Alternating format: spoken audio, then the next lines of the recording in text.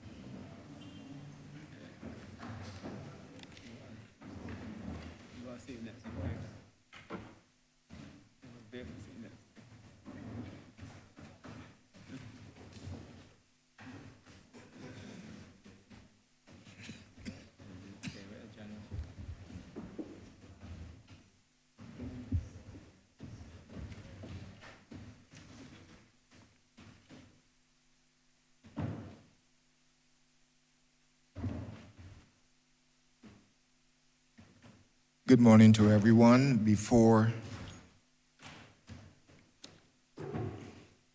we get started, let me indicate and advise for those who are here for the first time of this process, and also to remind honorable members of how the proceedings go. Honorable Minister, you will be given 10 minutes to give an overview, your opening remarks on this ministry. You are also allowed 5 minutes in response to any questions or queries that may be raised by honorable members. The members of your team, before they begin to speak, we're asking that you give your name and the role or your title of your job. Honorable members are reminded that questions to ministers should not exceed 3 minutes, and you allow 3 supplementary questions at any one intervention. But of course, you are free to, having given away at that point in time, you are free to come again. Honorable Minister, you may proceed. Thank you very much, Mr. Chairman. Perhaps I should begin by introducing to you the members of the team who are with me. I have to my left Permanent Secretary Ms. Simone Rudder, and to my right, Acting Permanent Secretary Joyanne Skinner. You will ask, no doubt, sir, why one is Permanent Secretary and why the other is acting. P.S. Rudder has been good enough to come off of vacation leave so as to be with us here today. Behind me, sir, would be Dr. Louis Woodruff, who is Director General of the Productive Sector. Ms. Kay Seeley, Director of Trade, Ms. Risa Lane, Chief of Protocol, Mr. Agard Evans, our Chief Economist in the Trade Division, Mrs. Tricia King, Senior Foreign Service Officer for Europe, Asia, and the Americas, Mrs. Sandra Gittins, Senior Foreign Service Officer for CARICOM and Caribbean, Mr. Tyrone Brathwaite, Human Rights and Multilateral Relations, Senior Foreign Service Officer, Mr. Ricardo Kelman, Hemispheric Relations Senior Foreign Service Officer, and Mr. Carlos Wharton, who is the National Coordinator of UNCTAD 15. I think I may have omitted the Deputy Permanent Secretary, and I apologize for that. Jane Brathwaite. And I said the Chief of Protocol. Yes. Now, Mr. Chairman, let me begin by saying that it is really a pleasure to be able to bring this team before this House. It really is the first time that the Ministry of Foreign Affairs and Foreign Trade has had an opportunity to present in this format. And quite frankly, to the best of my recollection, it will be the first time that the Head 32 with respect to the business of foreign affairs and foreign trade has been cross-examined in any significant way before this House in the estimates process over the course of the last decade and a half. The opportunity to discuss our mandate, sir, is very important, and I welcome that. Let me start by saying that there's nothing esoteric about that which we do. It is reflective of Barbados's national interests and Barbados's priorities, and effectively what we perform is a twofold task. With respect to the international community, we are trying to promote peace, we are trying to promote security and opportunities for development, remembering at all times that ours is a diplomacy, not of power, but a diplomacy of development. The effort on the second prong of our agenda is that we align those objectives of peace, security, and development with Barbados's economic, social, and political interests. And those goals are advanced, sir, via 4 theaters of endeavor. The first is the effort to strengthen our traditional bilateral relationships, and at the same time to forge new and non-traditional relationships. And we have done this by extending the diplomatic footprint of the country so that we now have 14 embassies across the world and 3 consulates general. And within the estimates which are now before us, we have set aside funds to begin work in yet another embassy. The second theater of endeavor, sir, is the effort to reaffirm our commitment to multilateralism and to build alliances with like-minded states. And what do I mean by that specifically, sir? I mean working with organizations like the World Trade Organization, the United Nations, the Organization of American States, CARICOM, sir, so that we can find partners with whom we share common interests, especially as it helps us to advance not only Barbados's specific small island concerns, but where those concerns also reflect and align with the common heritage of mankind. The third theater, sir, is very important. It's about increasing the levels of trade and commercial diplomacy with which this country is engaged. And we do this, sir, via building a network of trade agreements across the world, and by trying to evolve from non-reciprocal and preferential-based arrangements. And I'd be happy to have the opportunity to elaborate on some of this further, because we have enjoyed arrangements with the United States of America and with Canada, who are major trading partners, but we must now forge more mature and more fit for purpose trade agreements as opposed to arrangements in which the country stands and the region stands on their own 2 feet with respect to finding markets and with respect to making sure that those things which are of greatest significance to us economically are able to be traded in CARICOM, between CARICOM and the United States of America and Canada. I would just add on that score, Mr. Chairman, that these estimates reflect a commitment of 3.2 of $5 million dedicated to the Division of Foreign Trade, and that is with respect to the prosecution of a more robust trade agenda.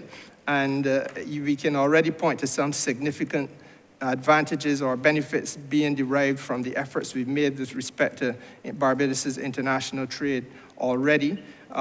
If you look at the figures between 2020 and 2021, our exports were $447 million. And last year, sir, they had risen to $502 million.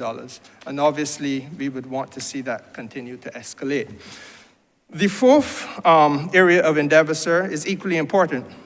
And that, simply put, is the effort to ramp up our outreach to the Barbados diaspora and to use or leverage the skills of the Barbadian diaspora, the financial weight of the Barbadian diaspora, the goodwill, and the influence and contacts that they have in all of the different quarters and capitals of the world where they reside, and to bring them to bear on Barbados's economic development as best we can. Mr. Chairman, I spent some time talking about the need to strengthen traditional bilateral relationships, and I could condescend to specifics if you allow me to. When I speak of traditional relationships, I'm speaking about the relationships we have, for example, with the Caribbean, CARICOM. I'm speaking about the relationships which we all know we enjoy with North America and Canada, Europe. But beyond that, sir, there's a need to forge new and non-traditional relationships. And it is for that reason that we have created new missions and non-resident accreditations, and have non-resident accreditations across the world now. We envisage and as I said, we've already committed resources to it in these estimates, that during the course of this financial year, we will expand our diplomatic footprint into Ireland. And that is very important because of the heritage relationship which this country has. 1620 and onwards, there has been a heritage relationship with Ireland, and that has transformed itself into an investment relationship with Ireland. We are already in Ghana, we are already in Kenya, United Arab Emirates, and the advantages of this, sir, is not just to have new embassies created so that the Minister of Foreign Affairs can fly about. But the reality is, Mr. Speaker, sir, that we are building people-to-people contact. And this is very important. We are laying the platforms for economic diversification and economic transformation. And I give you specific examples. The relationship which we now have with the United Arab Emirates has extended our reach for the first time in history into the Gulf states at a time when we ourselves are trying to build out a platform economically for gas exploration, natural gas exploration offshore Barbados, and yes, even oil if it is to be located. And the reality is, sir, that is a strategic alliance with a set of countries whose bread and butter is, in fact, that type of endeavor.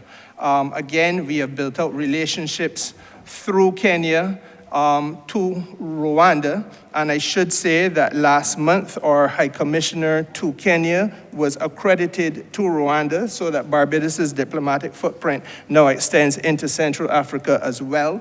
And this has allowed us to do some work with respect to the preparation of the diversification of our economy into the development of pharmaceuticals manufacturing in this country. Kenya, of course, Mr. Speaker, Mr. Chairman, sir, is significant because it is the United Nations permanent mission to Nairobi's location. And through that mission, tremendous work is done with regard to matters of significant existential importance to Barbados.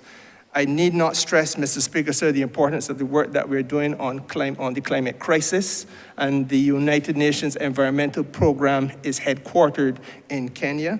The Bridgetown Initiative, which the world is now buying into, and I have the privilege of saying to this honorable chamber, sir, that in a couple of days, the Prime Minister and myself will go to France to meet with President Macron, who has urged that he be allowed to form part of a cooperative agreement with Barbados so that there can be a summit allowing him to use his global reach as a G7 leader to help us to advance the Bridgetown Initiative.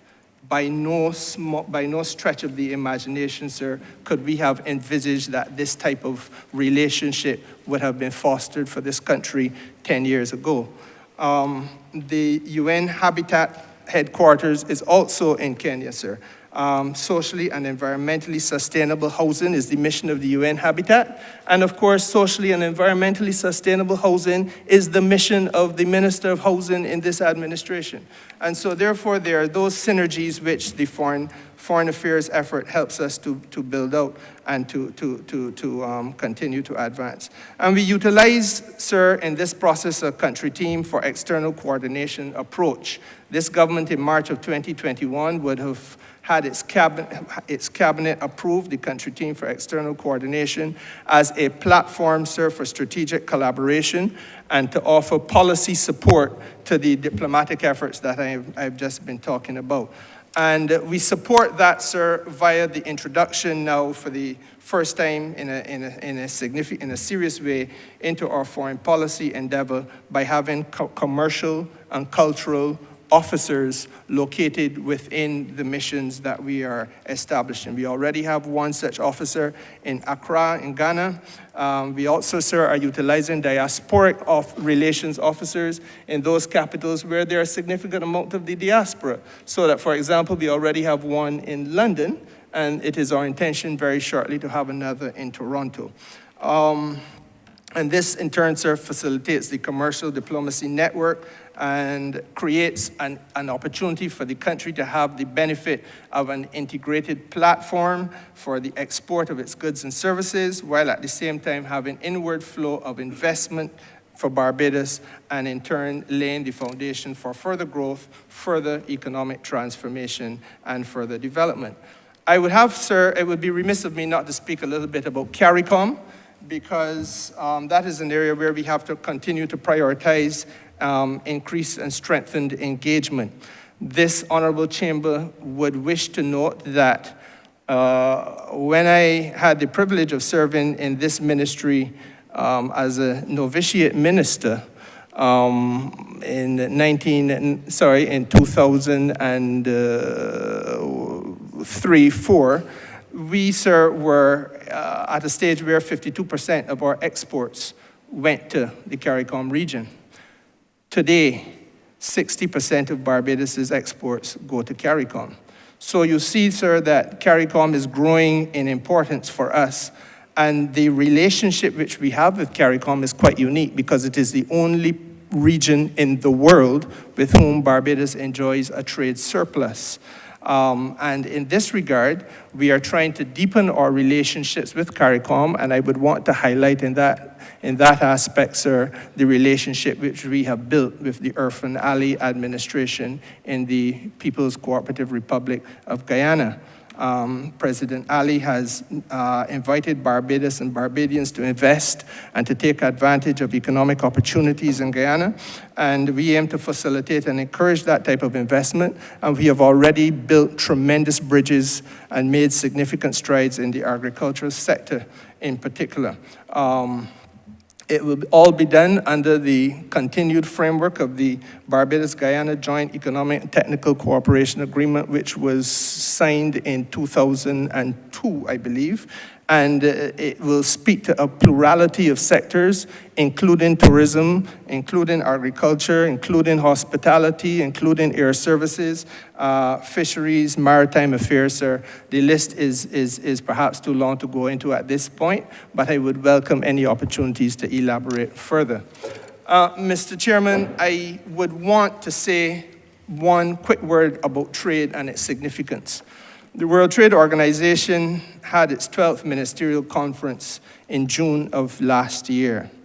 This House, sir, should take note of the fact that our immediate past minister, Senator Dr. the Most Honourable Jerome Walcott, in his capacity as the conference vice chair,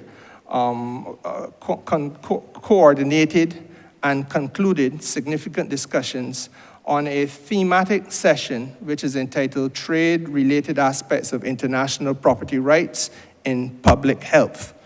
Now, Mr. Chairman, I draw this to your attention because out of those discussions has come a World Trade Organization ministerial directive on this agreement, and it now provides a platform for states to work together to diversify vaccine production capacity. And therefore, sir, over the course of the next 5 years, Barbados, and states like Barbados will be able to override the exclusive effect of patents through a targeted waiver that addresses the specific problem of facilitating and streamlining vaccine production and vaccine exports. To put it very simply, sir, because of the untiring and very dedicated efforts of the officers of the Division of Foreign Trade, some of whom are sitting behind me, and because of the sterling quality of leadership brought to the Division of Foreign Trade by Minister Walcott, and at that time assisting him was also Minister Husbands, who is now next to me but was not here when I started. Mr. Chairman, this country has been in a position where we have been able to lay the platform for vaccine production and obviously vaccine export in a manner and in a way that was completely unthinkable prior to this. I am indebted, and I would want to urge, sir, that this House also demonstrate its indebtedness to the leadership brought to bear on this matter by those persons who were in the center of the endeavor. Mr. Chairman, I do not know that it is necessary for me to delay the House further. I would want at this stage to thank you for your indulgence and to offer you the opportunity to allow colleagues to ask any questions that they might consider necessary.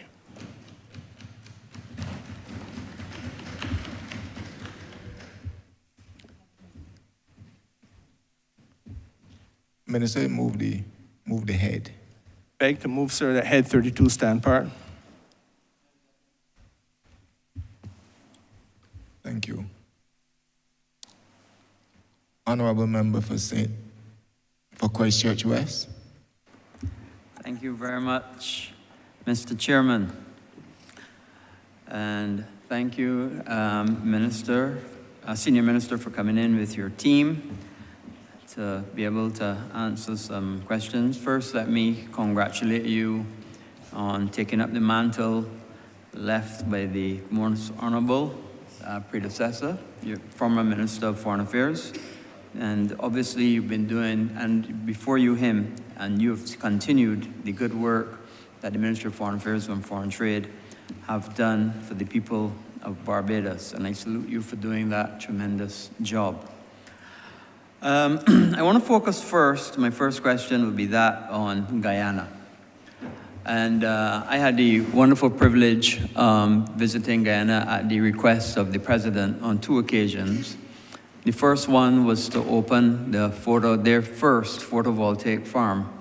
And at that meeting, I was able to explain to them the tremendous work that we're doing in Barbados with photovoltaics and renewable energy. And they're very keen to be able to expand the renewable energy sector, particularly in far-flung districts that don't have access or easy access to the grid in their country. As you know, Guyana is very vast, and they have many areas that don't have access to the grid appropriately. And then the other one was obviously with respect to housing and developing our housing ties and seeing what they were doing in housing and see how we could borrow from their experience here. So I want you to expand, because obviously the work that we're doing in Guyana is important and tremendous work. And I was hoping if you could expand what are the further plans that the ministry would have to be able to further strengthen the strong relations that we already have with Guyana. And I want to be clear, I have family in Guyana, and whenever I go down, I visit them.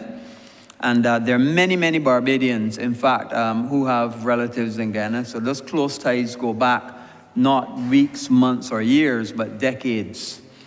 And clearly, there's that close tie that we need to expand on and improve. So if you could give us an update as to your future plans for Guyana. Thank you. Thank you very much, Senior Minister, and I welcome the opportunity. Let me first of all indicate a desire to have the Senior Foreign Service Officer with responsibility for this matter, Sandra Gittins, join us in the well, because I don't think that there are enough seats, so she will need to come in. And at the same time, sir, I would also want to indicate that Minister Husbands, who, as I said, has joined me, should also have an opportunity to speak to this matter as well, as she has been carrying the mantle of trade relations with Guyana for some time. It is perhaps, sir, an indispensable point of departure that during the Prime Minister's official visit to Guyana in February of 2022, there were concrete plans laid which have already started to be unfolded with respect to supporting in-depth bilateral cooperation between Barbados and Guyana, as well as a trilateral cooperation between Barbados, Guyana, and Suriname. In fact, sir, that has now gone a little bit further, and we are in the process of concretizing yet another aspect of this relationship, which would see Roraima in Brazil come into the mix, especially with respect to us being able to continue to source agricultural products and be able then to have them come into the island. First of all, to assist Barbadians in getting access to good quality food at the cheapest possible prices, and that is one of the benefits, sir, of the South-South cooperative endeavor that we have between Guyana and Suriname, and now we're building out with the northern part of Brazil, because we all know that in every constituency that we represent, the cry has been that the cost of living is too high. And it must be too high if we continue to source from places which have been the traditional source markets alone. And we know that the difficulties faced by the United States and by England and so on have been astronomical. And the level of inflation in the United Kingdom has itself been, almost beyond belief. But we will never be able to do better unless we develop new areas of approaching trade. And one of them really is South-South cooperation, which is what we see rolled out between ourselves and Guyana, ourselves and Suriname, and ourselves in Brazil. With respect to the specifics of where we are going in the future, as I said, Minister, I do not only want this to be my voice that you're hearing, so I would want to invite Minister Husbands to say a few words on this as well, and also our Senior Foreign Service Officer, Sandra Gittins, and then if need be, I will add to the mix. Thank you very much, Senior Minister. Good morning to the Chair. And my apologies for my late arrival. I was attending to a launch of a junior stock exchange for Barbados and MSMEs this morning. On Guyana, probably one of the most exciting things that we've engaged in as a country, and it has proven to be an excellent initiative that we have undertaken in order to build relationships with them and in order for us to benefit from the very natural growth in their GDP, we need to be a strategic part of it. The renewable energy is an area in which we can definitely work with them on, and the issue of housing, and as you know, efforts have started in that area, but it goes beyond that. When Barbados was hit with the problem, the region as a whole, on the rise in animal feed, this was of great concern to us because it meant that making available nutritious quality meats to the Barbadian consumer was going to be difficult because of the expense. So what we've sought to do, well, we had to put in place short-term efforts to try to control the cost of animal feed. One of the things that we felt was important for the medium term was that we were able to liaise with Guyana, liaise with Suriname, Belize, Trinidad, and look to see if they could begin to produce the inputs that we're going to need for animal feed so that we could have certainty of supply, and because those would come in zero rated, hopefully we'll be able to control the cost of animal feed. And I must say that the response by those countries to that effort was immediately very positive, and Guyana started putting more acres of their land into the production of cassava and soya, corn, and so on. Belize and Suriname as well well followed suit. Trinidad had already started. So this would give us the food security which we need in order to be able to benefit from their presence. So along with general food security, when you have hurricanes, we also have this initiative in terms of animal feed production. And we're hoping that as that comes to fruition, that it will begin to flow into the Barbadian space. In relation to one of the things that would be of regret is that it took us a long time really to respond to the opportunities in Guyana. And what we did, we subsequently started to accelerate our engagement. And a number of visits were made there, and we had connections with their private sector. We had meetings with their chamber, with Go Invest, etc. And what we were able to do was to pull together close to 300 Barbadian persons who were interested in doing business in Guyana here. We also had them visit us in Barbados. Some of them visit us in Barbados so that we could start to put entrepreneurs together, because one of the things that the Guyana relationship requires is joint initiatives. They want to be able to have the Guyanese entrepreneur link with a CARICOM entrepreneur and together make a joint investment in some area so that both Guyana domestically and the regional body, CARICOM, could actually benefit from the growth and development in Guyana. And what has happened since then is that not only have they continued those exchange visits, but the Ministry of Industry, through their Export Barbados, has been able to put a commercial attaché into Guyana. This was extremely important because unless you have someone on the ground actually doing some work in identifying who are the key persons to speak with, who are the people to engage, and be able to guide the Barbadian enterprises into the space, it means that it would take too long for our enterprises to start to benefit from presence in Guyana. And the excitement around Guyana was so strong that a group of 20 service providers got together and formed the Guyana Barbados Group. And they have been going down and were actually part of the group that went to visit Arima, etc. And they have formulated a plan in which they are seeking now to engage the space to be able to do services in Guyana. One of the areas that they're looking at would be the area of training in tourism, because Guyana wants to build out its tourism product. The world over believes that Barbados has a tremendous advantage and expertise in the area, and so they are looking at the possibility now of being able to provide the necessary tourism training to assist Guyana in building out its tourism product. But none of this is possible without the efforts of the Ministry of Foreign Affairs and Foreign Trade to build the platforms necessary for the Guyana engagement. And this is where the tremendous work done by the ambassador and by our senior foreign service officer, Sandra Gittins, is important. They have to lay the foundation and the platforms on which all of these engagements can take place so that Barbados can definitely benefit from its engagement. So I will ask the Senior Foreign Service Officer, Sandra Gittins, to share what are the things they've put on the ground that has enabled us to be able to engage Guyana well. Thank you.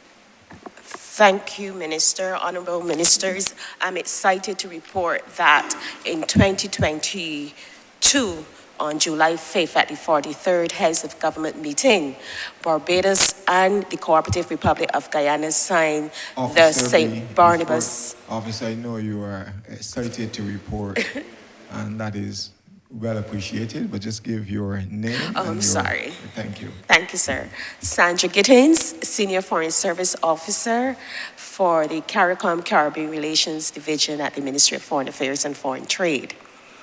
As I indicated earlier, on the 5th of July, 2022, Barbados and the Cooperative Republic of Guyana signed the St. Barnabas Accord. The St. Barnabas Accord was conceptualized in October 5th, 2021, after a visit with President Ali and Prime Minister Motley. And I'm sure you can remember that all members of government attended that meeting.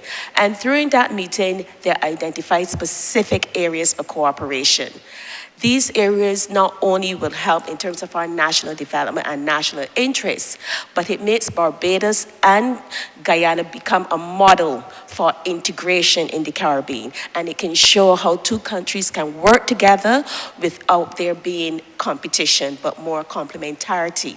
As Minister, Senior Minister, I do recall that you were first out of the box when you attended that visit in Guyana in terms of housing. So under the St. Barnabas Accord, as I said, you have tourism, where there's joint tourism public advertising for the two countries. There's joint ventures in terms of promoting each country. So you can go to Guyana and have that ecotourism and come to Barbados and have a different experience. In terms of education-wise and in terms of what is happening, one of the first steps that the Prime Minister took was to say, look, our private sector needs to know what is happening in Guyana. And so you will see that every night on CBC News, you have that report and update of what is taking place in Guyana. You have a news segment. So there's an exchange of information as well. In terms of mining, there's work happening there. In terms of energy, there's work happening there. There's a vast set of initiatives under the St. Barnabas Accord that identify areas of cooperation. I must say where we are seeing maximum outcome and opportunities is in the area of agriculture.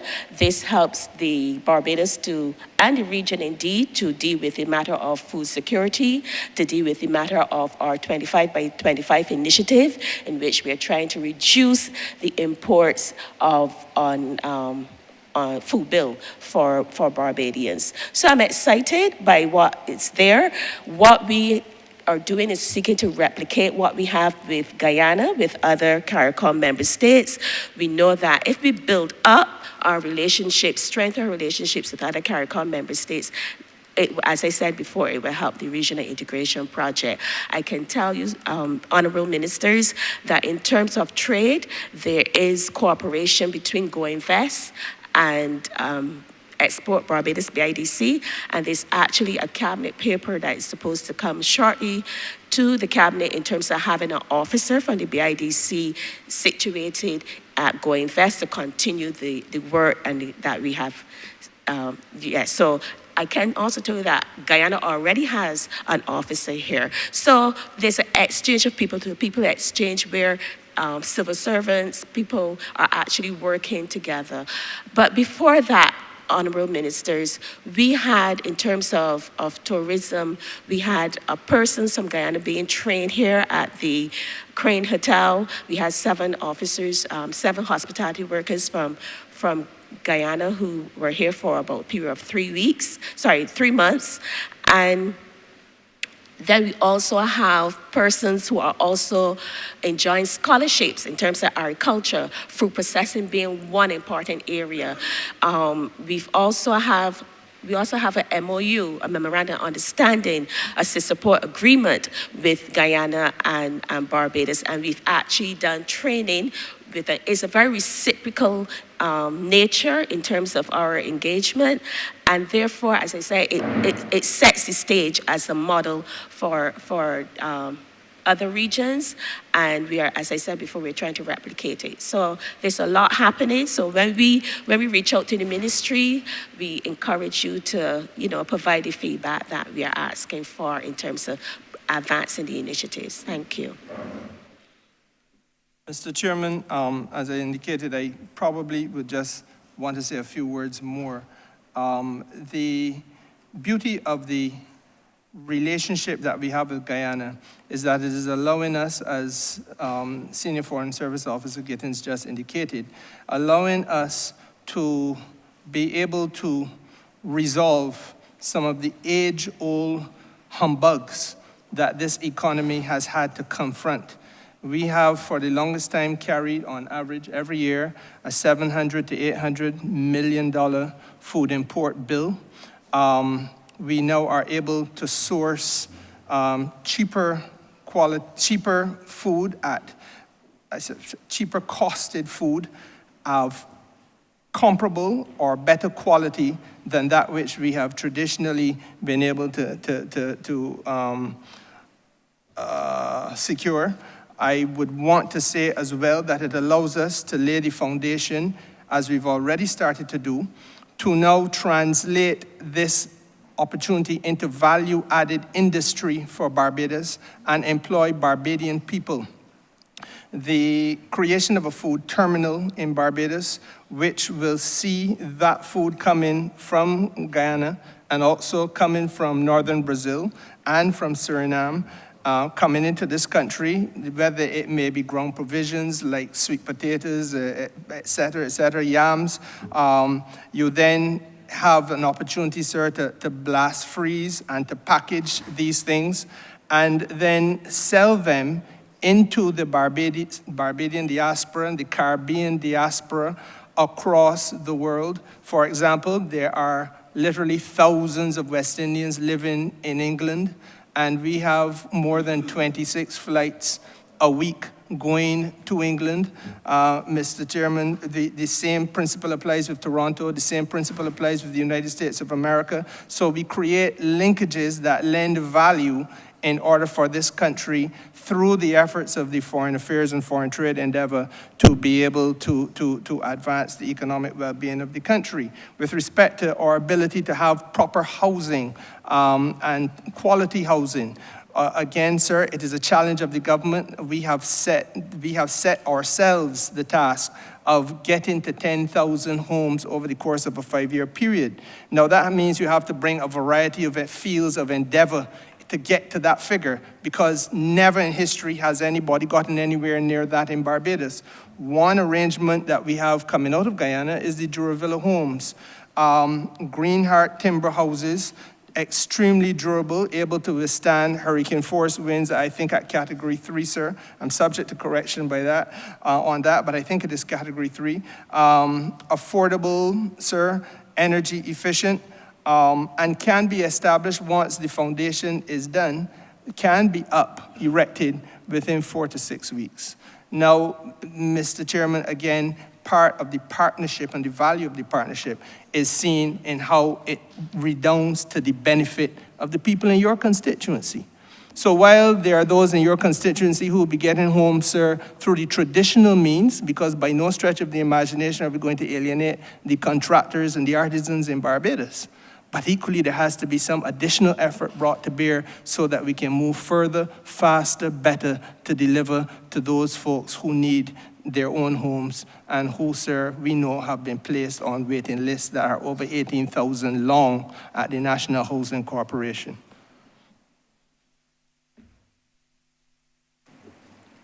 Thank you, Senior Minister. I want to switch completely to a different question. Some time ago, the current president of the United States spoke about something called a global minimum tax rate. And I think they were looking at setting it at 15%. Now, you and I know that when we came to office, we did a conversion, and we brought our tax rates to essentially 5%, which means our external companies, or everybody, internal companies, everybody was at 5% and less as they went higher and higher up in terms of their revenues, with banks being like 1% for then of the 30 million in those ranges. So I know we haven't heard a lot about it recently, but I know that it's still on the table for many of the European and American countries. And I would want to ask if the Ministry of Foreign Affairs is tracking this, and also what plans would you have, or what ideas can you share with the people of Barbados about this move of the developed world to bring this concept of a minimum global tax rate?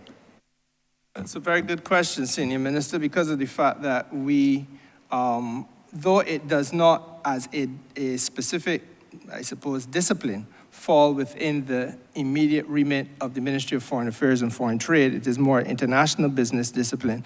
The reality is, sir, that there has to be that synergy. One of the things about this ministry is that it acts as an umbrella. This ministry touches and assists and facilitates almost every ministry's endeavor across. So maybe I'm calling on your experience in that side of things as well. Well, so be it. No problem there. But this ministry, therefore, has a duty to facilitate the wide cross-section of ministerial efforts in Barbados. Your question is relevant because what we did when I say we, I mean this Barbados Labour Party administration under the Mayor Amor Motley leadership. What we did was to create the most competitive tax framework to be found anywhere in the Western Hemisphere, if not in the world. And we did this very deliberately because we wanted to be able to attract investment to the country. Now, there are not many places where you can have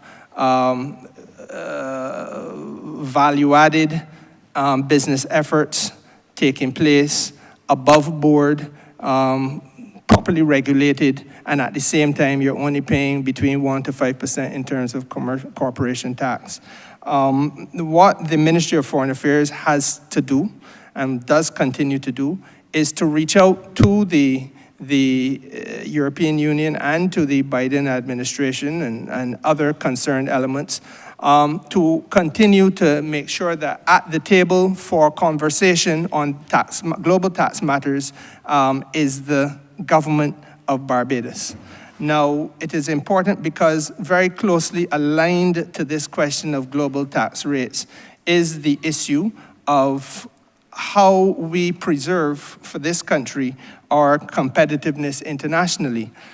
The issue of correspondent banking and de-risking, which simply means that if you wish to do business, as you know well, Senior Minister, outside of Barbados, you're going to have to be able to move your money into another capital. And very often, because of the limited reach of the banks that we have here, we have to therefore rely on another bank to provide those correspondent banking facilities so that your money can go where it needs to go. It is not only about commerce, however, it is also about the old lady in your constituency or mine who needs to get some money sent down to her, remittance, because family overseas know that Gran is still keeping 2 or 3 children that are not her own, but really and truly helping the family overseas to get through. And so money got to be sent back. And if you don't have the correspondent banking facilities, then you can't get the money here. And it therefore becomes part of again, I use the word existential. It is about our existence and the quality of life and the standard of living that we've grown to know, love, and want to secure. Now, if those things are threatened, as in fact they now are, by virtue of international movements, it is the responsibility of the Ministry of Foreign Affairs and Foreign Trade to work with other departments of government to make sure that we are able to mount suitable and adequate responses. One such response we saw right here before our eyes last year, around the middle of last year, when the Prime Minister was able to host here in Barbados the first regional interface between the United States congressional leadership and the CARICOM leadership on this vital matter that threatens the welfare and the well-being financially of all of us who have to move money out of Barbados and across this hemisphere and the wider world. I should say in closing, specifically, we do not intend to do anything with respect to our 1% to 5% tax rate. The world itself has not settled on President Biden's proposal, and it would be extremely silly of us to remove that which is working well and cannot be challenged internationally at this point. What we will do is to wait, we will watch, and again, we will be at the table for multilateral discussions on these matters because it is by no stretch of the imagination is a clear-cut matter.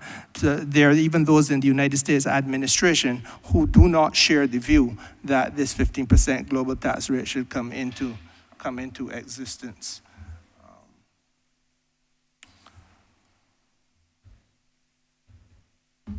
But as I think I said, we advocate internationally for the adoption of an international understanding on this matter.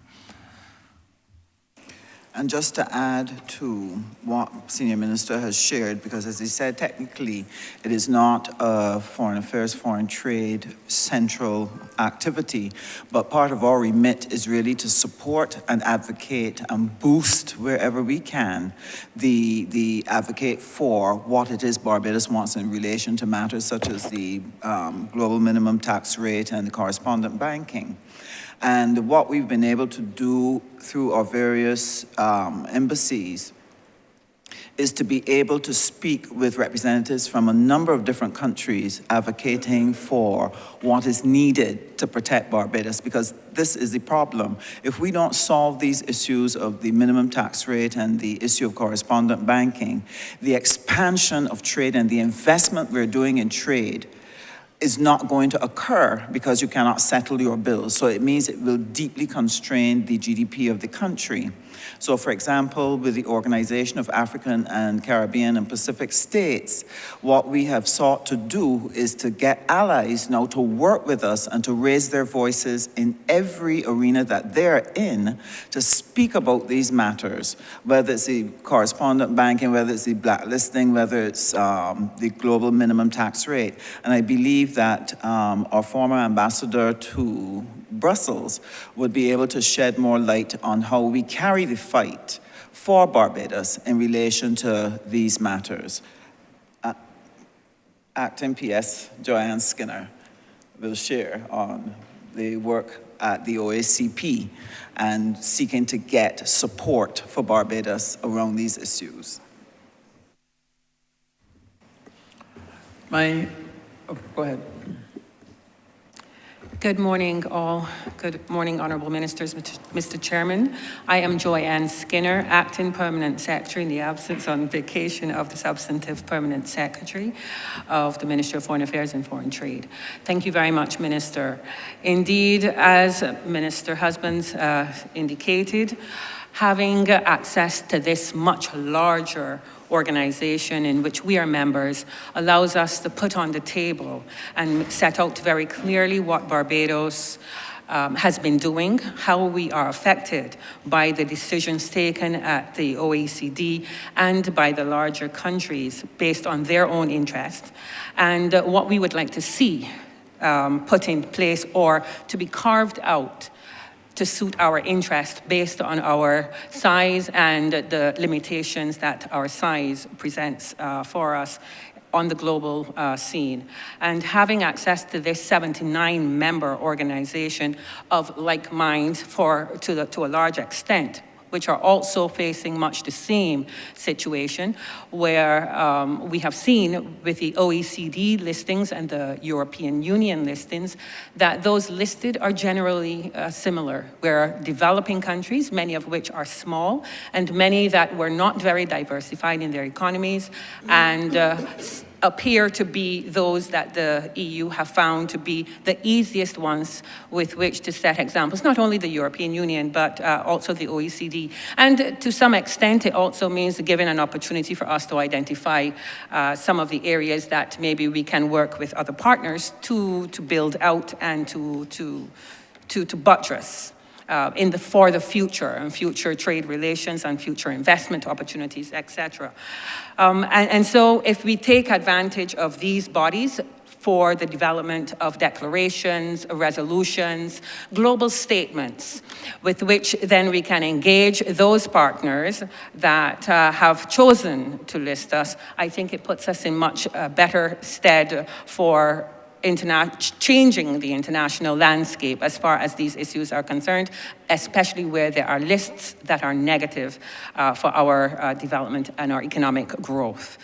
There's also one additional point to be raised here, and that is a decision or resolution adopted at the United Nations General Assembly, which called for the issue of the global minimum tax and other tax governance related matters that are global in nature to be taken out of such restricted membership bodies and dealt with at a broader multilateral level of the United Nations. Barbados certainly supports that, but we also recognize that we are involved in a process of tax governance that was generated from the OECD and of which we participate in some of their multilateral conventions. And so we have to balance those two processes. We need to see that these are treated on a more multilateral global level, but at the same time recognizing that there are aspects and expertise that needs to be leveraged within other bodies where we are members. Thank you very much. Thank you, ma'am. My third question, if I can switch again, has to do with overseas missions. Now, Minister, I want to really applaud you and your team for the tremendous work that you have done with the traditional missions. That's the first thing. But more importantly, with the non-traditional mission, as you said, work being done in Africa, and I know you have a mission in Panama as well, and another country that I have family that I was able to visit when I visited Panama. And I'm impressed with how Barbados has started not only to look at the traditional UK, USA, Canada, and Geneva, I think it was also, but also now to look at other locations, because we have to understand South-South trade and South-South relations, and recognizing that there is importance with not only our traditional, but looking at to see new places. And with that, I don't know if I'm asking this one out of turn, but what additional places are you looking at to establish missions for the people of Barbados, if any? Well, Minister, I think I'd indicated in my initial statement that above and beyond the work we've already done, as you identified, Panama, we have gone to Ghana, we've gone to Kenya, we've also gone to the United Arab Emirates. It is intended during the course of this financial year that we also recognize the importance of going into Ireland. We were colonized in 1627. In the last few years of the 1620s, 50,000 Irishmen would have been transplanted here forcibly. Interestingly enough, the punishment for defying Cromwell was called being barbadoed. You're sent to Barbados.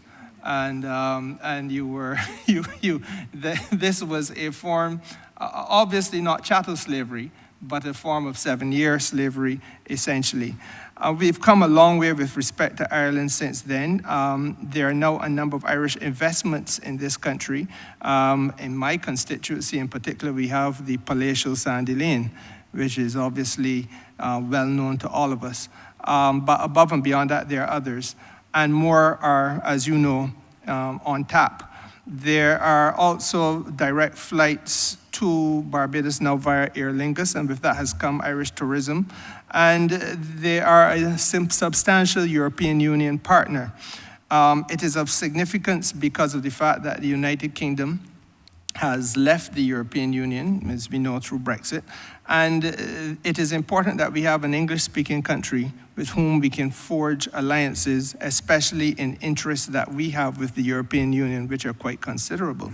Those are the reasons broadly at a policy level why we have targeted Ireland, and we have already initiated, and the funds being made available to this ministry in these estimates will allow us to bring to closure the efforts to open a new mission in Ireland. But I would want to invite P.S. Rudder to speak a little bit more on the operational aspects, not only of what we were hoping to do in Ireland, but quite frankly, to give the Chamber the benefit of understanding what it is that we've been able to achieve and how we go about these things with respect to Ghana and Kenya. And you can pick one of the other ones, P.S.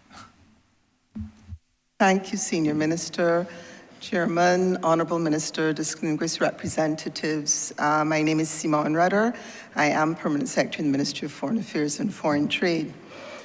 As Senior Minister Simmons says, we And in response, sir, to your query, we have opened missions recently in Africa, also the United Arab Emirates, and we're looking at Ireland. What is it that we're doing? Barbados is seeking to increase its external footprint and engagement internationally and across the globe. And why are we doing this?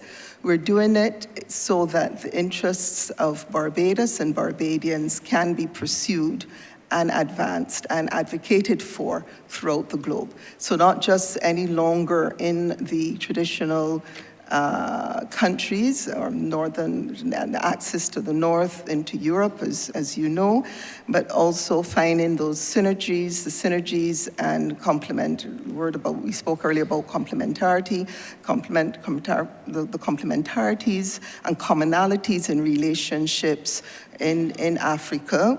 The Prime Minister has given it an acronym, the ROAD.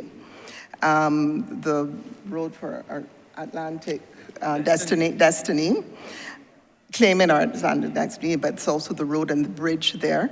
And in countries, and so each of our new missions, each of the areas to which Barbados has expanded our engagement, we have different work programs for them. But generally, we are looking to advance our key productive sectors. Minister just spoke about tourism. We're seeking increased market penetration for exports of our goods and services. We're seeking to identify opportunities for inward foreign direct investment into Barbados. We're seeking to identify areas for technical assistance and cooperation, which once again will benefit Barbados and Barbadians. And each of the sectors in this country, as I recall that Senior Minister Simmons would have said that what we do overseas is to represent all of Barbados's interests. Indeed, it's well known that foreign policy is the sum of interests of the domestic interests, and that is whether it be foreign diplomatic policy or foreign international trade policy. I would wish to, if I may, just finish off by noting that there are several different types and forms of representation. We have our missions, which include embassies and high commissions, which are at the capital or in the capital of third countries. And we also have consulates general, which are in cities scattered throughout any given country based on the interests that we have determined and identified for that city. And we have honorary consuls who are either Barbadian nationals, friends of Barbados, or nationals of that third country who we've identified as being particularly influential and having good access, be it to the political powers that be, to the markets that be, to the areas that we are interested in, goods and expanding our export for goods and services. So we have those forms of representation in a country, and also to even further expand our reach and our engagement. Almost each of our ambassadors have a series of non-resident accreditations which take us throughout Europe. The United Arab Emirates will take us into the Gulf states, Panama into Central America, Africa into the West and East Africa, etc. Thank you. I want to thank you for your response, and I must say that I welcome and fully support opening that embassy in Ireland. And what I also didn't hear you say, but I must tell you, there are many, many students that leave Barbados and study in Dublin. I was one, and I lived in Dublin, and I went to the Royal College of Surgeons there, together with other doctors. Dr. Juliet Skinner comes to mind, who was also there. And it was another aspect to the to having those missions and those locations is the support that they give to the students who are on the ground at the time. So I think that it is a brilliant opportunity, and I look forward to seeing when it becomes a reality. Thank you, Mr. Chairman. I yield back to you. Thank you. Thank you, Honourable Senior Minister. Honourable Member for the City of Bridgetown. Thank you very much, and good morning. First, I want to say congratulations to the Ministry of Foreign Affairs. This is not a ministry you usually hear a lot from. As the Minister pointed out, this is the first opportunity to present in this format. But I am one that understands the importance of such a ministry in terms of not only navigating the relationship between Barbados and the globe, but also in finding opportunities that can lead to the direct and indirect empowerment of our citizens. With that said, though, I want to first start on a very topical issue, which is the issue of Haiti. Now, Barbados and CARICOM historically has sounded its voice and support in relation to a number of nations in CARICOM who faced difficulties over the years. And here we have the first independent Caribbean nation, the first black-led republic. As a reminder, we are the last black-led republic in the world, who would have gotten its independence in 1804, which means it is about to celebrate 220 years of independence. And we see the situation in there continue to deteriorate. From a healthcare perspective, I can't remember the last time I hear about outbreak of cholera. Economic perspective, social and political stability perspective, it just continues to deteriorate. So my first question to the Minister and the Ministry is, what is Barbados' position and what is Barbados doing along with the rest of our brothers and sisters in CARICOM to ensure that we continue the strong tradition of operating as one in this region, this Caribbean CARICOM region?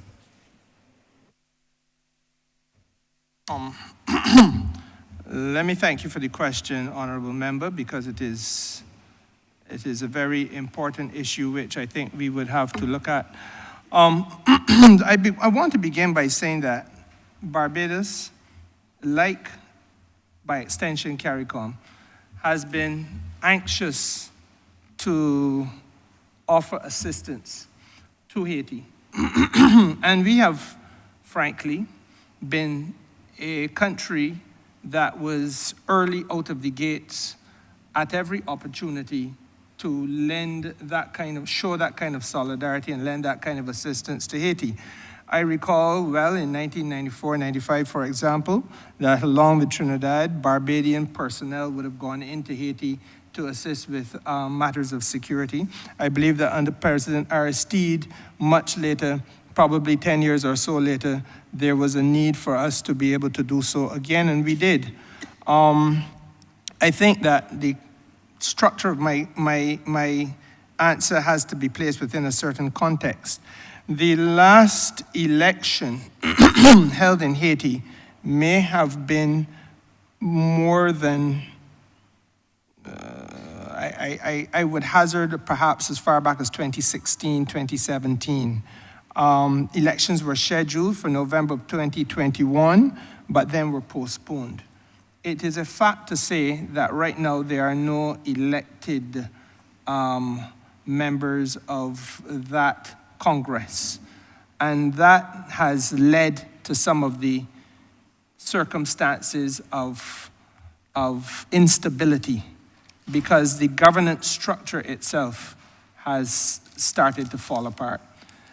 The good news is that the Haitian National Police is still a functioning entity. It is direly in need of training. It is direly in need of resources. There is a clear position taken by the heads of government in CARICOM that there will have to be the offering of humanitarian assistance to the people of Haiti. And perhaps I should say that type of assistance has already started to be offered by other entities across the world. The situation in Haiti, however, is such that there, according to the information that we get, that there may well be that type of assistance languishing even on the docks in Haiti, because getting it out of a ship and into the wide communities of the country is exceptionally difficult if you do not have an ability to get past the gang violence and internecine warfare that is taking place there. We have, at CARICOM level, agreed that in terms of assistance, we will be looking at some of the basics. So that I can tell you that in Barbados' case, we have an appreciation of the fact that we cannot offer the same quantity of food as Guyana can. Obviously, Guyana is thinking in terms of thousands of tons of food, whether it be rice or ground provisions or meat. Trinidad and Tobago is taking on a similar type of perspective, Suriname as well. We probably will have to be looking at more along the lines of financial assistance to supplement that type of effort, to reach out as well by use of our own influence to our African friends.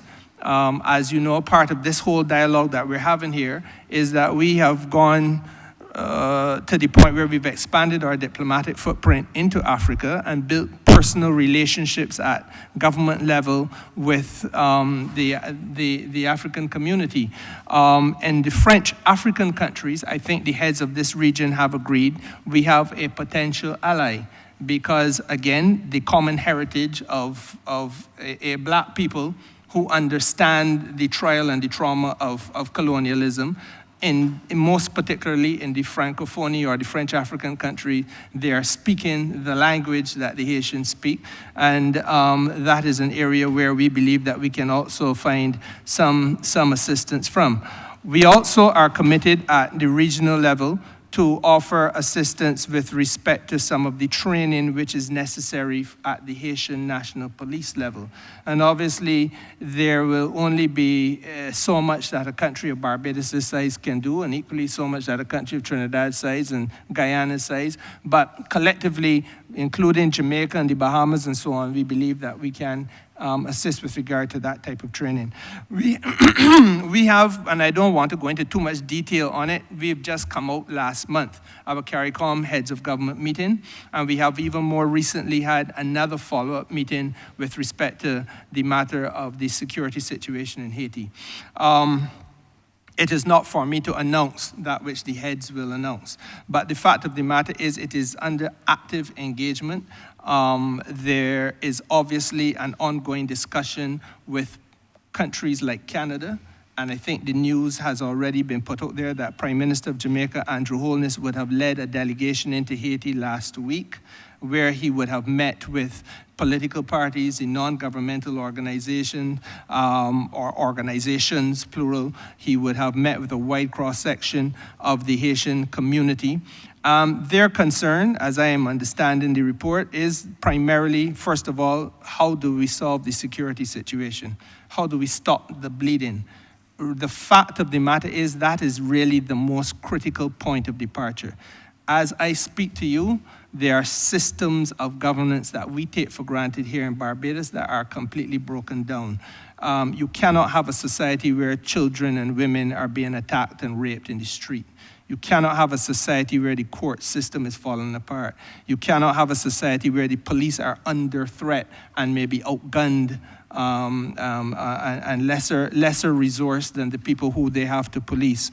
You cannot have a society where the public health structure is disintegrating. So that we have to continue the dialogue with countries like Canada, and quite frankly, as I said, the French African states, the United States of America, and France itself, because at different levels and in different ways, there's a role for everybody to play. What I think is also becoming very clear is that the tortured history of intervention is not a route that people want to travel again. Even within Haiti, where people feel themselves under tremendous pressure, there is a view that to go over one more time, and it probably has been done countless times, of having yet another intervention of a military type nature, does not help the situation. And so therefore we have to find a way of stopping the bleeding, beginning serious discussions with a view to restitution of those governance processes that we have just outlined some of them, those things that we hold dear, the public health circumstances, the education circumstances so that children can start going back to school, the public safety circumstances so that women and girls are not being assaulted, getting the ammunition off of the streets. Those are the primary concerns. And of course, outfitting and training the Haitian National Police so that they are better able to provide the security function that they have to provide. I believe that the heads of government will make a statement on this matter in the not too distant future because, as I said, it is right now attracting their most deliberate attention. Thank you very much, Minister, for that. I am heartened to hear your response in relation to this issue. I think we can get on a very serious note and understand that if it is not a failed state, it is close to being one. And I'm really calling on CARICOM not just to join the bandwagon of aid, but to look at how we can truly help in the medium to long term in not only just stopping the bleeding, but stopping the blades, which means understanding the root cause and helping Haiti from a more structural perspective. I, however, move on to my second question, which is in relation to the missions. And when the Honourable Member for Christchurch West went in that direction, I was hoping he would answer the question and give me opportunity to ask another question. But he went in a totally different direction, so I'm going to come where I had originally intended to attack this from, and that is the issue of our missions across the world.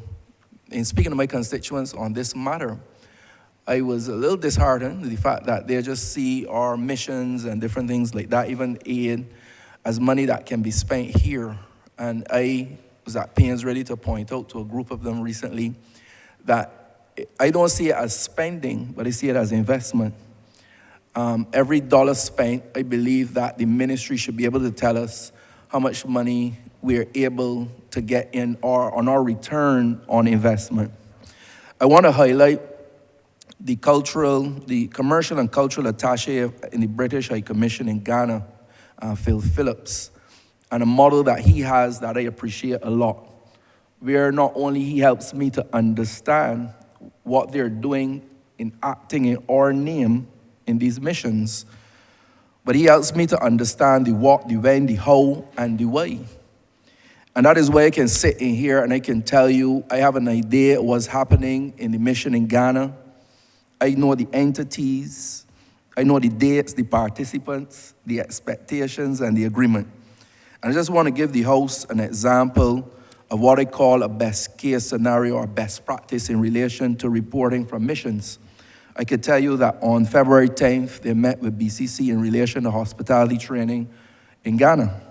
I could tell you on February 24th, I can see a picture of our Barbadian sugar on the shelf in the biggest supply chain in Ghana at 35 cedis, which is about $5.70 Barbados for a 2-pound bag. I can tell you on the 27th, they met with the farmers. I can tell you as late as Tuesday, they met with NCF and the credit unions on Wednesday, and I can go on. But the reason I mention that is because a lot of people don't understand what is happening and the hard work that goes into the missions. They don't know if the mission's working and what the missions are doing, the ones that are working. So my question to the ministry is, what plans do you have to ensure that these missions are extremely effective and bringing return on investment, A? And B, what plans do you have to improving the communication after these things are done, that Barbadians can be assured that when our taxpayers' money is spent in these missions, that it is not just spending, but it is definite investment for the betterment of Barbados and all Barbadians? Thank you very much, Honourable Member. And I am really happy that you've asked the question because it really is, it allows me to speak to the country in the same way that I would have spoken to my colleagues who are arrayed next to me and behind me. I think that, and they have heard me say this often, very often the light is being hidden under a bushel. And I am sure that you will agree with me. You are I recall when I have been almost as seasoned as you in terms of length of service in this chamber. That takes me back almost 20 years. And the fact is that I felt then that there was a need to confront some of the weaknesses up front. And I respect the fact that you have identified and confronted a glaring weakness. We have not really been telling our story in terms of what the missions are achieving, and that is something that we have to correct. Let me start at the very beginning with the first question, however. I've taken a position where, and this is now enshrined into our estimates, I have already had a meeting with the entire North American team. I did that on the way to the Bahamas for the CARICOM Heads of Government meeting last month. So I left the country a day early so I could have a meeting with the North American team, which we held in Miami, simply because I had to pass through Miami to get to the Bahamas. So I brought them all down, and we have spoken clearly about the way forward. The cost of maintaining missions abroad has to be transcended by, not equaled, transcended by the value of the technical cooperation that the ministry is bringing, that the mission is bringing to Barbados, or the value of the trade and commerce that the mission is stimulating for the benefit of Barbados, or the financial assistance which is being garnered by the efforts over there, wherever that mission is, for the benefit of Barbados. Or it can be a collection of them. But gone, I think, forever must be the days when you have a mission, but that mission is not being held accountable in terms of the dollars and cents value of what the technical cooperation derived for benefit of Barbados and Barbadians, the value of the trade and commerce being stimulated, the value of the financial assistance and so on, which is being generated. There has to be a way in which we are more accountable and holding the missions to that level of accountability. However, having said that, it is not just a simple question of that level of accountability, but our own accountability to the people who finance, which is the taxpayers, your constituents of mine, who finance the efforts of Barbados' diplomatic agenda. And that is why I began the way I began, Mr. Chairman, because I think that it is far too long that has passed without this ministry being able to talk to the public, or the public hear about what happened in foreign affairs and foreign trade. Because even though our budget perhaps represents less than 3% of the national budget, the truth of the matter is we are doing work that is extremely important, and there should be an understanding of what we do and how it links back to the well-being of your constituents and mine. And so therefore, Honourable Member, you are right. There has to be a better dialogue. I am exceptionally proud and pleased about the work that Mr. Phillips is doing in Ghana.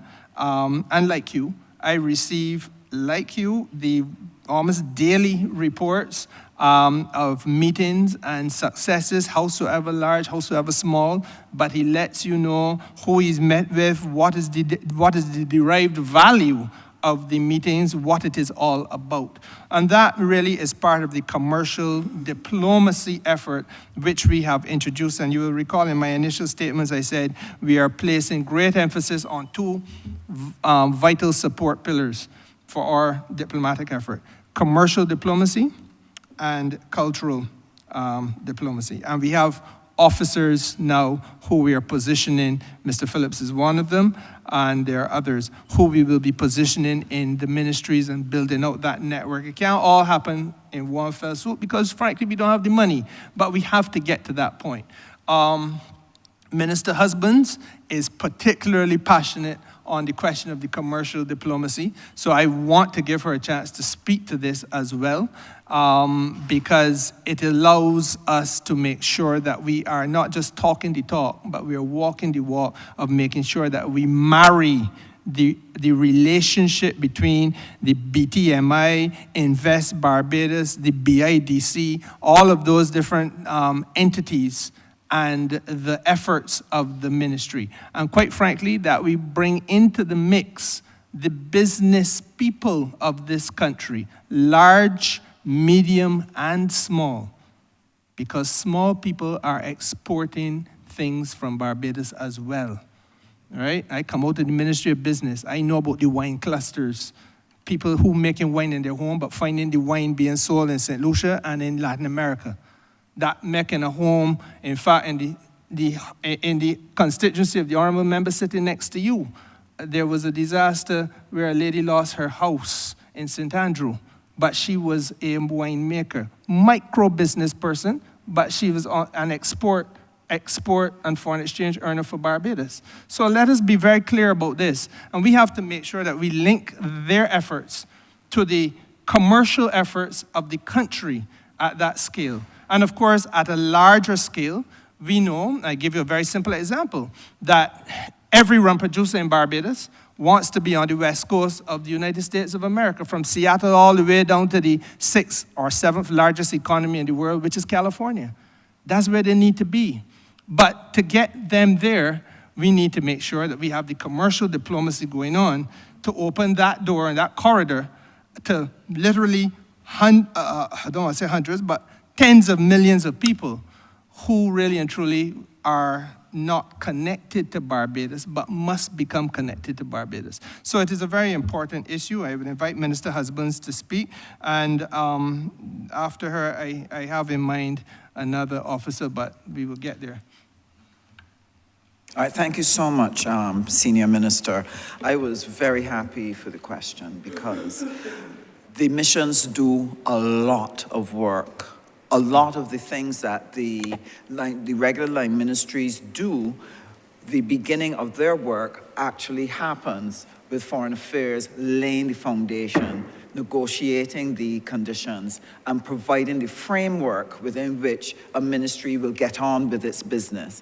And I'm sure that the officer, the senior minister will share with you about the Belt and Road and farm labor and a whole host of things that come from the different missions across this nation. They work hard for us.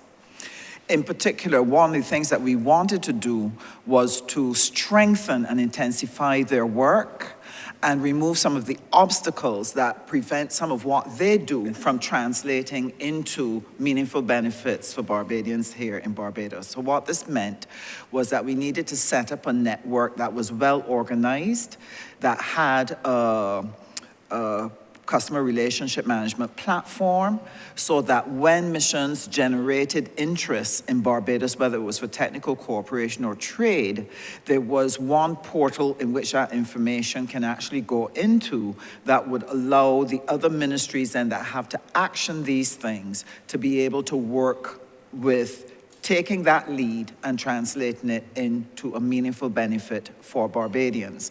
So what we're doing is intensifying what we're doing by creating such a platform, and we're currently working on it. The first thing we did was within the commercial diplomacy network, we established training for all of our for officers within the ministry. It's divided into 2 tranches. We were able to identify from our stakeholder units, which would be Export Barbados, Invest Barbados, and later with the Barbados Tourism Marketing Inc., identify which markets are of critical importance to them right now. And what we did was to put the embassies and high commissions that we have, the missions that we have, into training to learn how to do commercial diplomacy from a place of confidence. Now, we do have people who do that, and we do have people who do it well, but every single person in the mission is not trained that way. We want to train every single person so that there's a greater impact. The second thing we wanted to do in relation to that was to develop a work program, and that's the stage that we're at now. Working with the service providers and the missions to evolve a work program so that each mission can identify what are the critical things in my jurisdiction that are of importance to Barbados, and therefore how can we work on promoting Barbados's interests, Barbados's goods and services, its needs for technical cooperation in this jurisdiction. We have compiled via the estimates a list of all of the ministries that have needs, and we've identified the needs that we believe are ones that we can work through our missions to get those resources on their behalf. So whether you're talking about sports and youth programs, whether you're talking about the elderly, whether you're talking about gender and women, the people who are handicapped, if you're talking about reduction of crime, if you're talking about housing, if you're speaking about education, all of the various ministries that would have technical cooperation needs, we've made a list, and these will be made available to the mission so that they can specifically hunt for the international agencies that supply these resources to developing countries like ours. The second level that will happen to that particular network is not only they will be given the goods and services that we want to sell and the technical cooperation needs, we are going to be revamping the honorary consular network, where we're going to increase the number of honorary consuls and increase them in the areas where we have specific strategic interests, and identify persons who either have an entree into that particular sector, into that particular world, or who have the skills and contacts that we believe will help us secure business for Barbados. And this will allow us then to be able to go right across the landscape that is important to us to be able to build business. Now, just to help you understand a little of what we're doing, would be, for example, in Venezuela, when we had a shortage of fuel here in Barbados, just in recent months, it was the Venezuelan embassy or mission that worked with the Venezuelan people, government, to identify the fuel, etc., and they're now in negotiation. Without that, Barbados would be having difficulties down the road in securing fuel. That's the kind of impact that we have on the average Barbadian by being able to generate things that we believe would be helpful. I want to leave some time for the other person to share some of the more practical things that we've been doing and how they've benefited Barbados.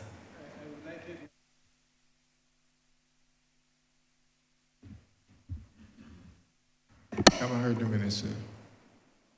Senior Minister, you didn't hear it. Sorry, I said, Mr. Chairman, I wanted to take the opportunity to ask Permanent Secretary Rudder to say a few words on this.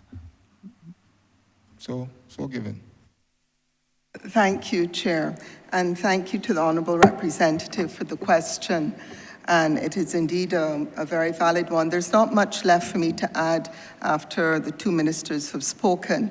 But what I would wish to recognize is that Mr. Phillips, who is an erstwhile asset for us, does work in an embassy, in a high commission, with a team, there are a team of them. They're headed by a charge d'affaires, Mrs. Juliette Babb-Riley, and the full team is working to derive these benefits from Western, not just Ghana, but once we get a high commissioner there, we will be accredited to Western Africa, and so you see those benefits that flow multiplying through Senegal, through Nigeria, etc. I wanted to mention, just to fill in a couple of slots in the picture painted already, that there are other, just because we don't report about it publicly, it doesn't mean that the other missions are not doing it. So we have in the UAE an ambassador and a first secretary who are working assiduously to identify significant investment opportunities with the assistance of Invest Barbados to attract high net worth individuals based in the United Arab Emirates and the Gulf states to invest in Barbados. You're talking about things like Carlisle Bay Development Project and other development projects. How does this affect your constituents? Jobs, flow of money into the country. We have, Minister Husbands mentioned China, the Belt and Road Initiative. We've had an embassy in China for quite some time now, which is tasked inter alia with working with the Chinese government to identify the areas where Chinese financing can be of assistance in the infrastructural development of Barbados. So the Belt and Road Initiative is the portal that the Chinese have created through which a lot of the flow of financing flows. I've listened to discussions in this august chamber, and you hear about the infrastructural works, be it in the Scotland District, the roads, once again, benefiting every Barbadian. We would, in other specifics, we have throughout the globe, we have, through the Commercial Diplomacy Network, our team members looking at the areas identified by Export Barbados or BIDC in the areas of life sciences and biotechnology, where we can increase our market penetration and help BIDC and Export Barbados to build that flow of revenue to come back into the country from our exports. I also just wanted to speak, and sorry, in terms of other business related, we have our consulates in Miami and Toronto. Why were they chosen to be in Miami and Toronto? They're older missions. It's because we had high numbers of Barbadians there, but we also had significant business opportunities, and they are on the ground doing that. And if I may, I just wanted to mention that we have missions which also are representing and advocating to make sure that the policy space is there to lay the groundwork for the activities. So in Geneva, we have our mission, our permanent mission to the World Trade Organization, which is involved every single day in negotiating to make sure that Barbados's interests as a small, vulnerable economy is represented in the regulatory framework, the trade-in rules for the multilateral trading system, so that we have not just a level playing field, but also better equity through special and differential treatment, so that small traders, countries like Barbados has 0.0001, maybe a couple more zeros % of world trade, are able to sit at the table and benefit. In our capitals, missions in our embassies and high commissions in London, Washington, D.C., Ottawa, Nairobi, I'll talk about that UN, but they, like our UN missions, are there to make sure that the needs that Barbados has, that the space is there, the policy space is there, be it either in a bilateral context through the parliaments of these countries or through the UN missions, the ones in New York, Geneva, and Nairobi now in the international sphere. Thank you. Thank you very much, Minister and Ministry, for that response. For one, I don't have a challenge with the investment at all. I see it. I know of one of the missions we were able to negotiate $2 million in scholarships, and that's $2 million US, and we're spending $2 million Barbadian on that particular mission. So they've already exceeded their investment already. So I think I'm very happy with that. As mentioned by Minister Husbands, we have the issue with the assistance with fuel, and you really took it to the top of the class when you draw the line between the mission and my constituency. And the man in the street and the woman in the street can understand the direct link between a mission and investing in some place like Carlisle Bay that can assist the constituents of Nelson Street, the Bayline, the city, and the whole country. So I'm very happy for that. My third and final question that I am allowed to ask at this point in time, because I have many, many questions, really speaks to one of your strategic goals of embracing and enhancing the Barbadian diaspora. And that is an issue that we've talked a lot about, but I would like to hear some response on the ministry. I have a paper before your ministry called the Sister City Agreement. And this is where I believe that we can reach out to Barbadians across the globe to help assist home. Home as a place that would have invested in their education and where they are today, and I am sure many of them are more than eager to give back to this land. And I believe that programs such as the Sister City program that I am anxious to get out of your ministry and get working is one such initiative that can assist with that. I want to point to the Adopt a Family program and how Barbadians from across the globe were able to assist in our deepest and darkest hour by providing donations to the Adopt a Family program to ensure many here in Barbados during the lockdowns were able to maintain some food on the table. The One Family program that we spoke about is built in a way that half of the requirement is really from philanthropic and donors, and we are proposing that the diaspora help with that as well. Even with the Crime Reduction Fund, I've built it in a way that Barbadians, again, from home and abroad, are able to contribute to their society. So my question for the ministry is, how are we leveraging our citizens, past and present, and I'm talking about Shirley Chisholm with the Sister City arrangement, but also our global figures like Rihanna and other global figures, not to mention the Honourable Member for St. Michael Northeast, our Prime Minister. How are we leveraging these particular figures to ensure that we get some good figures, investment and aid for our country through the embracing and partnering with the Barbadian diaspora as part of your strategic goals of your ministry? These are powerful assets that we need to leverage in order to gain for Barbados the things that will definitely improve the lives of the average Barbadian. I've been tasked with taking on the diaspora program, and the idea here is to do exactly what you're talking about and taking it all the way up to the creation of a diasporic economy.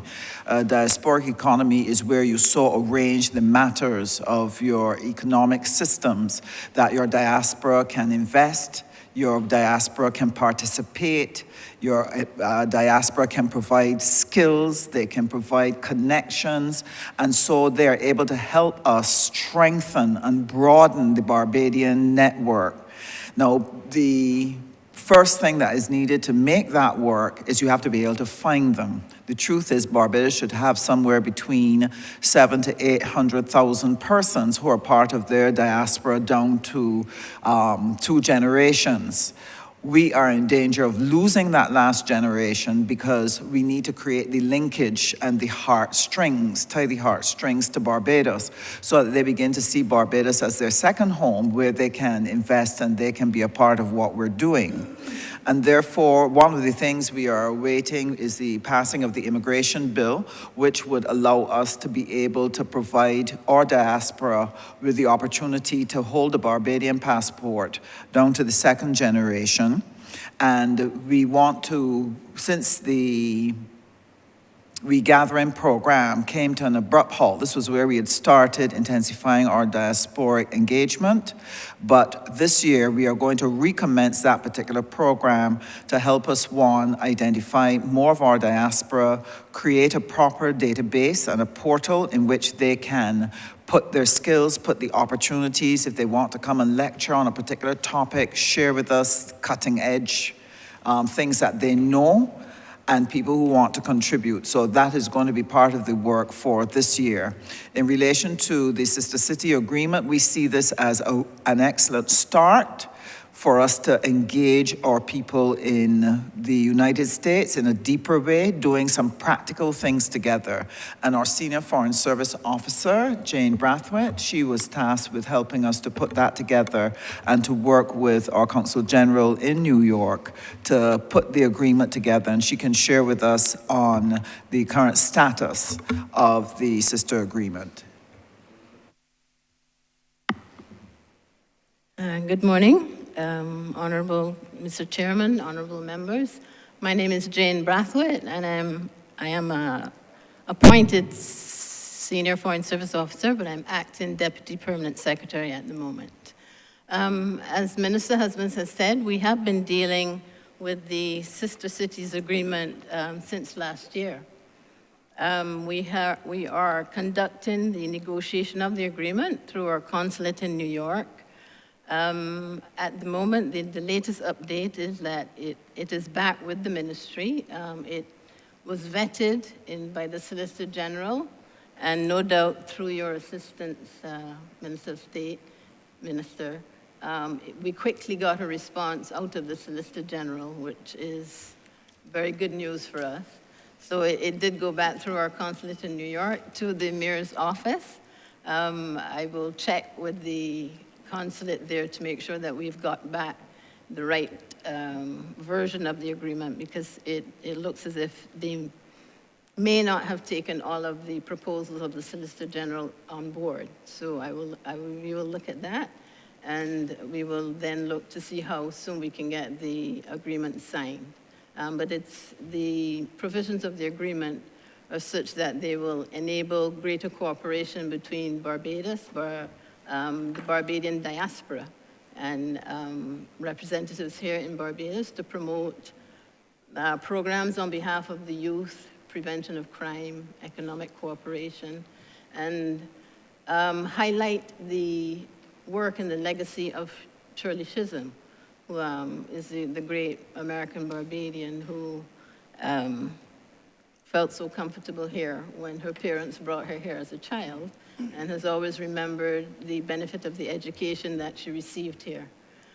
So we continue to work on that.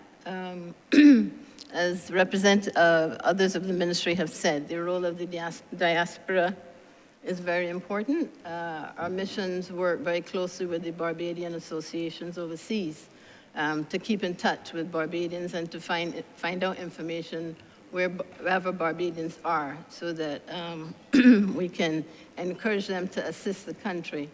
Over the years, we have encountered difficulties when associations want to make donations to the country. Things are held up in the port, or there are high charges imposed, and we would need to make arrangements to have smoother measures put in place to receive those donations. As the minister also said, we have to continue efforts to identify Barbadians and to find out where they are, because when we try to get information from them, they're not always willing to provide all the contact information, so we usually end up with just an email address. But that is okay. We will continue to work with them, and we will be looking to place diaspora officers in several important cities as we go forward. Thank you. Thank you very much. Mr. Chairman, I just want to invite the Permanent Secretary to say a few words on this matter as well. Thank you, Senior Minister.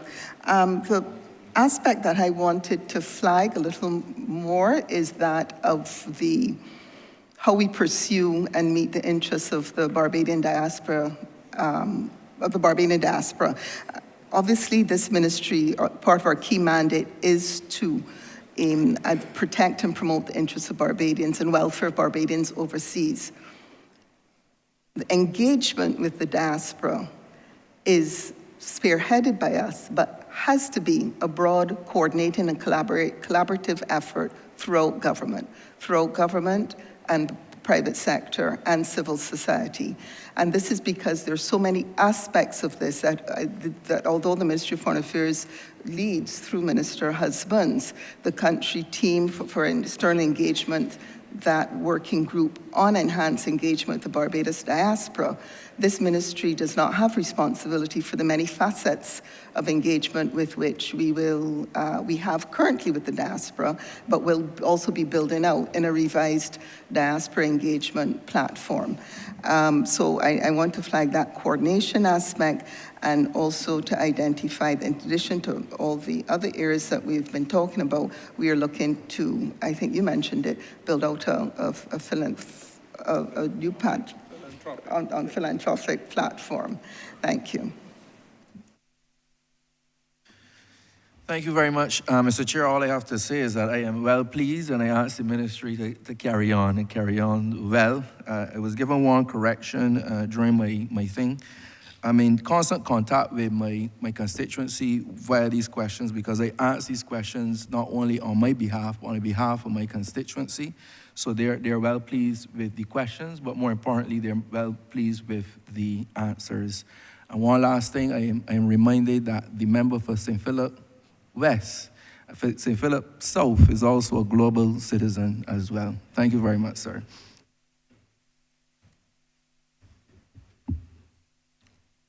Thank you, Honourable Member. Honourable Member for St. Peter. Thank you very much, Mr. Chair.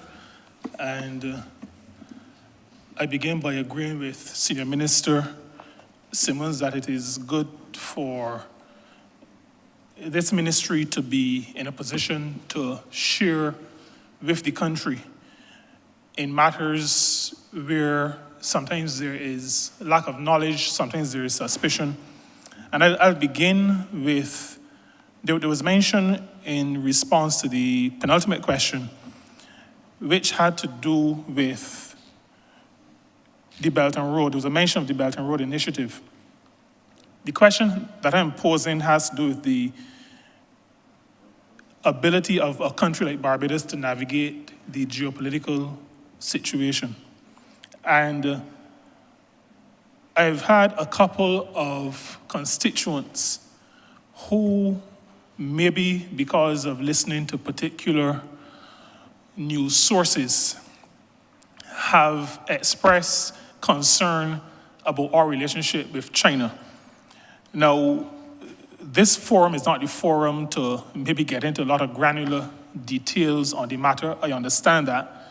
But I think I'd like to hear some general response to how does a small country like Barbados, in a world where there is still, we thought it went with the Cold War, but there is still East and West, and there is still the proliferation of information which casts suspicion one way and another, both ways. What can the ministry say to Barbadians about the method that Barbados uses? I know we operate under the rubric of the father of our independence, friends of all and satellites of none. But I would like the ministry, maybe minister or officers, to just share how we, in some broad way, how we navigate those waters. Honourable member, perhaps the only answer I can give you is that the quotation from the Right Excellent National Hero, which we all repeat, friends of all and satellites of none, is not the be-all and end-all of the statement. He went on to say that ours is a diplomacy not of power, but a diplomacy of development. And I think that is, I believe I had drawn that to the attention of this House at the beginning when I made my remarks. It is an indispensable part of the toolkit of Barbados' foreign policy that we engage on the basis of development. China is itself, in many ways, though it carries the outward appearance of being a superpower, is also in many ways a country that is very much going through developmental stages. I recall well my own surprise arriving in Beijing in 2005 to find that in their capital city there was actually a convention on toilets, because they were trying, like we were and still are, to eradicate the use of pit toilets in their capital city. This has nothing to do with what was happening in far-flung regions. And though it is hard to believe, you have to remember that China is also trying to bring development to over 1 billion with a B people. And that carries with it the substantial issues of how you feed, house, et cetera, et cetera. I say all of that simply to say that our engagement with China, therefore, becomes a lot easier to understand when you recognize that when we talk to them, we are not getting ourselves involved in the issues of American national security. We are getting the ideology of the Western world versus the ideology of the East. What we are getting ourselves involved with is a country, wherever it is possible, that shares a like-minded approach to certain fundamentals, whether those fundamentals are, as I just indicated, helping us to eradicate the scourge of pit latrines from our landscape, or whether those fundamentals are helping us to be able to finance essential parts of our national endeavor. For example, an appropriate sporting facility for our young people to train and compete at, or helping us to make sure that 1/7 of our landscape, which is the Scotland district, can be rehabilitated and repaired and prevented from having the type of slippage of and erosion that I need not tell you about, Honourable Member, because that falls within the scope of your constituency, as well as it does within, to some extent, the scope of the constituency of he who is now chairing these proceedings. I would invite the Permanent Secretary to say a few words on this, if she cares to. Thank you, Minister. I don't think there is really much to add except to emphasize that in the context of the opening, the first statement that Barbados made as an independent country in the United Nations, Barbados conducts its international relations with dozens and dozens of countries around the world. It's bilateral diplomatic relations with dozens of countries around the world in a transparent manner, and it is because we approach these relationships from the position of principle and adherence to international norms.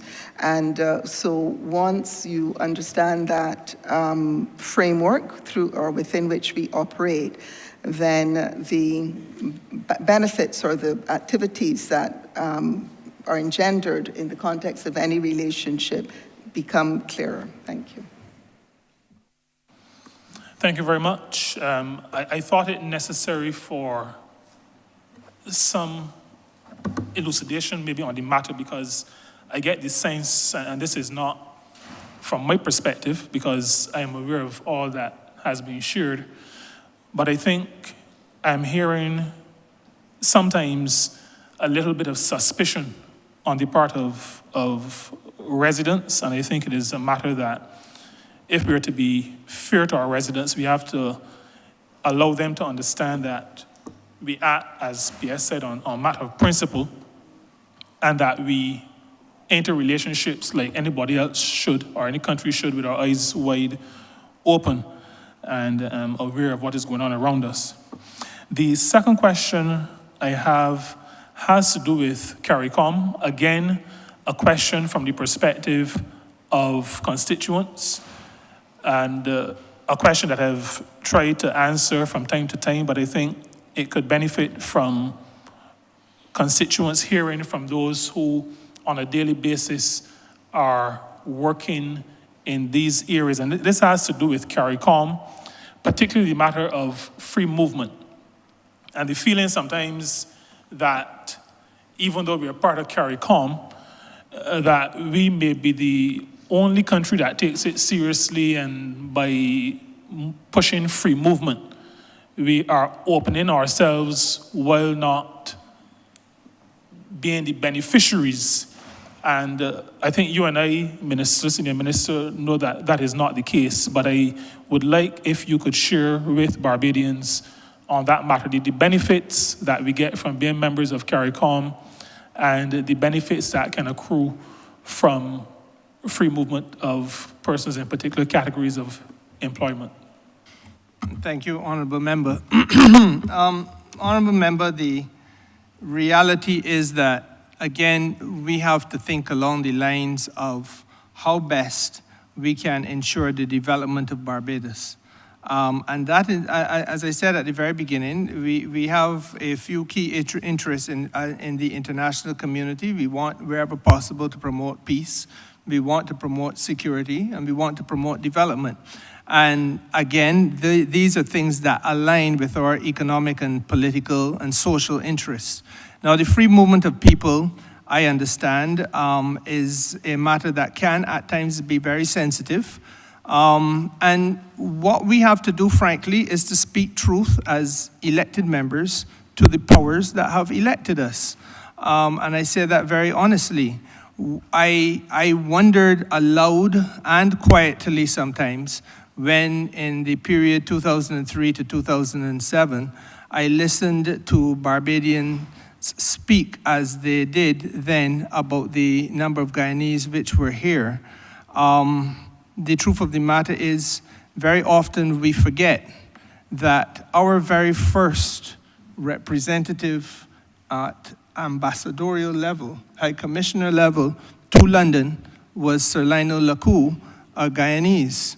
And we had to rely on the People's Cooperative Republic of Guyana to help Barbados have representation in England because we could not afford to do it ourselves. And very, very often, pride can go before a fall. There are not a lot of people in the Caribbean anymore who are looking at Guyanese and saying, I don't want them here.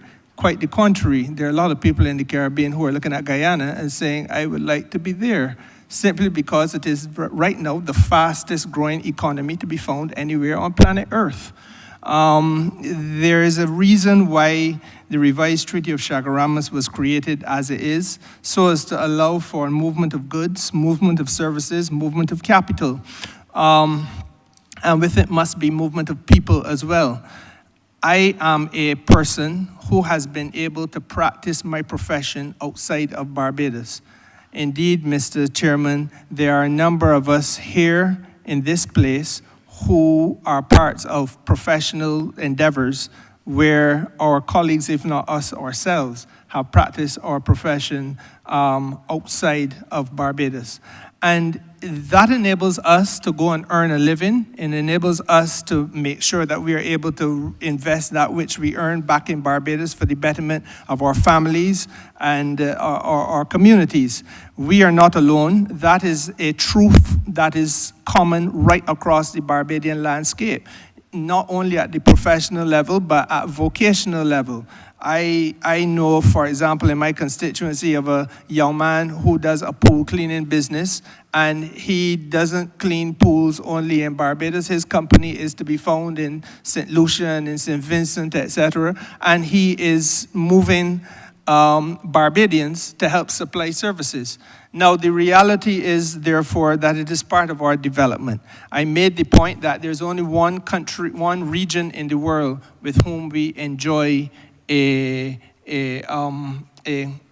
trade surplus, and that is the Caribbean community. 60% of all of our goods and services are traded into the CARICOM area.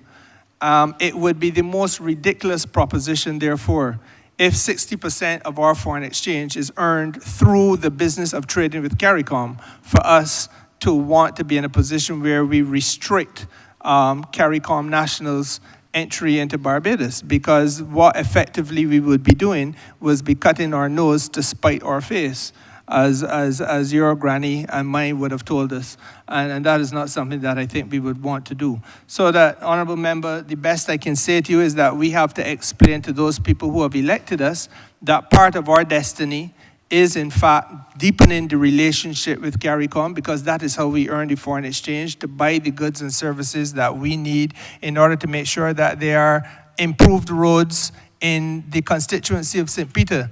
That is how we make sure that we can get more electrical buses on the roads in Barbados so that the people in my constituency can get to Bridgetown in a timely manner. That is how we make sure that we have the lights on our playing fields. That is how we make sure that we are enabled to flesh out a complete revamp of the educational system by making sure that all of our secondary schools and, yes, government-owned primary schools are refurbished and made comfortable for our children. Those are the things that cost the foreign exchange, and this is how we earn the foreign exchange, through those trade arrangements. And there has to be some give and take, because just as we go to earn, others will come here as well, and it is in a very measured and regulated framework within which that takes place. I would also like to add that the benefit of free movement helps every Barbadian, because our problem at the moment is the size of our population. And I just want to give you a quick example so the ordinary person can appreciate why you need more people and why movement of people is beneficial to us.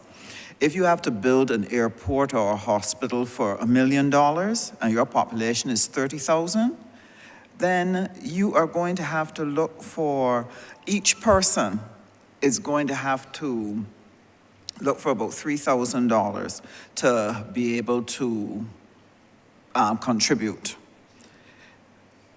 Sorry, 10,000. If you have 10,000 people, each person will have to contribute $1,000 to make that hospital work in terms of taxation. If, however, your population goes from 10,000 to 30,000, then each person will only have to contribute $33. That's the benefit of increased population, and the only way you can get it is via free movement. When we say people move freely, they're coming as skilled workers, so they're not coming as senior people retiring. They're not coming as ill people that are going to go into hospital and just be a burden. They're people who come with skills, and they're people who come to build. They're also going to be able to contribute to the NIS. This also helps to strengthen the NIS because, as you would have heard, within a couple of years, Barbadians, the average age of Barbadians is going to be 60 years. And a lot of them will be going into retirement by 67. So who's going to fill in the NIS? So it is not only the tremendous benefit, as Senior Minister pointed out, in terms of our being able to do trade, it is also that their presence is a positive impact on each of us, and that is one of the reasons why we need to open our hearts and minds. It is just a matter of having a managed migration policy. That's all it requires. You're not going to flood the place with every and anybody, but you're going to do a managed migration program that is going to allow you to fill in your tax base and allow you to build the skills that you need and have them to be able to build out your sectors and have people then who can actually contribute to the NIS. Otherwise, every Barbadian will have to contribute more to the NIS program. So it is a blessing to us, and I think our citizens need to understand that. Thank you very much. I hope that helps. Thank you very much, ministers. The final question I have is a question that I ask my own ministry officers from time to time. There's a lot of information residing in ministries that public officers are working on a daily basis, a lot of achievements being made. We hear a lot about the British Initiative, the St. Barnabas Accord, and there are many other accords, treaties, and projects and achievements coming from ministries, including this ministry. My question has to do with, well, the question is, do you have, Minister, does the ministry have a plan to share the information in a way that allows Barbadians to become familiar with at least some of the subject matter, some of the components, for example, the St. Barnabas Accord, the British Initiative, and there are others. I know there are others. These are two that we've heard of recently. But is there a plan maybe on social media, GIS, regular media, of giving some bite-sized bits of information to the public so that Barbadians become informed about the various aspects of work and benefits that come from the very good work taking place in the ministry? Honourable Member, I'm going to let my permanent secretary take the majority of that question because it has been signaled to me that we have to become a little bit more crisp with our answers. But I want just to signal to you that there is a dedicated effort on the part in the ministry to build out now a virtual platform. You would have heard of our metaverse embassy already, which is the first of its kind in the world, I should say. And the intention is to take the business of the Ministry of Foreign Affairs and Foreign Trade into the community for the purpose of ensuring that there is now a public diplomacy and an understanding of what diplomacy is about and the diplomatic effort. But perhaps I should let PS speak to this matter more substantively. Thank you, Senior Minister. I don't have a lot more to add. It's really that the crux of this matter, Minister Jordan, like you have said, is that ministries, the Barbadian psyche is one of doing and not necessarily shouting about it. So for the Ministry of Foreign, it is, though, incumbent on the Ministry of Foreign Affairs to ensure that we are better able to have Barbadian population understand why we do what we do and how it's important to us. And so therefore, our digital transformation exercise that we're going through, and in which the second phase is aimed at making us not just paperless and better information sharing, but also better communicating. So we have our website. The ministry has a website which we try our best to keep well updated. But what Senior Minister just said, the public diplomacy program, where we will engage more, not just talking about our achievements, but helping to drill down and explain why this is important. Our actions are important for the average Barbadian, is an exercise that we are very, very cognizant is one that we are a little bit on the back foot on.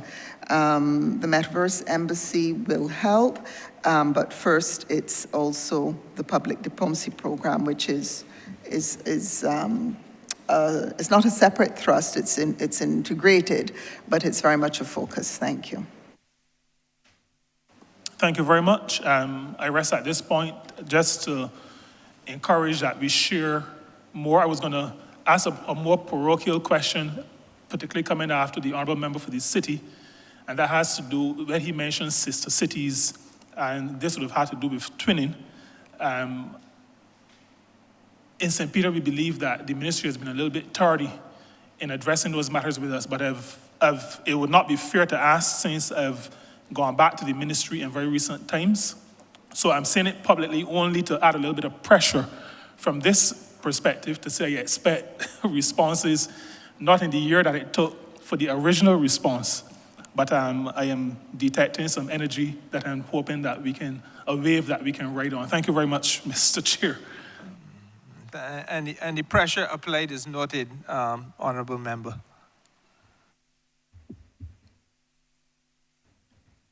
Thank you. Honourable Member for St. Peter.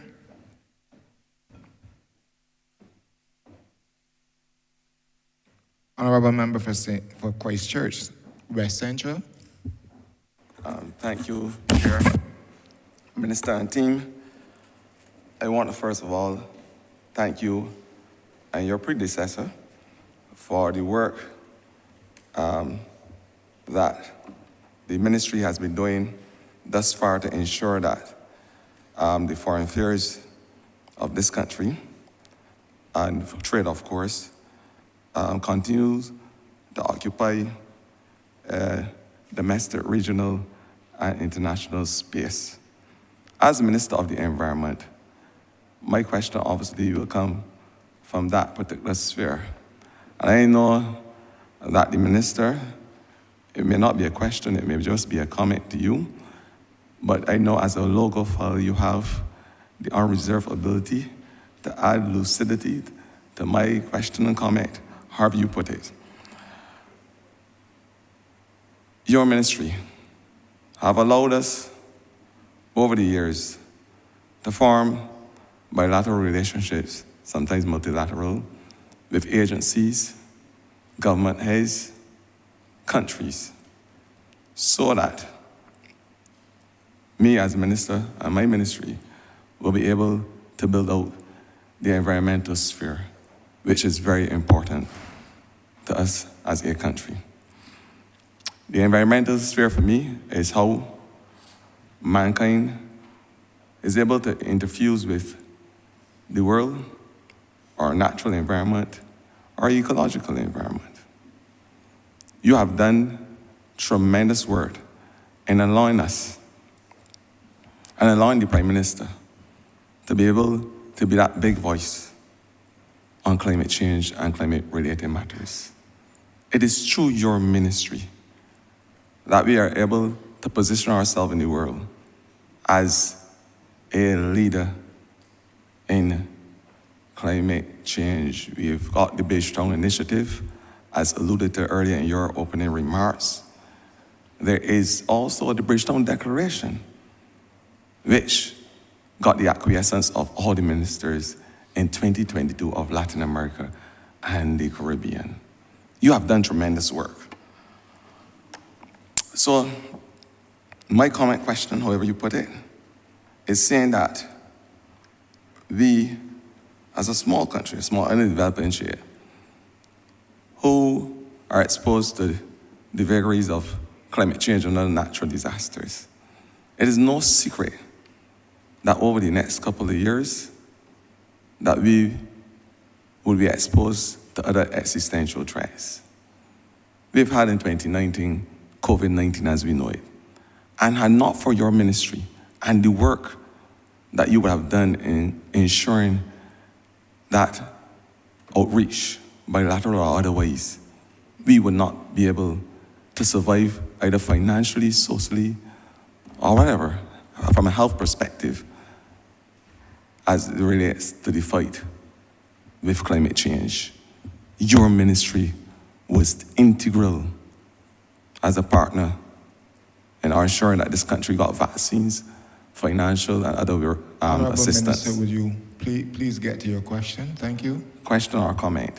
It's only one, so I ain't getting three, so I put in everything in one. Proceed, Honourable Minister. I coagulating today. All right. So what I want to ask from you, as we are on the cusp of other existential threats, whether it is from the threats from other zoonotic illnesses, the threats from ocean acidification on our oceans as we know it, the threats of long-term loss and damages, desertification, a whole series of things that may threaten our existence. Tell us about the work in your ministry and what you'll be doing to ensure that these new and future threats that we are faced with are not going to devastate us as a small island state, and that foreign affairs will be there as a fulcrum to ensure that we are able to militate, mitigate, and adapt to these new challenges. That is it in a nutshell for me. Thank you.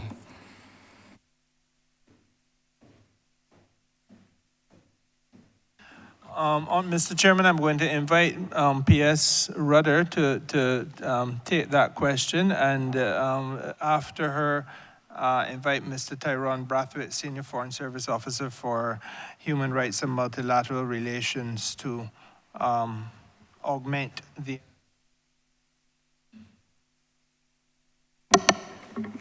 Thank you, Senior Minister, and on behalf of the Ministry, I'd like to very much thank Minister Adrian Ford for his kind words and commendation on the work that the Ministry of Foreign Affairs and Foreign Trade has been able to do and continues to do in conjunction with the teams in his ministry to position Barbados internationally in the range of issues that he has mentioned, be it maritime delimitation, ocean governance, and the range of, to use your very apt term, existential threats caused by climate change. And what do? We go out there and we negotiate with our experts, pulled from, as I said, this ministry responsible for environment and other ministries, to ensure that the international treaties and the framework agreements which are going to dictate international policy on these areas are fit for our purpose, that they take into account our needs and they respond to our requirements to be able to continue to survive in this world. And in many instances, it's very much an issue of survival, be it with, for climate change, 1.2, the 1.5 degrees to stay alive, sea level rise, etc. And Senior Foreign Service Officer Tyrone Brathwaite, in addition to the roles that he fulfills, he's also our expert on maritime issues and guides from within the ministry our involvement in the environmental issues, which range from climate change into biodiversity, into ocean governance. And I trust that he's in place now in the well and can pick up the identification on how the ministry continues to work to protect and advance Barbados's interests in the international arena on these issues. Thank you. Thank you, Minister Ford, for your question. Honorable ministers, thank you for the opportunity to be able to say a bit about what the Ministry of Foreign Affairs has been doing on the international front to advance Barbados's interests in various arenas and also on various issues. Minister Ford spoke about oncoming Officer, you're required for Hansard and those viewing to give your name and your area of endeavor for the records. Thank you. I shall so do. My name is Tyrone Brathwaite. I am the Senior Foreign Service Officer on the Human Rights and Multilateral Relations Desk of the Ministry of Foreign Affairs and Foreign Trade.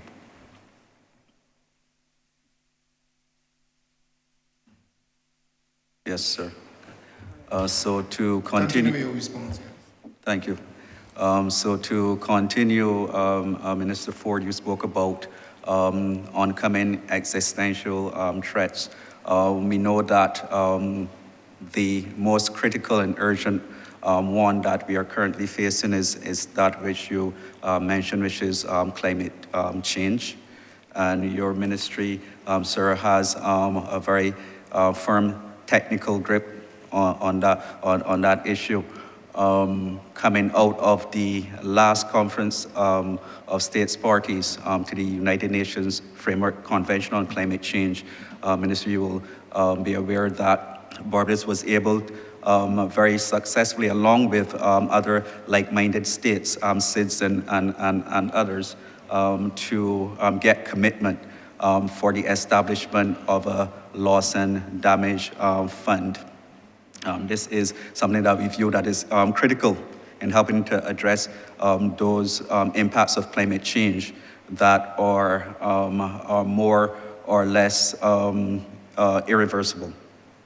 So we have not only been able to get that commitment for the fund to be established, but we have also managed to secure ourselves in the person of Mr. Avinash Prasad. We've managed to secure ourselves a berth on the Transitional Committee, which will be looking at matters relating to the operationalization of the loss and damage fund.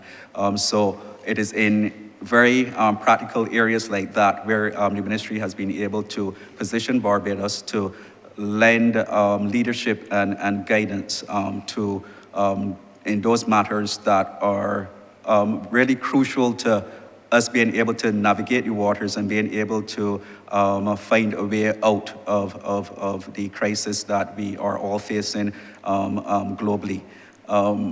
In terms of things that are upcoming or that can be predicted to befall us, just a few days ago, the global community under the World Health Organization commenced negotiations on a pandemic agreement. We've all had the experience of COVID-19, something that we would not wish in our lifetimes or in the lifetimes of our children, grandchildren, and relatives to happen again.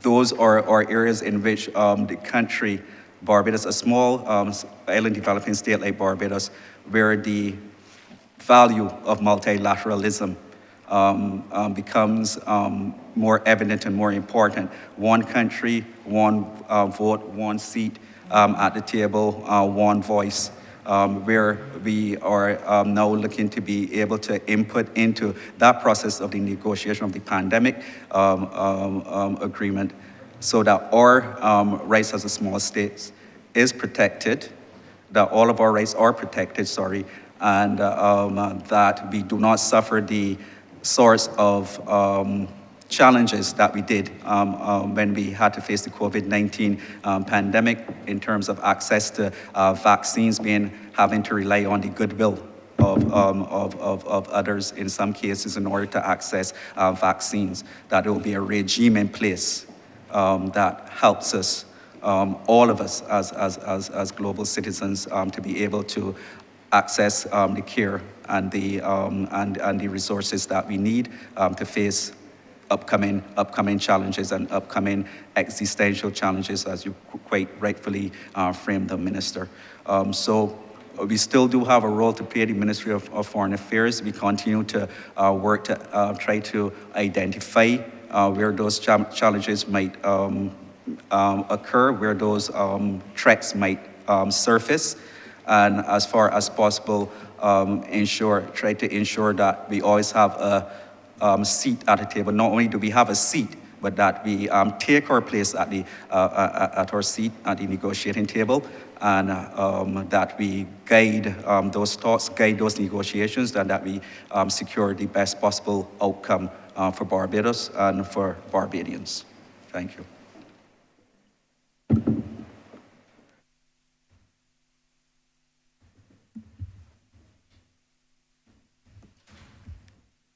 Thank you. Honourable Leader of Government Business. Thank you, Mr. Chairman. I beg to move that you do now report progress to His Honour the Speaker and beg leave to sit again. The question is that I do now report progress to His Honour the Speaker and beg for leave to sit again. All honourable members in favour, say aye. Honourable members against, say no. Methinks the ayes have it.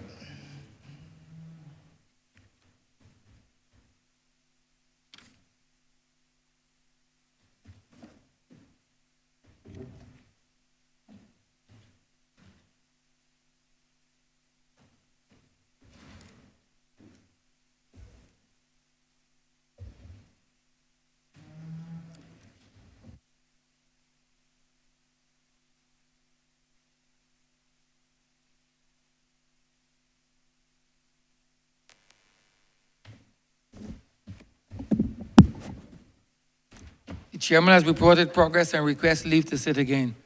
Honourable Leader of Government Business. Thank you, Mr. Speaker. I beg to move the suspension of the House until 2 p.m. The question is that this honourable chamber be suspended until 2 p.m. All those honourable members in favour, please say aye. Those against, please say no. Methinks the ayes have it. This honourable chamber stands suspended until 2 p.m.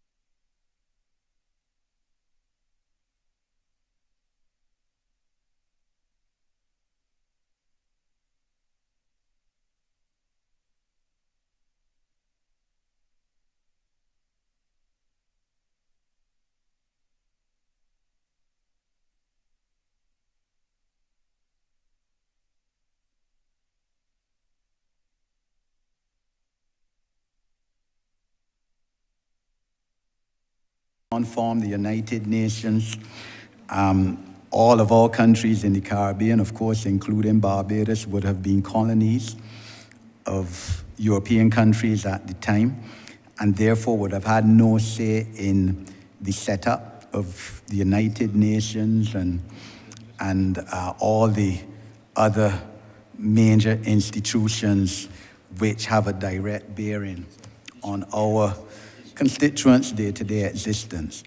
And the issue is now before us now more than ever of the need to reform this system, whereby, for instance, at the Security Council, 5 countries have veto power over virtually everything. And I'm wondering if you agree with me that the time is now for us to push it even more, what with the recognized global leadership of our Honourable Prime Minister. And in spite of the small size of Barbados, of course, if you could speak of the significance of Barbados within the global context and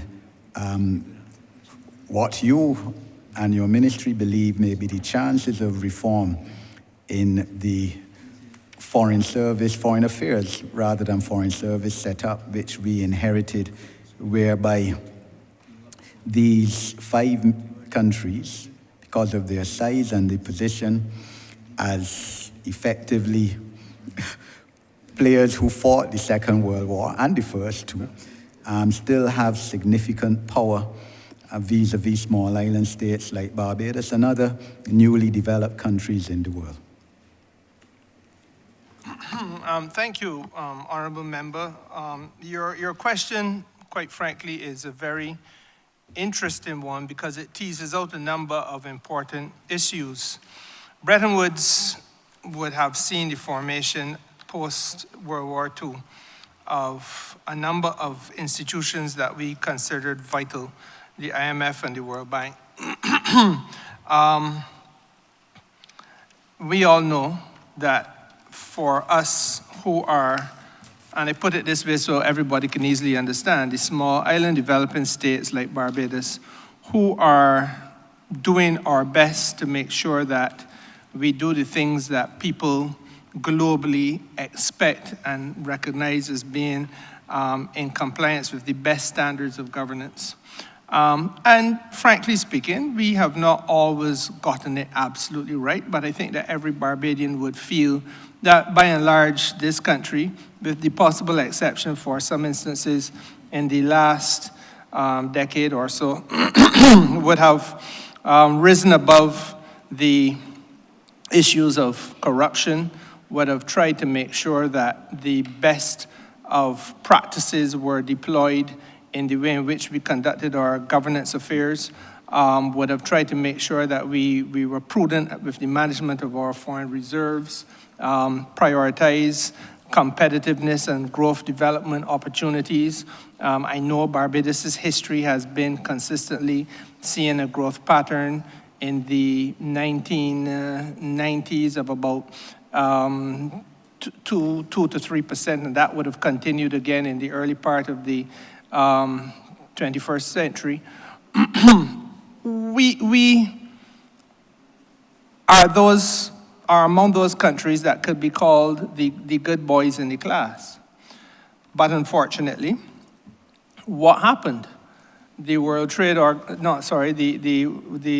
Bank would have looked at your gross domestic product, and they would say that you are doing remarkably well.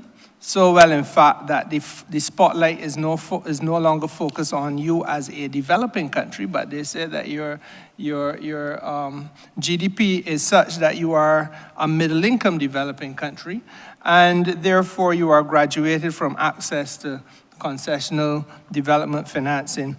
And that really has been the platform which we would have wanted to rely on traditionally through the years. The World Bank and the IMF had not historically always been the best of partners in that regard. Now we've come to a point where, for sure, with the IMF, there is a better, I think, understanding of the reality of our situation with respect to issues which are current and extremely relevant. I've used the word existential, and I'm happy that it has been bought into by the comments made with one or two other members in the House today. With respect to those existential threats that we face, we need to be able to turn to the Bretton Woods institutions and ask for the type of financing assistance that is really required and what should have been expected under ordinary circumstances to be available. The fact of the matter is that when Bretton Woods was created, however, we were still colonies. And the issues of import and significance to small island developing states were not top of mind then, and I fear have not always been top of mind now. So that, with regard, for example, to the climate crisis, there has been a need to fashion the argument that we make in all of the international fora, as Minister Husbands has said, wherever it is that Barbados is represented, there are certain things that we table and seek support for, and the Bridgetown Initiative with respect to the question of climate and climate financing is one such example. And essentially what we are seeking there is to look at the issue of fiscal space for those of us who have to treat the ordinary development issues, even as we might from time to time become so unfortunate as we did last year or year before when we had, happily it was only a Category 1 hurricane, but a hurricane strike Barbados. Now, imagine, if you will, the existence of those people who have to contend with a Category 5 hurricane, as has happened in this region. They have to put all of their developmental priorities on pause while they try to immediately move to recover from this climatic event. In the space of 5 or 6 hours, maybe even less, the entire GDP of a country could be set back by 2 decades. It is a reality that those of us who live it experience it and understand it. And sometimes we have to try to get others to understand that there is the need for the countries to have fiscal space so as to be able to continue to do the ordinary tasks that we have to do, even though we face a climate reality or climate-induced reality. And what are those ordinary things? We still have to spend a large portion of our budget to make sure we're educating our children. In the case of Barbados, as you well know, we don't have the natural resources. Our human resource must be invested in. And unlike the previous administration, we did not choose to chop off the future of our next generation at the knees. The first order of business, in case anyone forgets, Mr. Chairman, was that this administration reinstated tertiary education being paid for via the public purse. Healthcare is another such example. We have to make sure that we have a clear commitment and a clearly defined expenditure for those people who need health care in Barbados. The health of the nation is really the wealth of this nation. We need to have proper roads and road maintenance and proper transportation. And this is not just old talk. There is a reason why, in fact, Barbados is host today to the largest electronic bus fleet to be found anywhere in the Caribbean, because we put our money where our mouth is. So that those developmental issues cannot just be put on pause simply because of the fact that you have a climatic event which you must recover from. And we have determined that wherever it is possible, we take this argument to the international community with a view to getting them to understand and to buy into the importance of reframing and revising those things that the Bretton Woods institutions have traditionally stand for, in order to bring them, even if you have to bring them kicking, screaming, to the point where they understand that there has to be an approach that is more reflective of the reality, the day-to-day lived reality of those of us in small island developing states. But it doesn't end there. What perhaps is the most silent part of this need for reform is the fact that we also have a World Trade Organization, which strictly speaking is also part of the Bretton Woods arrangement. And that too is in need of reform. The World Trade Organization obviously has done wonderful good work. We have not spoken today very much about trade, but there are some specific programs and I suppose policy directives from which we can benefit and have benefited.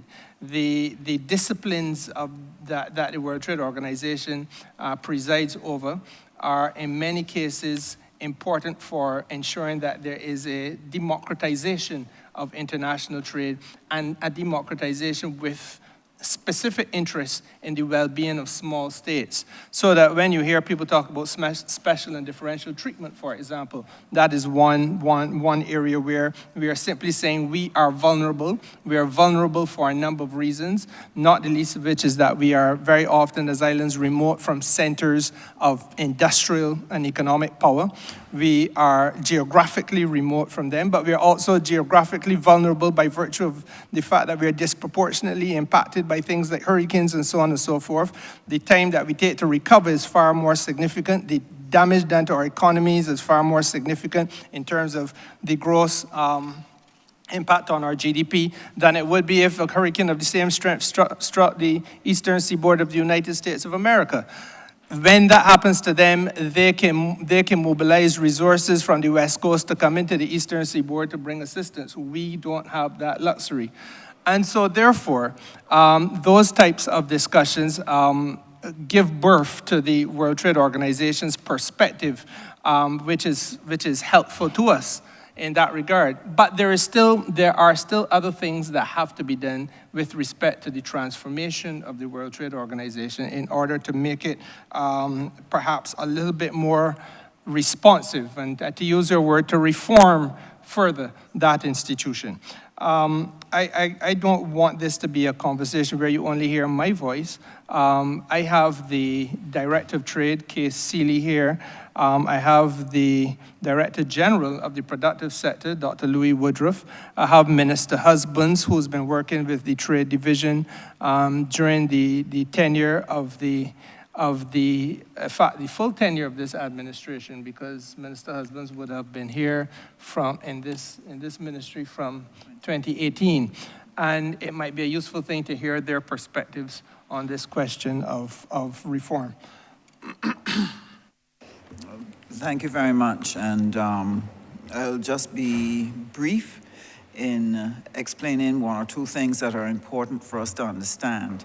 Right now, across the world, there's a cry for the reform of the Bretton Woods institutions because it is truly recognized that they are no longer fit for purpose to respond to the needs of today.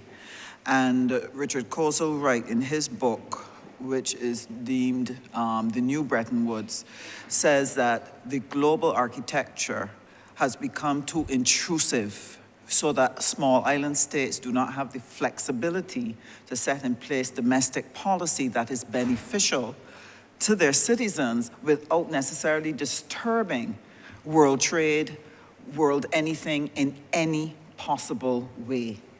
And a good example of that is what we went through, the WTO and the fisheries agreement. We are a small island state. We do not impact fishing more than 0.007%. Very, very little. Not even 1% for these small island states. Yet they want to limit the capacity of governments like ourselves, providing subsidies to fishermen. So this affects the people in Pile Bay, in Weston, Paynes Bay, Oistins, when you want to give them some ice, a little fuel, a little help with their fishing boats. And so one of the things that we would have done is carried the battle then into the WTO. On that fisheries agreement, we would have worked with the then Blue Economy and Ministry of Blue Economy and Maritime Affairs, as well as when Minister Walcott went to the WTO at the last ministerial, this was the battle on to safeguard the capacity of small island states to make some decisions that will help their ordinary citizens without being interfered with by global rules that really were made not for us and don't support us. So this is an important thing. So it's just to show you how much reform is needed because it's become too intrusive and it's not as helpful. But I will ask the Director General of the productive sector, as he is now. He was the Director General of Foreign Trade. I'll ask him to share his thoughts, and then Ms. Seeley. Thank you, Minister, and good afternoon. I am Louis Woodruff, the Director General, Productive Sectors. Certainly, I've agreed with the comments of Minister and Senior Minister regarding these issues. I would want to say, though, that we often speak of the reform of institutions, reform of the WTO, reform of IMF, reform of the World Bank, but these are just bodies. To get reform, we really need to speak to the powerful interests of countries in these institutions, because these institutions are actually member-driven. So it is not a matter of the IMF or the WTO or the World Bank reforming itself without the input and the consent of a number of very powerful, developed countries. I would just want to make that one point.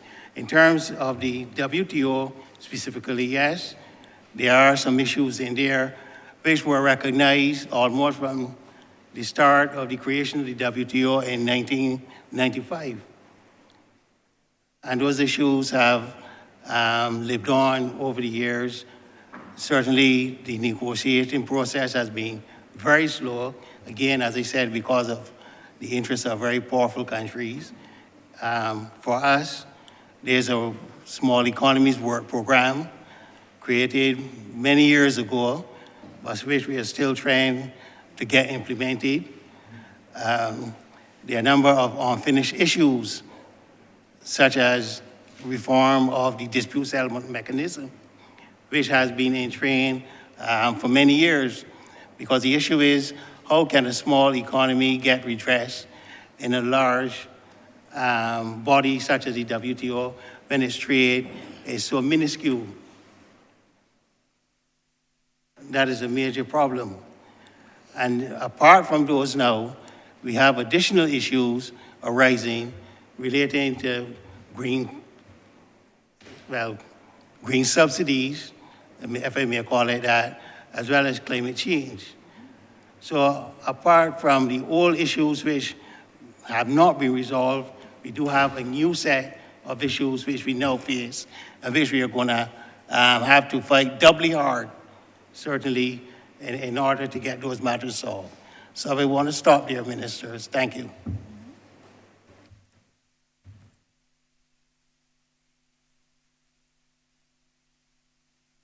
Good afternoon, Honorable House, Honorable members, colleagues.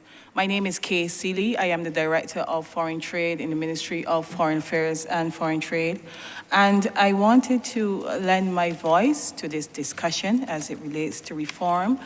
And just to caution a little bit that reform can be a two-edged sword. We need to be careful about the reasons why reform is being called for, especially in large institutions like the World Trade Organization. Now, in the ministry, we have been pushing our development partners to undertake a body of work relative to how the implementation of the body of agreements making up the World Trade Organization has been impacting small states, small vulnerable economies especially. And one of the things that we are mindful of is that we need to know what works for small states, what doesn't work for small states. We also need to know what, for instance, in the subsidies agreement in the WTO, we may have policy space there, but what has not been tested. And these are matters which we need to pay attention to. There's the whole issue of meaningful, special, and differential treatment, which means that, in essence, you give smaller states developing countries a little more latitude to implement the obligations than our larger counterparts would have. And we need to make sure that in the agreements which are crafted, we have that policy space to respond to our development needs and implement the mandates that we're called upon to implement. One of the major issues we need to tackle as well, graduation and access to financing. You would be amazed to know that even within these institutions such as the WTO, the whole matter of graduation even impacts how we can access some technical assistance which is available to the membership. And through the efforts at the international level, we are pushing to have those issues addressed to see how we can bring reform in those institutions. So just in closing, really, I want to say that, yes, reform is necessary. Yes, we need to be prepared for what reform would look like and why reform is being asked for. Is it, as the Director General Public Productive Sectors would have indicated, we have implementation issues which are unresolved, or is it because there are major players in the institutions who are not benefiting in the way that they would wish to benefit? But just to say the reform must result in an institution or institutions which benefit all participants in the process, and we have to be mindful that the issues of small states are not lost in the whole debate. Thank you. Thank you, ministers and officers. Senior Minister, I want to give your ministry the opportunity to speak to the public a bit about UNCTAD. But before that, I just want to say how pleased it is. I don't think anyone in this Parliament could be more pleased about the restored very good relations between Barbados and our CARICOM sister countries, which had gone to an extreme low in the 10 years of the last decade, between 2008 and May 2018. You alluded to it earlier, where, I mean, Guyanese, and could be no relationship closer than between Barbadians and Guyanese.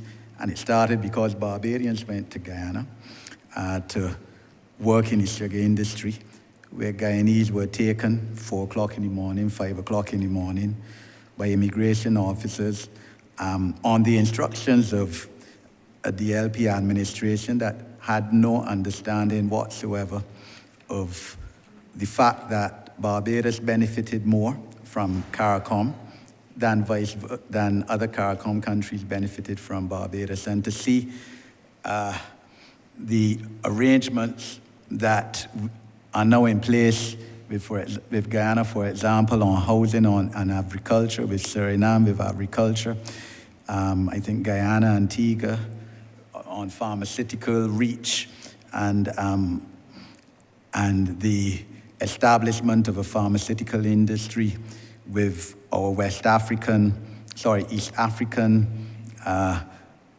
ancestral links, for example, is extremely pleasing. But UNCTAD now, Barbados is, through our Honourable Prime Minister, President of UNCTAD, I believe for a 2-year period. We had UNCTAD conference in Barbados, I think it was, October 2021, if I recall correctly. UNCTAD used to be a forceful institution in the 1970s. The late Jamaican Prime Minister Michael Manley was one of the persons in the newly developed countries pushing it. At that time, it was a group of 77, known as the Group of 77, in terms of trying to get better trade links for our small island, developing, newly independent countries with the developed world. And I just would like, this Parliament and the wider public, obviously, to know what we have been doing in terms of assisting the ordinary Barbadian now and getting the gains to come down through our foreign affairs links through UNCTAD within recent times. Honourable member, we have with us the national coordinator for the outcome of UNCTAD 15. And I'm going to give the floor to him to speak to this question. I think that it is important to recognize that UNCTAD really would have responded to concerns, again, by the developing world, in much the same vein as your original question, the need for, or the felt need for there to be reform. The General Agreement on Tariff and Trade, which it then was, now the WTO, the World Bank, the IMF being considered to be unresponsive to the needs of developing countries, and that there needed to be more precise policy interventions that targeted some of developing country needs, for example, trade, transport, technology, access to financing, cultural cooperation. The truth of the matter is some of those things were felt back in the 70s, as you quite rightly point out, to be critical, and they still are. It takes no effort whatsoever to make a case that one of the challenges we have in this region is the absence of maritime transport, or very little presence of maritime transport to enable us to move more efficiently the goods that we produce in this region to facilitate interregional trade and development of that nature. Similarly, despite all the effort that we are doing with Africa, the need will continue to exist for some time for us to be able to move goods across the Atlantic from, let us say, Barbados to the west coast of Ghana, for argument's sake. And we know that it is possible to do it because, unfortunately, 400 years ago, we were the cargo that was being, or our forefathers were the cargo that was being moved. It is now necessary to replace that with the opportunities for us to move the fruits of our commercial endeavor today, so that it is a very relevant and real consideration. And I, quite frankly, would welcome, I won't tell you what to ask me, but I would welcome an opportunity to speak to you a little bit more about that African relationship which we are trying to flesh out, because I think that that is also a substantial, groundbreaking initiative, especially that relationship in the context of our interface with the Africa-Exim Bank, which is in many ways unprecedented. And can only bear wonderful good fruit for this region. But I will yield the floor to Mr. Carlos Wharton, who is the National Coordinator for the outcome of UNCTAD 15. Mr. Wharton. Thank you, Minister. For the records, my name is Carlos Wharton, National Coordinator, resident in the Ministry of Foreign Affairs and Foreign Trade, responsible for UNCTAD 15. A lot of what has been said is accurate with respect to the role of the United Nations Conference for Trade and Development. But for those listening who may not know, this institution is the only trade and development institution outside of the World Trade Organization that does research on trade and related issues for developing countries. It was established in the 1960s and has played a fundamental role in ensuring that certain key trade facilities, such as the generalized systems of preferences and so on, have been integrated into what is known as the multilateral trading system. When I joined the ministry for this assignment, Barbados was in the process of hosting what is known as UNCTAD 15, which is the 15th quadrennial session of the United Nations Conference for Trade and Development. And the two main outcome documents, the Bridgetown Covenant and the Spirit of Spicetown, sets the basis for the program of work that this institution will be undertaking over the next, between 2021 and 2024.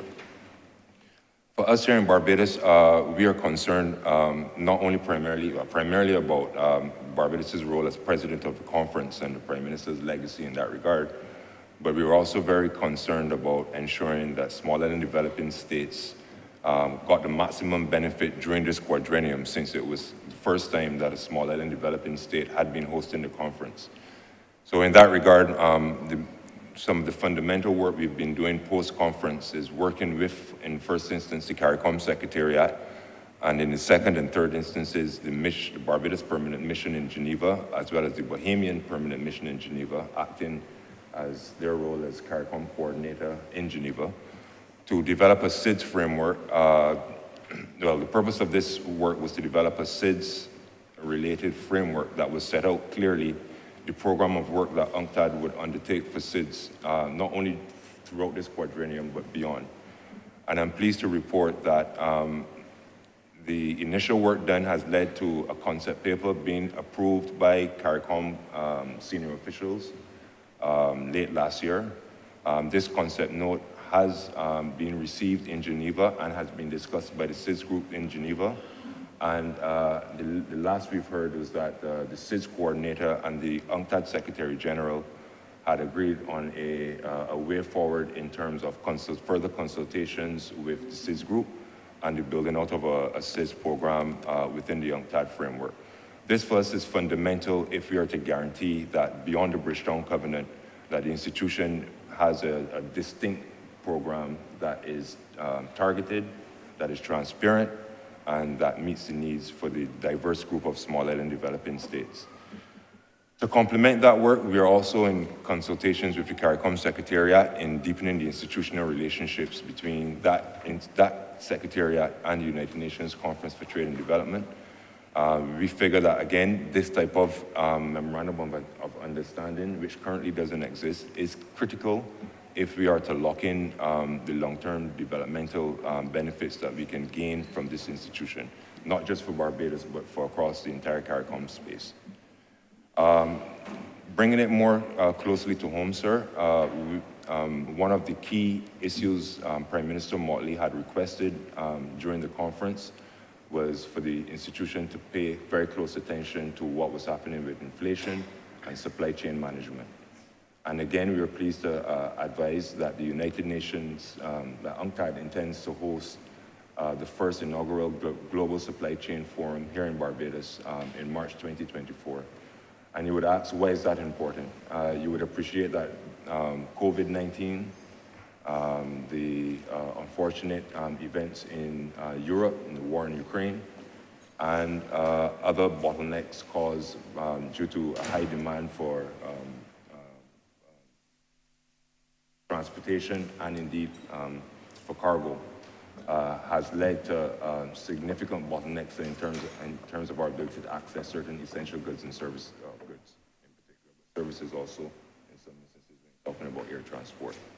So for us, this Global Supply Chain Forum allows Barbados and other small island developing states to put on the table the key issues that they see are affecting their ability to trade, but more importantly, to get access to key essentials. Also on that agenda would be the whole issue of climate change and its impact on the transportation sector, the whole issue of decarbonization and its implications for access to shipping and other shipping-related, access to shipping-related activities. Thank you. So again, we are still in negotiation phase with UNCTAD, but informally we have reached out to some country partners as well as international organizations, and they have all seemed willing to cooperate with us in this initiative. So we anticipate that all should go well for the hosting of this supply chain forum in March 2024. Another area that we've been working on is trying to convince the Secretariat to do more research on the impact of the international trading system and its rules on SIDS. And I think this was referenced earlier by my colleague, the Director of Foreign Trade. Lastly, we've been also assisting the Ministry of Economic Affairs and Investment, Finance, Economic Affairs and Investment on a project valued at around $500,000 US aimed at assisting Barbados with its economic diversification. And again, we are pleased to report that developments in this area are advancing smoothly, and we hope to receive a report from the UNCTAD Secretariat sometime between the third and fourth quarters of this year that will set out some of the key issues that Barbados has to tackle if it is to truly diversify its economy from what it currently type of work, business it currently undertakes. So here again, we are talking about the importance of a modern new industrial policy for Barbados that speaks not just to traditional manufacturing, but other aspects along the value chain, and that would incorporate key areas for us like the life sciences sector, as well as the renewable energy sector, and others that are of interest to export Barbados and invest Barbados. Chair, I rest there, but if there are any other questions that you have, I'll be willing to come back. Thank you. Okay.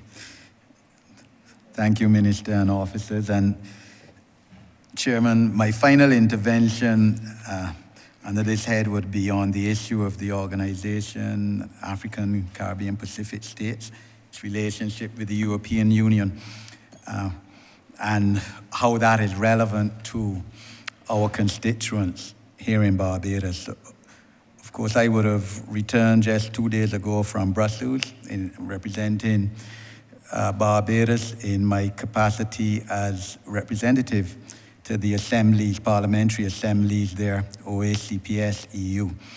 And I want to give Ministry, perhaps, the Honourable Member for St. James South and her officers the opportunity to speak towards the issue of the anti-money laundering, counter-terrorism financing. We know that it relates as well to the International Business Ministry, and obviously not only to Foreign Affairs Ministry, but the relevance, where are we at with that, the issue. We are now off of the list under the EU, but remain on an OECD list for some reason or another. We have tried to comply with everything which these developed countries require of us. The issue of beneficial ownership has been major, and we've reformed in that regard. As I understand it, an outstanding issue may very well be because we don't have enough successful prosecutions of people accused of money laundering. But obviously that doesn't make sense to me whatsoever, because under our system we have separation of powers, and a parliament or executive can tell a judiciary who it must find guilty. And after all, even if you find someone guilty at trial, they have a right of appeal, even to the CCJ.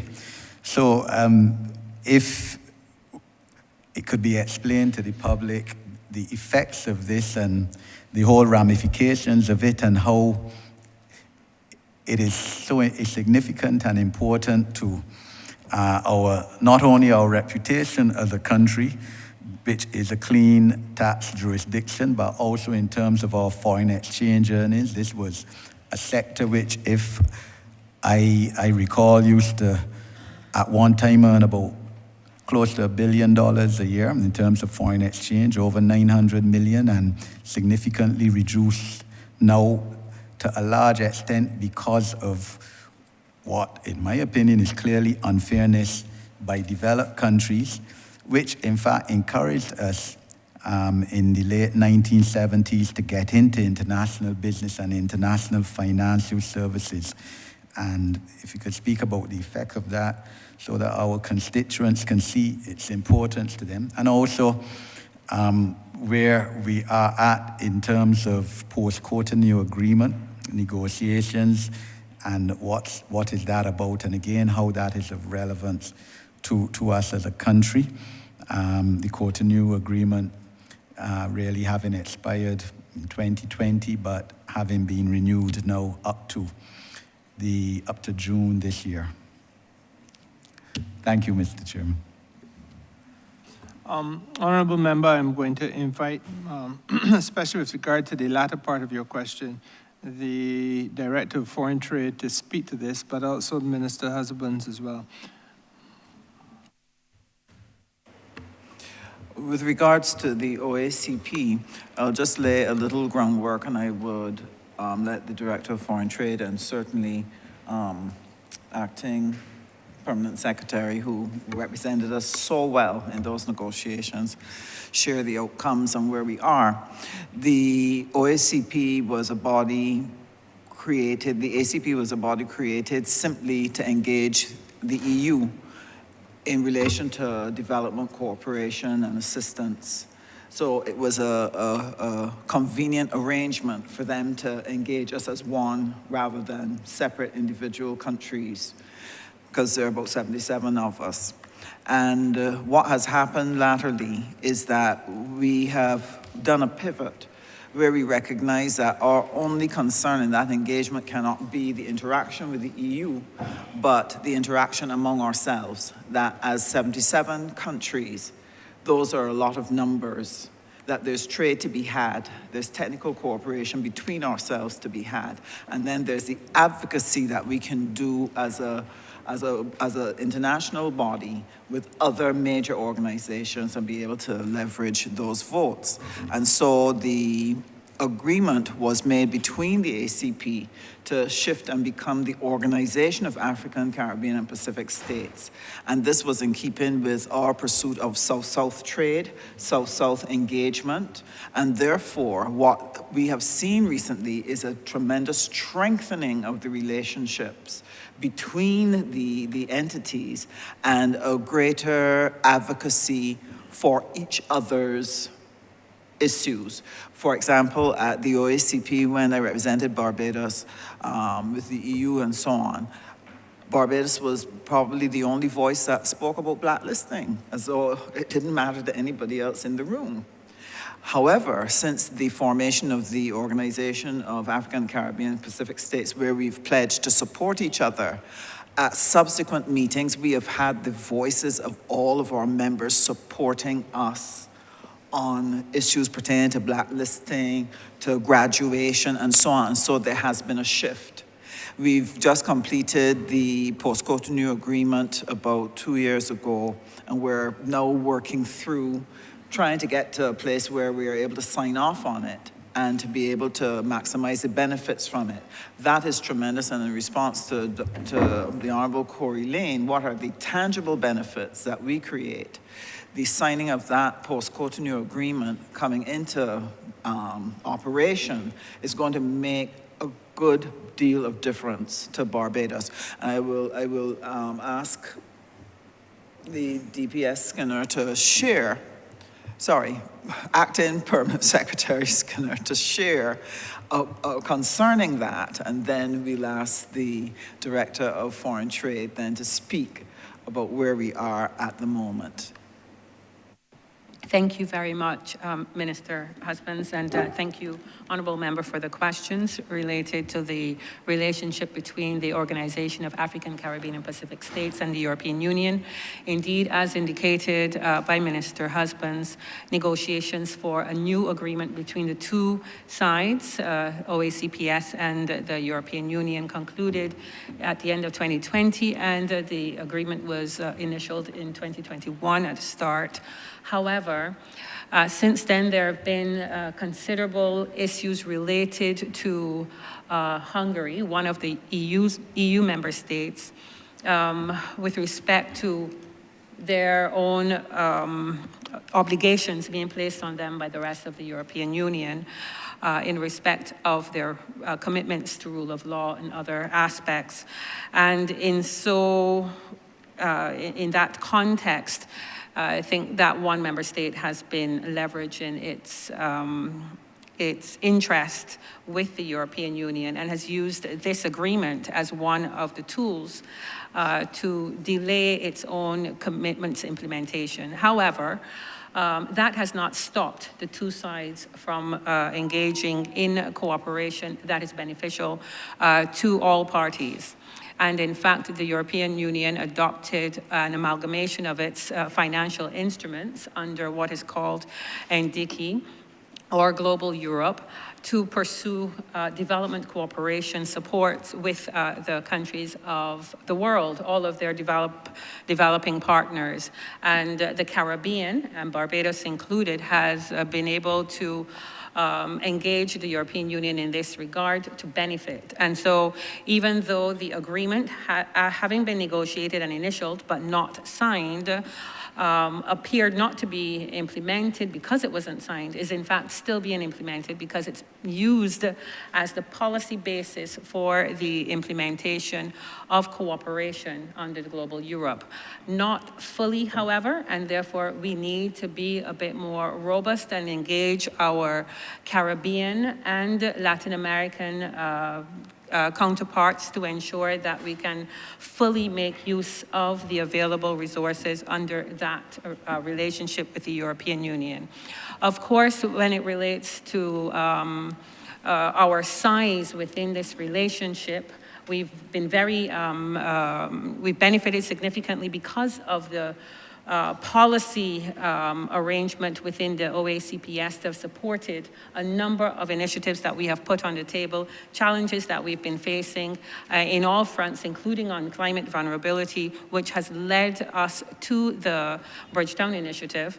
The OACPS has been very instrumental in supporting that. And so we know we've got a body of support, global support for the issues that may have been tabled by Barbados, but are of relevance and significance to the world at large, and particularly to all developing countries, whether coastal or they are landlocked. As the case may be in for some countries, some developing countries. What we have also discovered from this process is that our voice can be heard in many quarters, and that we have strong leadership coming from the Caribbean and coming out of the OACPS because we've been able to leverage partners from among from the body of the OACPS, and we've also been able to leverage some partners that are of the OECD ilk. And I think that this augurs well for us. It also means that the issues of small island developing states can be squarely placed on the table for discussion in all fora. And in fact, some places where we don't currently have membership and we don't currently have a voice does not mean that that would remain like that into the future. Surely, now that we have seen what we are capable of achieving when we put our minds to it and we work a bit harder, a lot can be achieved. And I think this is something that the rest of the world is now recognizing, not only at the state level, but at other levels, that the issues that are affecting small island developing states, other developing countries, whatever their sizes, can be considered, and we certainly together can make things happen. We can get action. We can have the rest of the world listen and take action in respect of our concerns. Thank you.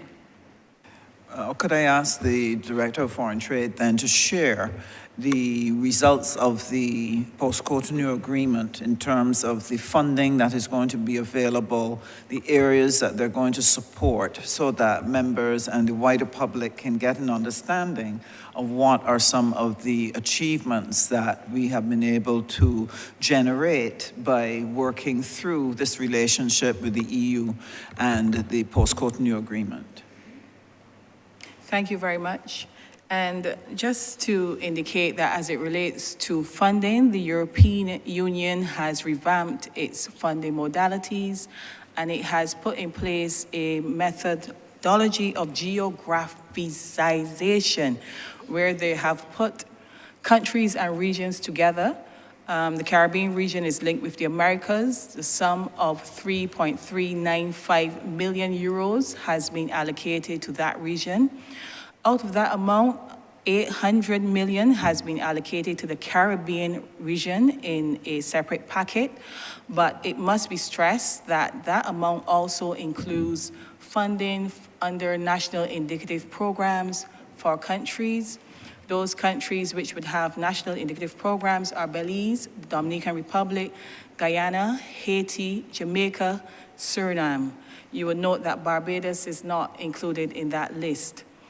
So from the 800 million, a residual amount of 208 million is actually left available under the Caribbean Regional Multi-Annual Indicative Program, And of that amount, Partnership for Green Deals, 87 million euros has been allocated. Partnership on Economic Resilience and Trade, 78 million euros has been allocated. Partnership for Governance, Security and Human Development, 30 million euros has been allocated.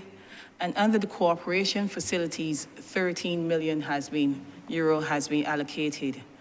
Now, it is important to add that 3 regional programs have already been adopted by the European Commission in 2021. Those were the Euroclima under the Partnership for Green Deals, the EU, Latin America and Caribbean LAC Digital Alliance under the Partnership for Economic Resilience, and the Trade and the Caribbean Cooperation Facility.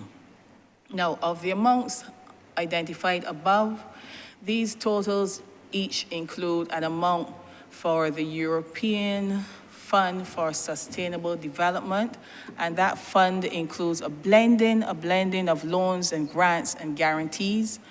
And I can tell you that the region is positioning itself to take advantage of these amounts.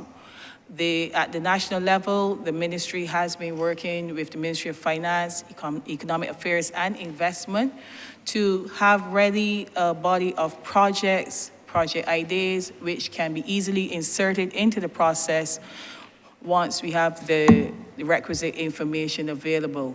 And we have also been working closely with the European Union delegation in Barbados.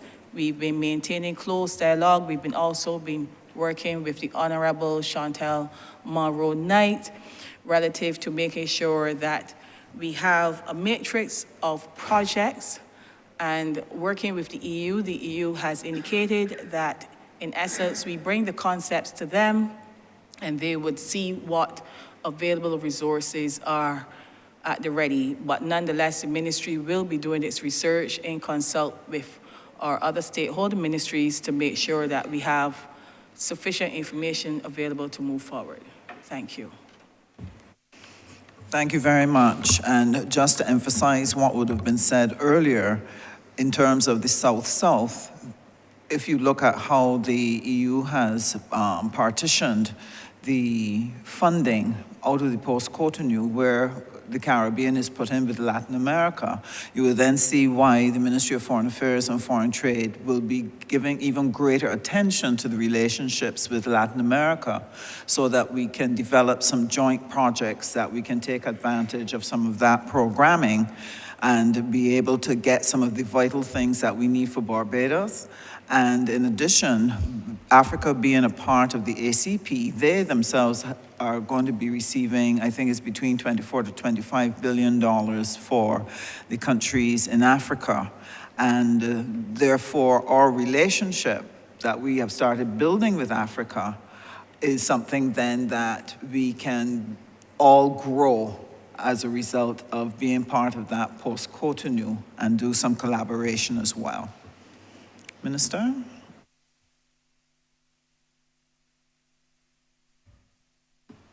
I don't know that I have anything else that I would wish to add to your question, Honourable Member. You had wanted to speak to, you hadn't asked the question. I suggested that I could elaborate by way of our relationship with Africa, but I don't want to go there if you haven't gone. If Chairman gives me that follow-up in terms of Africa, yeah, I mean, the way CPS includes Africa, and Senior Minister, if you wish the opportunity to expand on, of course, the relations we have been developing with our African brothers over the last, 3 years? No, I would simply just say this, Honourable Member. I think that there is tremendous opportunity that now awaits us as we deepen this relationship which we've forged with Barbados, first of all, and by extension CARICOM with Africa. Obviously, it began at a people-to-people, leader-to-leader level, and we in Barbados have seen visits in the life of this administration which were unprecedented. The President of Ghana, the President of Kenya, President of Rwanda. But beyond that, We have recently had the advantage of the Africa Exim Bank coming in the personage of its head, its president, President Orama, to participate for the first time ever in a CARICOM Heads of Government conference, which they did in Bahamas last month, and to make very substantial commitments towards deepening their relationship with CARICOM. In fact, creating, again, for the first time, a platform which is aimed at the process of developing trade on a South-South basis with an entity that is very competent and capable to not only just engage, but to deliver substantial funding assistance. On the table right now, if all of the CARICOM member states sign on, would be a commitment towards $3 billion United States dollars in funding. And as it now stands, there's a guarantee of $1.5 billion. Not the type of money in terms of development funding that is being discussed anywhere else with respect to this region. And it is vitally important, in my judgment, that we now see this as an opportunity to do some of the things that many of you, of our colleagues here today have talked about. I used the example just now when I first started to respond on the question of UNCTAD about the challenge that we do have with respect to moving goods. And in real terms, there must be a shipping line. That has always been a clear understanding, but there's never been any capacity to finance it. So that is, for example, one major type of project that has to happen. Above and beyond that, there's obviously the need to build the air bridge between ourselves and the African continent. And that is, we've already had this type of discussion when the tourism ministry was here in the well, and there are discussions going on with at least 3 entities out of Africa right now between Barbados and that continent. So I simply say that it is an opportunity which has presented itself and which is really going to be concretized by virtue of the fact that the Africa Exim Bank will have its Caribbean headquarters right here in Barbados. So that was the observation I wanted to make. I thank you, Senior Minister, Minister, and officers, and thank you, Chair. Thank you, Honourable Member. Honourable Member for Christchurch East. Thank you, Mr. Chair. Minister Simmons, you had indicated that when you, as a neophyte minister, were involved in trade, CARICOM represented half. I think the word I used was novitiate. I stand corrected. Let the record reflect what the minister said. But you had indicated that the trade with CARICOM represented 50% of our trade capacity, and that now it is 60-something%. So given the importance of CARICOM to trade, what initiatives are there now to encourage, further develop, incentivize regional trade in that area? Well, okay, first of all, the last year's figure would have suggested that 60% of our trade, total exports, goes to the CARICOM area. I think that in some measure, Mr. Chairman, we may have tread on this ground earlier, because part of what we wish to do, obviously, is to deepen the relationship with certain key entities within CARICOM. Obviously, the question of Guyana and Suriname becomes a critical part of that discussion. With respect to our exports, again, when Minister Colin Jordan would have raised the question about movement of people, I think that in a sense it also speaks to this issue. We do a large amount of our work via our business, via the movement of services and not so much goods. Yes, we want to increase the amount of goods that we sell into the region, but let me speak a little bit first of all to the question of moving services. There are a number of, in fact, you know what, I'm going to use this approach to it. We have, in my judgment, to take very seriously the opportunities that present themselves for us to better sell our services, not only into CARICOM, but, Honourable Member, quite frankly, into the wider world. CARICOM is perhaps the starting ground. Perhaps you might wish to see it, for want of a better way of putting it, as the practice wicket. We have a revised Treaty of Chaguaramas which creates a set of rules and regulations within which we will trade in services, and which we do follow. But we must now be able to take those same services that we sell, whatsoever those services are. In your case and in mine, it could be legal services. In other cases, there's a whole range. There's ground transportation. We are doing home porting in Barbados. We do efficiently, at world-class level, a business via ground transportation that is not replicated anywhere else in the Eastern Caribbean. We take passengers who arrive here on a wide-bodied aircraft. We create an artificial bubble by having large tour buses meeting them at the foot of the aircraft. We transport them down to Bridgetown, where they are processed and placed on a cruise ship, and the reverse is done on the way back up. That type of facility is a service strength that can be sold not only into other places of the Caribbean, but equally can be sold outside of the Caribbean, outside of CARICOM. I need not tell you, Honourable Member, about the skill sets of the professions, because you are part of the professional class in Barbados, and you will know whether it is engineering, law, medicine, etc. There's a range of professionals who leave this country on a week-by-week basis and go to sell their services across the Eastern Caribbean. And again, we have to so manipulate trade relationships that we allow for those services to be sold beyond the borders of CARICOM. Culturally, we were able to define in an economic partnership agreement the ability to move, or our cultural practitioners to move and sell their services into Europe. That we have not put the kind of muscular tissue behind that opportunity is no fault of our cultural practitioners. It, quite frankly, is a failing that we have to confront as a country.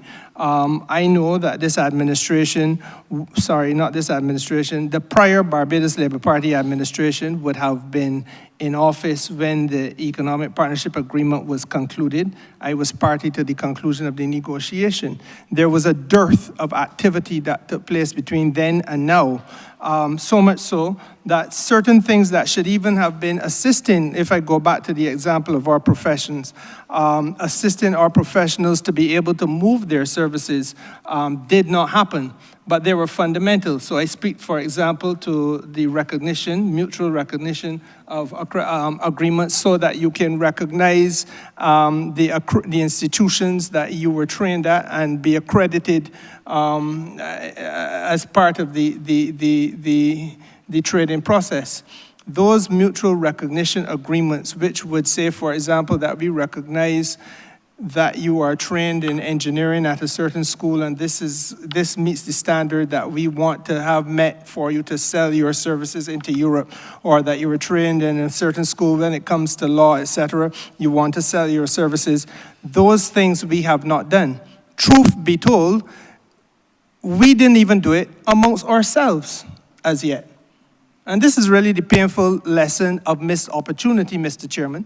So that the Honourable Member to whom I am responding, and myself, are members of the legal profession. CARICOM would see, as of right, members of the legal profession within CARICOM moving freely between CARICOM member states, subject to accreditation. But there is not a single lawyer in Barbados who has been accredited in Suriname, to the best of my knowledge, information, and belief, and I suspect vice versa. So that if we have failed to do these things amongst ourselves, it is not likely that we're going to be able to break in to the Dutch Antilles to do business, nor is it likely that we'll be able to break into the Kingdom of the Netherlands to do business. And those are the ways in which the services sector, traditional services sector, has been failed. I think we must also not just see ourselves as we are now, but what are the services that we want to move tomorrow. web design, applications design, software. Those are things that all of our young people are now not grappling with, but living. And we must be in a position to make sure that our trade agreements enable those young people in particular, all in young, but enable those people in particular with that type of interest to be able to penetrate new markets. Now, if I could speak even more candidly about some of the concerns that I have. At the heads meeting in the Bahamas, we had the opportunity to interface with Prime Minister Trudeau. And Prime Minister Trudeau would have been requested by some of the heads, and I think very well-intentioned heads of government, to allow for there to be easier access to the Canadian market by way of the granting of visas, et cetera, et cetera. And while there is room for that type of discussion, the truth of the matter is that we now have to be willing as a region, and I suspect this region is got to be led by some country, and I see no reason why it cannot be Barbados, quite frankly, to say that the time has come when we have to be more robust in the type of trade relationship that we want with major trading partners, specifically Canada and the United States of America. In the case of Canada, our trade relationship is rooted in an agreement, an arrangement, called CaribCan, which came into force in 1986. It is an arrangement which is rooted on preferential treatment being given to Barbados and the English-speaking Caribbean, non-reciprocal access to their market. So we don't reciprocate. They would take what we have, and they determine what they're going to take from us. So that there may be some textiles, there may be some, the basic commodities. But nowhere in that arrangement is there services. So that all of those categories that I just spoke to you about, Honourable Member, ground transportation, expertise at world-class level that we've built out in this country, not one of them can function in Canada. The professionals, Mr. Chairman, same challenges would confront them. The web design, application, creation, software, et cetera, we have world-class health workers in Barbados, same challenge would confront them. And you can go on and on. So that if you're going to seriously look at the relationship we have with Canada in terms of services, which is supposed to be our area of strength, then we need to be seriously looking at how best we can redesign not the arrangement we have with Canada. And it is an arrangement in which the Prime Minister of Canada will determine whether he goes to the WTO and asks for a waiver in order for it to continue, rather than what we need to have, which is to say an agreement rooted in law, which says that these are the terms of the trade agreement, and these are the terms in which we access Canada's market with the following types of services and or goods. And I would go further. It has to be sufficiently mature that it takes into account the imbalance in terms of size and capacity to trade in the same way that we have been able to do that with the Economic Partnership Agreement in Europe, so that there was, with Europe, an asymmetrical market access that allowed for us to get our goods and services into Europe if we had cared to capitalize on it, which we failed to do, but get our goods and services into Europe without them having the same degree of access immediately. And then after a period of time during which our people would have had a chance to grow, become more competitive, become more familiar with the nuances of the marketplace, and therefore be able to stand on their own 2 feet over there, then there would have been the inward flow of goods coming from Europe. We have, sir, failed to do that between 2008 and 2023. It is a burning, crying shame. And the reality is that if we are not careful, we will replicate that failure. And it is my judgment that it is not only true of Canada, it is also true, sir, of the United States of America, where we have a similar arrangement called the Caribbean Basin Initiative. And in that Caribbean Basin Initiative, again, preferential, non-reciprocal arrangement handed to us or gifted to us by President Reagan. The Congress of the United States would have approved it in 1986, I believe. Reagan would have committed to it in 1984. But we are talking about preferential access of duty-free goods, and it has been a very limited value. It needs now to be reassessed, and again, taking into consideration those areas which are areas of strength for us, and among those areas of strength must be a serious conversation on the services sector in Barbados. Because we, as you well know, Honourable Member, are spending millions of dollars training our people to become top-line graduates of university in a number of areas, whether it be health, whether it be education, whether it be the professions, you name it. But they are not able to access, as of right, the United States market or the Canadian market in order to sell those things that those skills that they possess. And for each one of them who are unable to do that, we are bereft, or we are losing opportunities for foreign exchange. In the case of Canada, I had a chance to have to look at it the other day. Canada, sale of services into Canada by the United States of America was over 60 billion, with a B, United States dollars last year. And there's really no reason why we should not be competing in that space. I would agree that we're not going to be able to compete with all the services that the United States may sell. But the fact of the matter is, if we are seriously interested in building out skill sets in Barbados, and we obviously are because we invest heavily in it financially, we must then, in terms of training, we must then find markets for those people who are trained to be able to bring returns to the country. That's just my view. And I feel that I should give the opportunity for the Director of Trade and the Director General of the Productive Sector to share their thoughts, if any.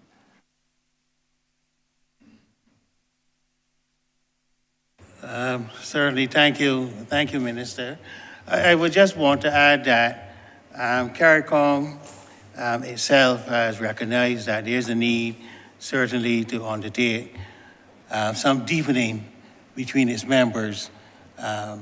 Overall, about 17% of trade within CARICOM is actually inter-regional trade. We import most of our goods from outside of the region, so there certainly is a need to substantially increase trade within the region. And there are a number of initiatives going on at the moment. I believe Minister Husbands would have spoken before about SimSupro. That is one of the initiatives which hopefully, if it is utilized fully by all importers and exporters, we should certainly see an increase in goods being traded within the region. But there's also at the technical level work going on in terms of the revising the common external tariff. And the purpose of that is certainly to ensure that regional goods are protected within the common market while ensuring that consumers do not pay excessively high duty on goods which are not produced here. But that as well will certainly see an increase, or is intended to get an increase in trade within the region. I should also add that there's also the rules of origin criteria that is being revised as well, and that is to deepen the type of production which we have within the region and to ensure that there's higher value added, because the higher the value, certainly the more benefit it will be for the region, more profits for regional businesses. So I think that those three initiatives I wanted to highlight at this stage. Thank you. Good afternoon. I would just expand a little more on some of the initiatives which the Director General has identified, as well as some of the other initiatives in place relative to increasing trade and improving the regulatory framework within CARICOM. Most of these discussions take place within the Council for Trade and Economic Development. So SimSupro, or the CARICOM Integrated Marketplace and Suspension Procedure, that is a website which has been created, I believe, by the Republic of Suriname. It has been handed over to CARICOM. It was officially launched last year in September. And it's a medium whereby all producers in CARICOM can upload details of the products which they produce. It is a framework to bolster intra-regional trade, but it's a public site, so it's also available to persons from outside of CARICOM as well. And the onus really is for every single member state in CARICOM to populate the website with the information on the producers so that they can take advantage of the opportunities there. As it relates to the CET and the rules of origin, yes, the Director General would have spoken to that issue, and we need to have a common external tariff in place. And this tariff is applicable to third states, and it also applies in instances where goods produced in CARICOM do not meet the agreed rules of production. So as he indicated, you would get the requisite protection, and it's also intended to help bolster trade and production, innovation, investment, and revenue when you need. Once you put it in the right spot, that will be done. As it relates to the regulatory framework, work is being completed on the rules and regulations for the mergers and acquisitions regime. We recognize as it relates to competition policy, we need an effective framework in place, and rules and regulations therefore are pivotal. And I'm pleased to say that Barbados has been leading the charge in this area. I believe the Fair Trading Commission has been chairing this process on behalf of the region. Also, as it relates to public procurement, the regional market is untapped as it relates to public procurement. There are public procurement portals which each member state in CARICOM is supposed to have. Those portals, I believe, were created with funding which was made available by the European Union. And through these portals, each country is supposed to upload those procurement opportunities so that there is transparency and information is made available to all CARICOM member states to access those opportunities for trade, especially as it relates to small businesses. It provides opportunities for collaborations in order to meet those procurement requirements. So Barbados would have signed the procurement protocol, I believe, in 2019, but the regulations and the rules have to be finalized. There's also the Trade in Animal and Animal Products Protocol. It was very interesting to note that meat comes into the region from as far, I believe, as New Zealand and Australia, and the appropriate framework was not in place in CARICOM to allow our members to trade chicken between Barbados and Guyana or St. Lucia. So that process too is being finalized. You would have heard earlier this morning about the 25 by 25 program, which is being pushed by the CARICOM private sector organization. That organization brings together a wide cross-section of the private sector, and they also are the main interface with the CARICOM bodies as it relates to the private sector interests. Now, that program is intended to reduce the volume of value-added imports as it relates to agro-processed foods into the region by 25% by 2025. And it must be made clear that under this arrangement, the region is not planning to ban the imports of any commodities from any countries. The regional market is big enough for sufficient players from within and outside to participate. And through this framework, we're looking to encourage investment from within, from outside, create opportunities for value-added production. This would, of course, lend itself to increased employment and revenue generation within the region. A similar path is being taken as it relates to industrial goods. We're now in the initial stages. We've managed to identify a couple products where studies are being done. There are about 3 products. One is more value-added industrial, but work is continuing, and we're looking to see for these products how we can increase production security for businesses in the region. And the last point I would wish to mention at this time right now would be an initiative by the ministry where Honorable Minister Husbands would have initiated a process of informal consultations with her colleagues in CARICOM with a view to move the CARICOM agenda forward, regional integration, creating real opportunities for increased trade amongst member states bilaterally. And I'm pleased to report that it is a lead up from a process where we've been meeting with subsets, but I believe in September last year, Minister, we would have had an informal meeting which was chaired by St. Kitts and Nevis, and the results of that meeting will be coming to a special meeting of the Council for Trade and Economic Development, I believe, on the 8th of March this week. So those are just a few of the initiatives which are being rolled out by the Council for Trade and Economic Development. Senior Minister would have mentioned already the issues related to shipping. There's the issues related to scale, and COVID-19 showed us that within the region, we really needed to increase our efforts as it relates to production and food and nutritional security. And we hope that through increased opportunities for trade in the region, scale can be ramped up, and this can redound itself to reduce costs of goods in the region. And with increased trade, you may find that the shipping issue may be resolved to some extent, but we are keeping our fingers crossed. I rest. Thank you. Thank you. No further questions. I'm sorry, I was just going to say that in order for those initiatives to work, it is necessary now to work with your enterprises to get them to think and operate export-oriented, help them to build capacity so that they're able to take on those markets, because I believe it is the way in which we're going to build regional enterprises that have some scale that will give us capacity then to take on Africa or to take on Latin America.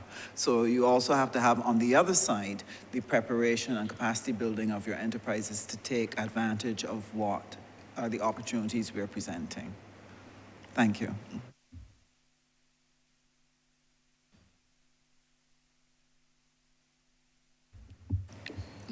Thank you. Honorable Member for St. Michael South Central.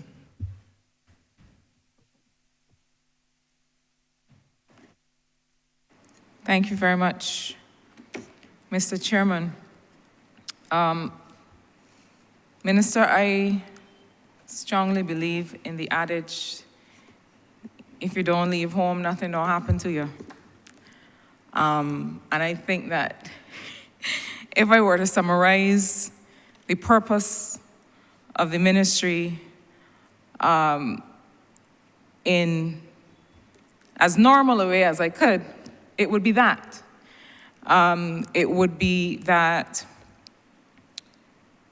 a country the size of Barbados, that I dare say for the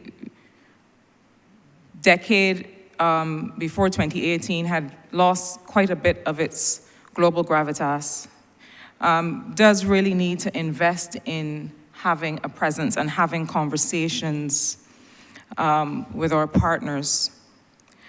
Now, I'm going to start with a very specific question, a very specific issue for the people that that we all represent.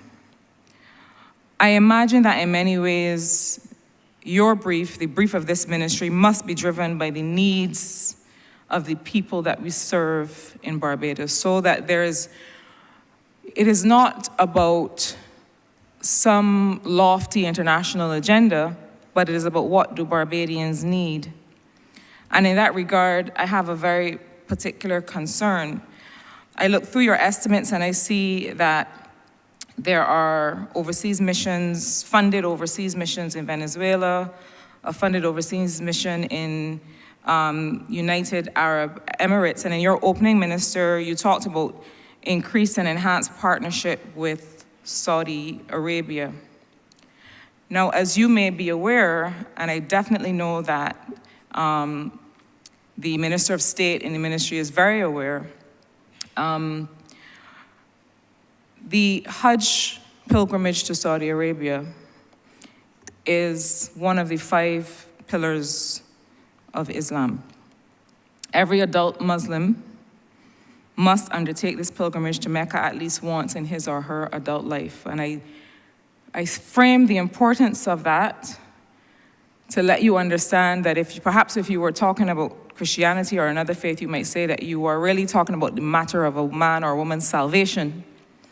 And I don't think that as a government we want to play with that idea.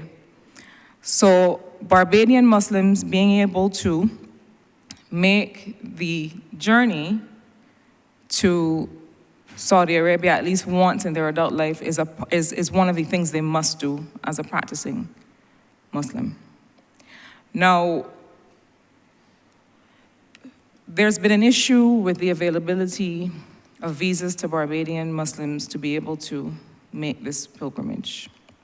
And it is not, I raise it here to have an opportunity to ventilate the issue. I do not consider it an administrative matter, and I do not consider it minutiae. I consider it something that occupies the attention and the anxiety of many of the Barbadians that we represent. Now, it seems the rest of the world is able to do this online, or at least many countries are. I believe that there was an attempt by several Barbadians to do it online, and it was not successful. And the reason I raise the issue of the overseas mission in Venezuela is that I believe that it means that there still needs to be travel to Caracas to be able to undertake the process. Now, we know that because of recent events, being able to engage with Caracas for these kinds of issues is also not as straightforward as one would think. I want to hear from you, bearing in mind that when we engage with other countries, we have to bring to them the things that occupy our citizenry. I had raised this matter in previous discussions when we were engaging Saudi Arabia on other matters. And I do not think we have been able to get it resolved. The last season of Hajj, I believe, was the one in which no Barbadian was able to make the pilgrimage. And this is serious for the Muslim population.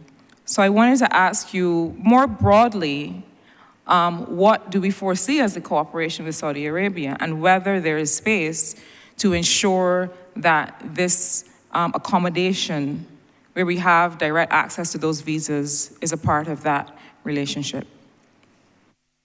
Well, Honourable Member, I want to say to you, first of all, that I'm in philosophical alignment with you on the importance of the matter you're raising. The specifics of the circumstances were not known to me personally, but I am in philosophical alignment with you on the matter. I think it would be more accurate to say that I couched my opening remarks more broadly than just Saudi Arabia, because beyond the kingdom, what we are really seeking is an enhanced partnership with all of the Gulf states. But out of an abundance of deference to the specific nature of your question, I'm going to invite P.S. Rudder to respond to the material particulars which are confronting. Thank you, Minister. I shall do my best. Yes, this has been a problem. Sourcing visas for Barbadian nationals wishing to go to the pilgrimage has been an ongoing problem for which we have continuously made representation. There are, of course, as you would know, Honourable Representative, several countries with which Barbados has visa abolition agreements of different types, and this would have been an approach that we would have attempted to make also in this regard, if only specific to this holy time. The success has not been achieved. I was told, though, a little earlier this year by one of the leaders in the Muslim community here in Barbados that some accommodation had been reached. But the specifics of that I am not able because I didn't receive all the information to share here today. But it's something that Barbados, as a government, the ministry, as a ministry representing the interests of our nationals, that we will continue to pursue until we can have a sustainable solution to it, and not a sort of patch and fix for 1 year or another.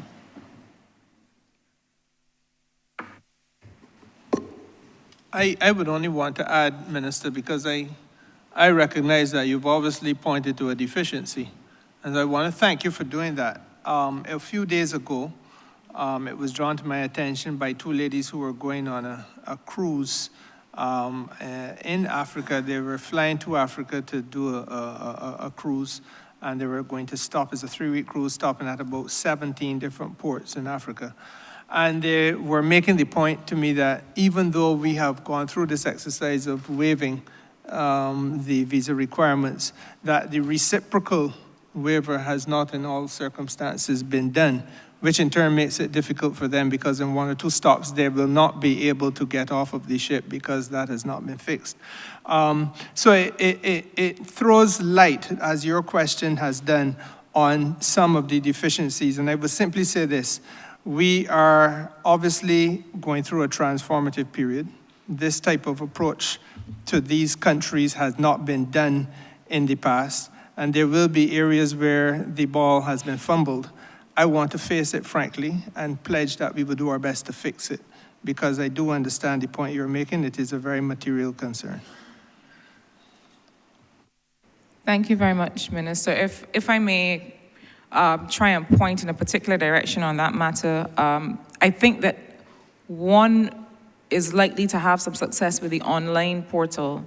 There are countries that have access. I see no reason why Barbadian nationals could not similarly be one of the countries that is able to simply go online and access a visa. Of course, this is your wheelhouse more than mine, so there may be considerations that I'm not aware of, but it may be worth looking into. On my second question, I thank you for the commitment to address it. My second question, I want to return to something that has been fairly ventilated in our discussions so far, but I want to focus on one particular approach to or function of CARICOM. We've spoken about free movement. We've spoken about generally what is on the CARICOM agenda. But it seems to me that, and there are many young people who raise the issue of the role of CARICOM and its usefulness in a future Barbados and in a future Caribbean, is something that is interestingly on the lips, on the minds of many young people, as we think about what should Barbados' integration into the world continue to look like. I've always thought, having worked myself with the Caribbean single market and economy, and having very much enjoyed doing so, I've always thought that the effort of those who work within the organs of CARICOM seems not to match the output. There's a tremendous amount of effort that goes into a lot of the work that goes on within the institution, and there's a tremendous amount of talent within the organs of the institution.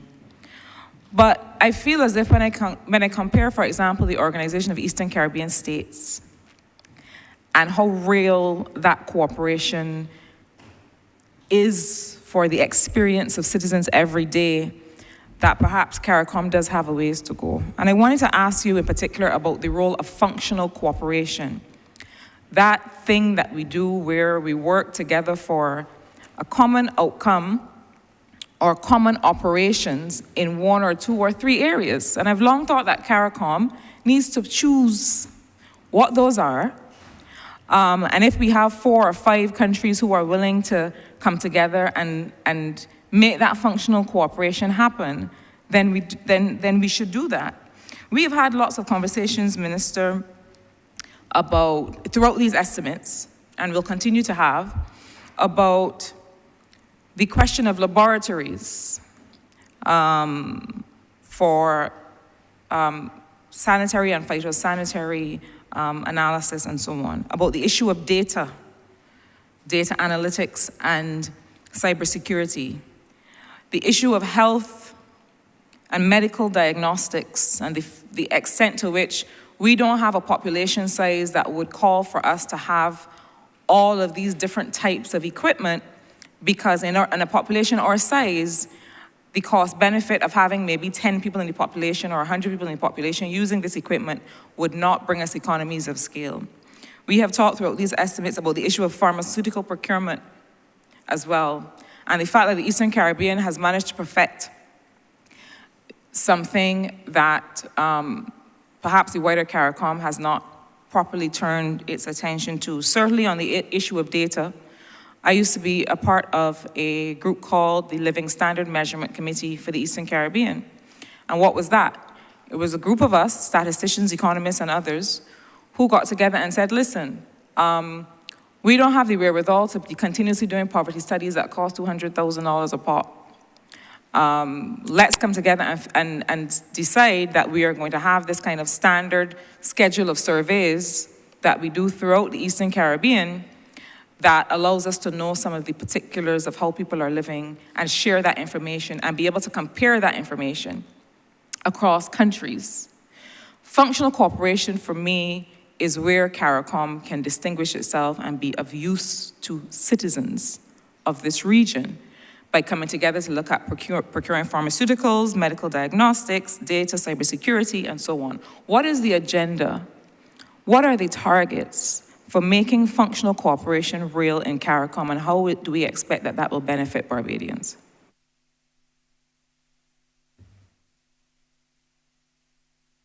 Before you get an answer from me on this particular question, I do believe that PS Rudder wanted to circle back to your previous question to just add something else. PS. Thank you, Senior Minister Simmons. You moved so quickly, Ms. Cadell, that I just wanted really to reiterate that it's the recognition of your frustration and that of the, which is obviously you're representing the concerns of the Muslim community in Barbados about the fact that we cannot get visas or the same access to other countries. I just want to emphasize that this is, Barbados, the ministry will continue to make the representation. At the end of the day, it is a sovereign decision by the Saudi government, just as Barbados makes a decision that we don't provide visa-free access to many countries. We've expanded the group, but we don't do it for everyone. And just the same way that Barbados gets visas for certain is visa-free for certain countries, while others have to apply and be granted or not. But the real point I want to make is that often this comes from a strength of relationship and an understanding of the sharing of the needs between the two countries. And Barbados is working to build its relationship with Saudi Arabia. This is part of the non-traditional areas where we have expanded externally in our external engagement. We're focusing on a lot of matters of technical cooperation, funding, finance, air services, you name it. I feel that the growth of the relationship, the strength of the relationship should lead into that area also. And certainly we'll work to make it happen. Thank you for coming back on that. Minister, before you answer the second question, I just want to clarify that for years, Muslim Barbadians have been traveling to Saudi Arabia for Hajj. So this is not a new ask. This is something that has been interrupted. And I believe that it was last year that was the first time that no Barbadian was able to travel. So just to clarify for those who may be listening, that we're not asking for a new visa arrangement. I think we're asking for the operational process to be more accessible, because you will understand that it is more difficult for people to have to themselves travel to Venezuela to be able to have this, this process completed. And to the extent that there is an online facility in place now, I am making the request frontally that we explore Barbados being added as one of the countries that can have access to that online approach. You know, when the minister who's now responsible for investment was having conversations with the delegation from Saudi Arabia in the area of tourism and other areas of cooperation, I said to him, quite frankly, that we have to be able to represent the concerns of Barbadians today. We have to be able to make representation for the things that they are asking of us today. I know that sometimes we feel that we are negotiating these kind of lofty matters, but I would not want to see us come away from the negotiating table or the partnership table without also impressing upon our interlocutors that there are things that we need and we are asking. We are a sovereign nation with the right to be able to express the needs of our country and the people who live here. And I would simply ask that we live by that principle. Thank you. Minister, if I could now, because as I said, I am entirely aligned with you philosophically on the issue, and we will have to look at this internally. If I could go to the second question, and let me start by responding there on the basis again of how I feel. And I think you know where I stand on the question of CARICOM and its usefulness. I believe that a strong CARICOM, and I think I made this case already today, a strong CARICOM is absolutely important for Barbados's economic and commercial well-being. I do not know of any economic precedent to be found anywhere else in the world where you have 60% of more of your trade being reliant on that one particular geographical area, and you do not do all within your power to sustain that geographical area and make it stronger, because it is almost like your lifeblood that you are speaking about. Now, where are we? As a small island, 166 square miles, 300,000 odd people, we just cannot do it alone. And so therefore there has to be a deepening of relationship, and CARICOM perhaps is the first point and the easiest point within which we can build these, use the fancy language, multilateral relationships. But what we're talking about is to build a relationship that works for the people of Barbados, your constituents and mine. When you're confronted with shortages of key products, as we have been during the course of all of last year as a result of the Kremlin's war, we had to find assistance from the relationship which we drew from CARICOM and wider Caribbean. Food and production insecurity, again, we drew our support from CARICOM. There are serious issues which this country has had to contend with throughout time and still contending with. And I don't want to say serious issues and then in the same breath necessarily use the example of security, but that quite frankly comes to my mind. And we all know that from time to time we have had to find partnerships with CARICOM neighbors on matters of security and vice versa. So that I start by saying that for me, a strong CARICOM is an indispensable proposition. I then turn to your question of functional cooperation. I think it is important to recognize that there are very limited resources in this region. I think you made that point. And sometimes it is distinctly unhelpful to have 4, 5, 6, 7, 8, maybe 12, 14 countries trying to replicate the same endeavor, because many of us are in a state of financial contingency, and it would be best to merge our efforts. In fact, it probably would be a most desirable practice. And I can give you an example of where I am increasingly coming to the conclusion that we probably should look at the region as opposed to just ourselves. I used to be minister responsible directly for the operation of the Fair Trade Commission.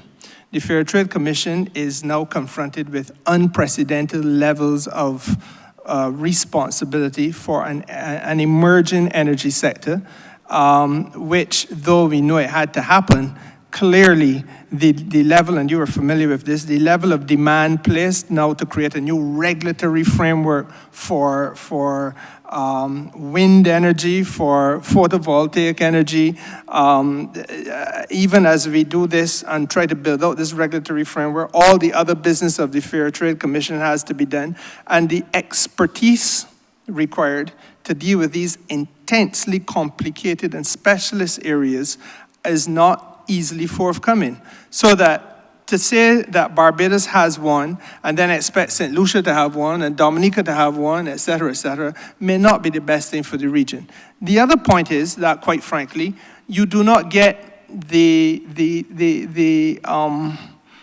for those people who have to function as regulators, they do not get the best scale of experience if you're only looking at what happens within one small destination of 166 square miles. You need to have a wider cross-section of experience to bring out the best of you, and I think that is true. Certainly it is true of the practice of law. The more experience you get as a lawyer, the better you should become. The more experience you get as a doctor, the better and more competent you should become. And that is one of the realities that we have to confront. So that there are clearly some areas where I think you're quite right.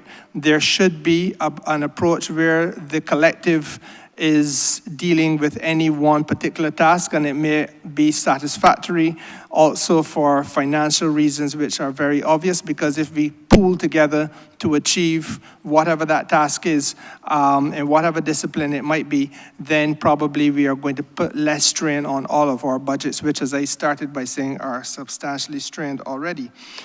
CARICOM has, prior to my becoming foreign minister, and I'm trying to remember now, for the life of me, I can't remember the date, but it would have been within the last 2 or 3 years. CARICOM came to a position where at the heads of government they agreed that I believe if 4 or 5 member states are prepared to embark on a particular venture, then they can go ahead and do this. And when and if others are able to catch up or to step on board, then that can happen.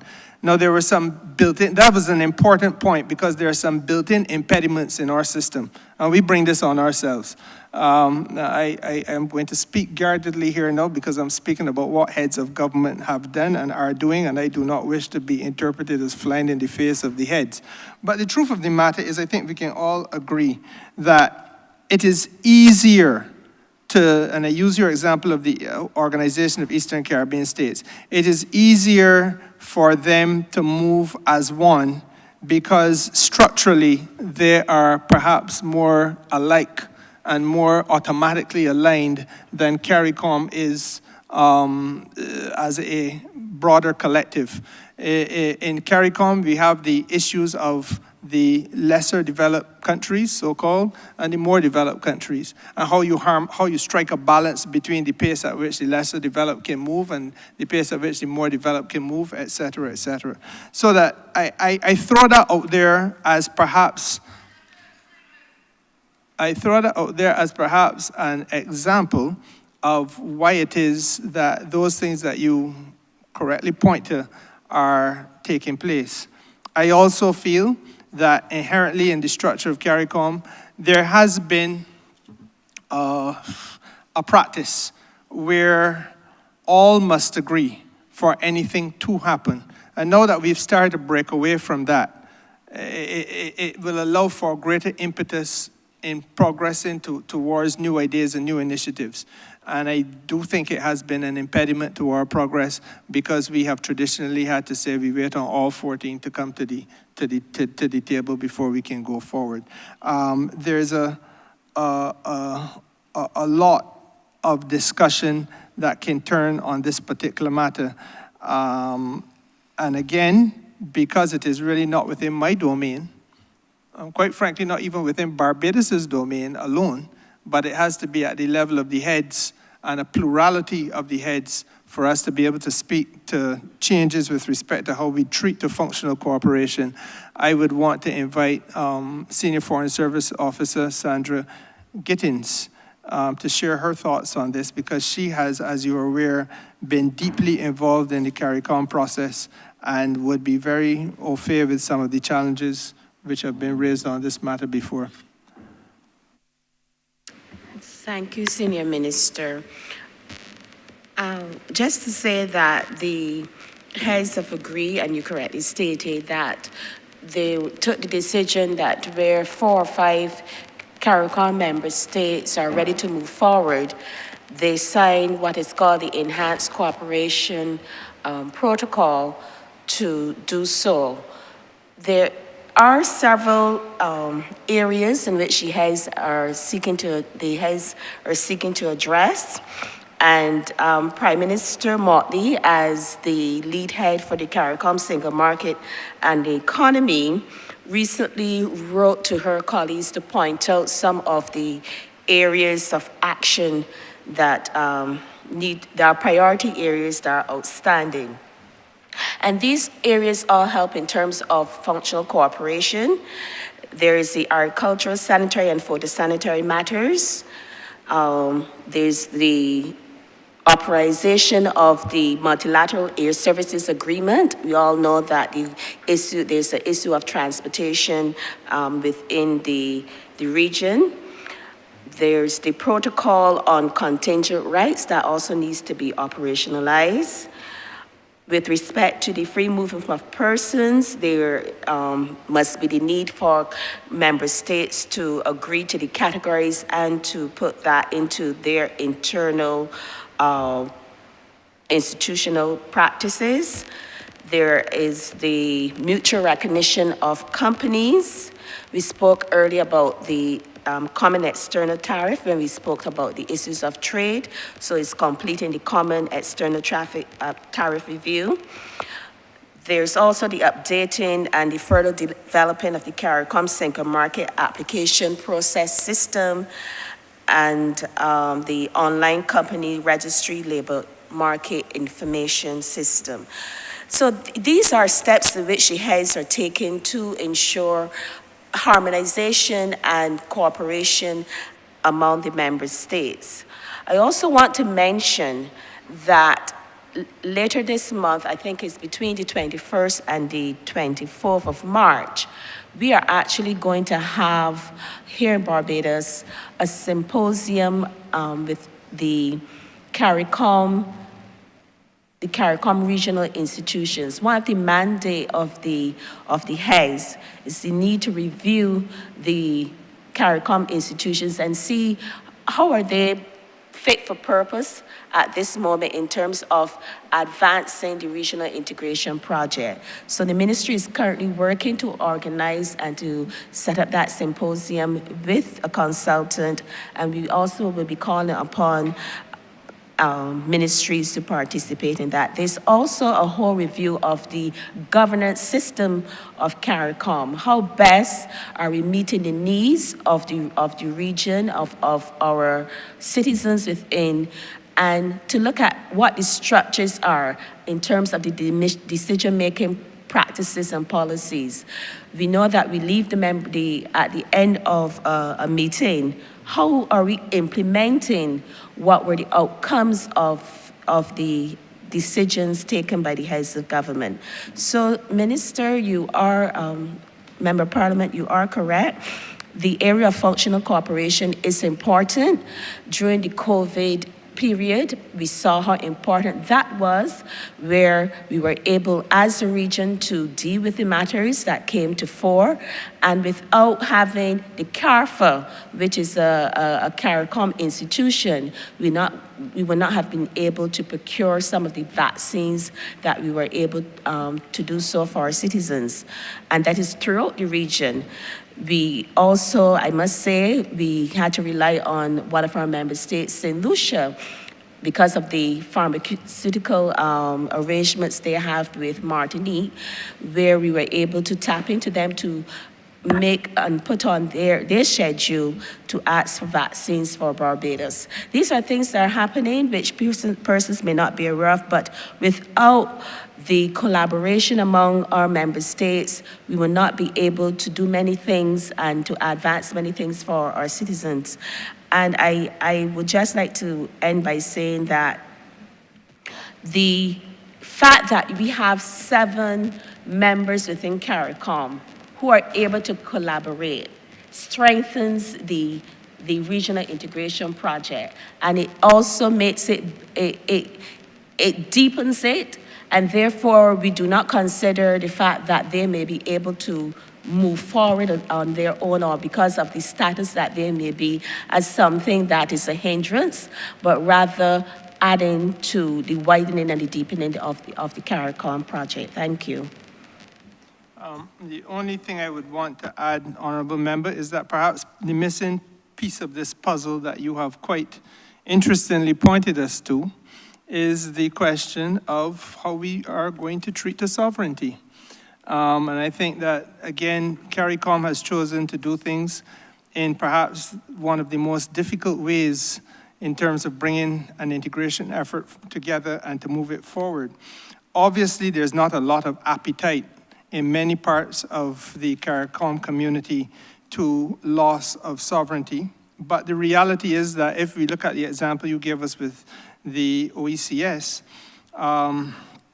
their capacity to come together, for example, and have one central bank, one common currency, and therefore the fiscal policy that must go with that and so on, which must underpin those types of arrangements. Those are conversations which have to be had at a wider level in CARICOM if we are going to see the kind of similarity between CARICOM as it now exists and the OECS as it now functions. I think that is a journey that we still have to go on. It's a conversation, as I said, that a lot of people are not going to be happy to have because many of us prefer to be in complete control of a very small pot as opposed to sharing in something far larger. But again, that is the complexity of the situation. And I believe that, again, this is really a matter that is at a pay grade higher, certainly than mine.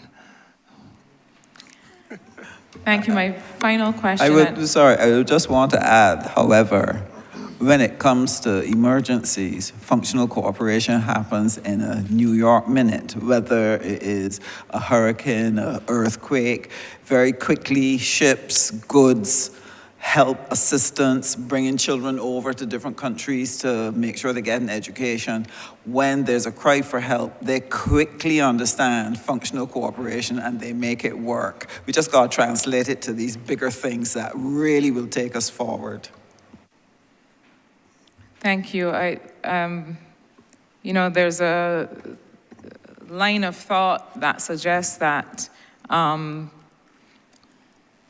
that we do tend to be good, especially in economics. We respond to crisis, and we seem to have perfected that.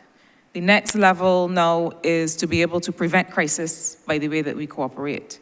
And so I'm hoping that that can be further seen for the benefit of all people. Because when I think about some of our sisters and brothers in the Eastern Caribbean, there are real benefits that they enjoy to the cooperation. And I'm encouraged, I have not heard too much recently about it, but I'm encouraged by the efforts around the single rate for mobile communications. And I hope that these are the real things that CARICOM turns its attention to that can really benefit people where it matters and can keep with them some disposable income so they don't have to pay as much for the things that we do every day so that they can spend their resources on other things. The final question that I have has to do with our approach to technology and the case that we are making to the international community for some of the technological issues that bedevil us. What do I mean? Now, we have continued to have challenges with the way that Barbadians can show up online, the way that we can do business on online platforms. And a lot of that has to do with the fact that those who are making the decisions with respect to technology and the regulation of those tech spaces are in other places, driven by other legislation in other jurisdictions. And really, while this may not be a strict country-to-country bilateral conversation, it really is a conversation that has to take place at a different level. And so we know that the future of trade is really how people relate to each other online. If you're not on Amazon, on Alibaba, on these major platforms, you're not in anything. And for a lot of our business people, that is where they want to be. But there are tremendous barriers to be able to operate equally with other vendors and other business people in those spaces. So my question for you, Minister, is what is the level of representation that we are making to be able to move that needle? What is the capacity for us as a country or as a region to be able to be involved in some of this technology regulation, which is really, as are the Bretton Woods institutions, really controlled by larger powers, but that control is causing our commercial sectors to be at a disadvantage in those online spaces. What is the next step in liberalizing that space so that people here in Barbados who are creating content online, who are trading products online, can truly, really benefit from a global marketplace?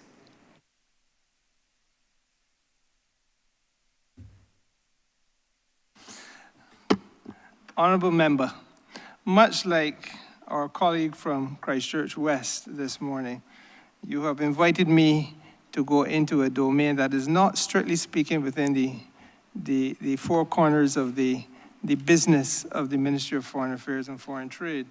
I do know that some of our officers have attended conferences, for example, on the digital economy, and one of them is the Director of Trade, and I'm going to give her an opportunity to share some thoughts if she cares to on this matter. But just out of an abundance of caution, I want to say that a number of the things you've raised would fall within the context of what is being discussed at or should be discussed and the International Telecommunications Union, the Caribbean Telecommunications Union, WIPO, World Intellectual Property Organization, etc. And they fall more within the domain of our friend who is minister responsible for industry, and equally it would fall within the domain of CAIPO. But having said that, you deserve an answer because you're raising a very important matter. Before you rebut, No, I just wanted to clarify that these are matters that were raised during UNCTAD 15. These are matters that are squarely within the realm of trade and development. In particular, because the future of trade is in these online platforms. So it's not necessarily a telecommunications issue, it is a technology issue.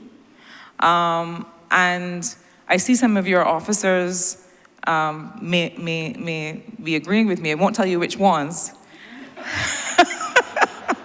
But I do encourage us to turn our minds to the discussion, and I would be grateful for any conversation we can have on that matter. Well, and as you would appreciate, Honourable Member, I have a duty to be guided by my most senior officer. She who sits next to me shares my thoughts.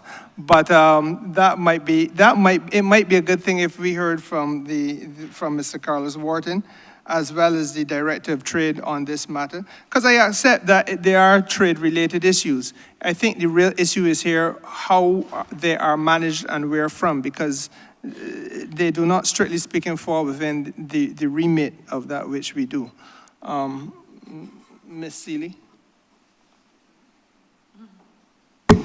Thank you very much, Minister. And this topic is very interesting, having recently participated in a workshop on the digital economy with an emphasis on the legal background of things.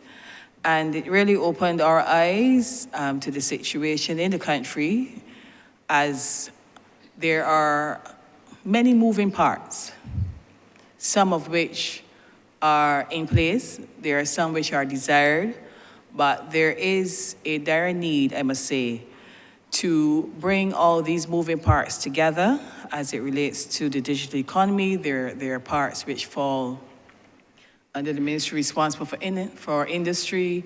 There are parts which fall under customs, parts which fall under the Office of the Attorney General, business. There are many ministries, and the workshop opened our eyes that we would have thought maybe it probably fell within one or two. But at the national level, we would wish to follow up at the appropriate time, and I believe it's sooner than later, on mapping a strategy to implement a digital economy in Barbados, which I believe would take into account some of the concerns you have raised relative to opportunities for businesses, services providers, the security side of things. There's also the acceptance of digitally generated paper documents, business documents. And I think if we want to really transcend Barbados' trade to another level, it would be remiss of us not to seize the opportunity to fully implement the digital economy. One other aspect I would wish to raise is the existence of the Caribbean Telecoms Union in the region.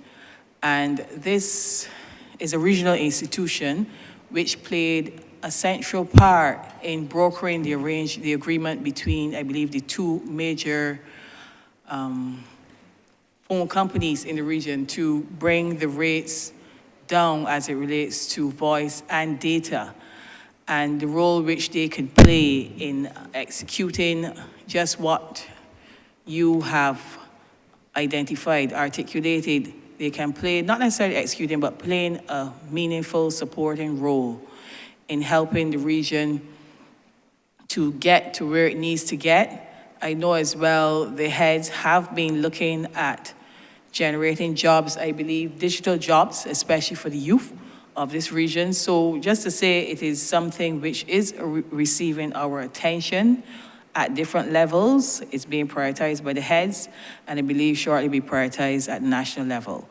I will turn over now to my colleague, Mr. Wharton.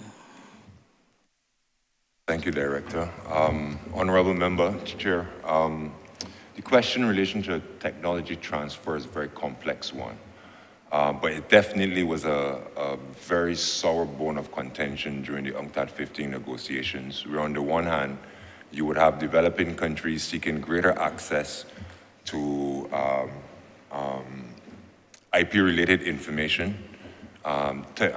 seeking greater access to technologies, and the owners of the technology, often from the developed countries, being reticent in providing such access or source codes.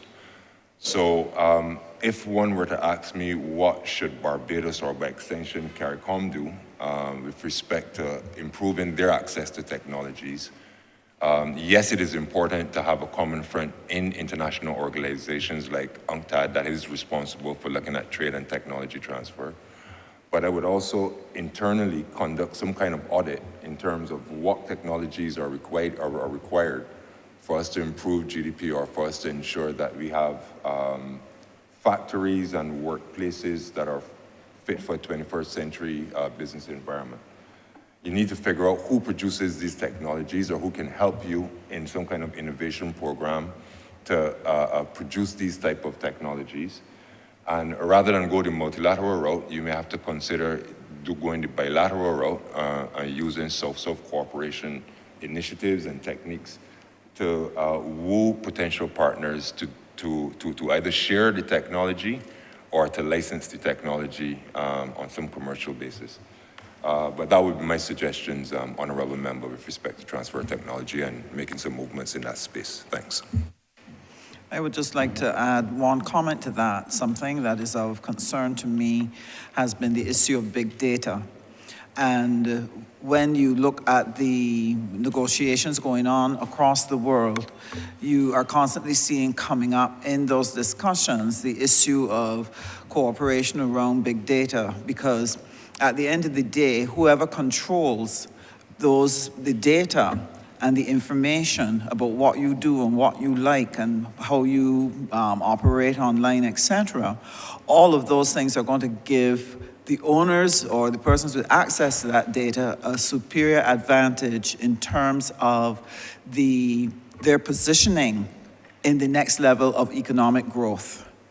And that is what is of concern to me, and that is why I feel very, very strongly that one of the things we need to be carefully discussing with our South-South partners is being able to establish those types of online platforms and to look at how we are going to take control of our data and be able to use it to position for economic growth and development. Otherwise, what will happen, just like in the early days, the control of the ships, the control of the finance led to the dominance of certain countries in the world economic system.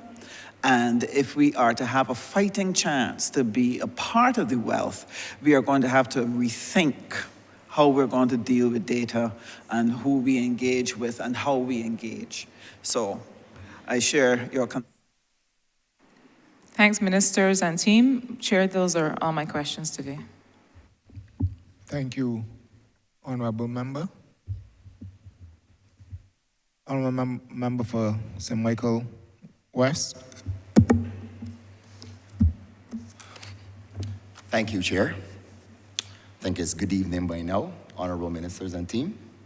Congratulations to you, Senior Minister, on your appointment to what is a very important ministry. So I'm sure there's no question in all my colleagues' minds of the importance of this ministry at this time in our history. They say that uncertainty is a new certainty in this current global environment.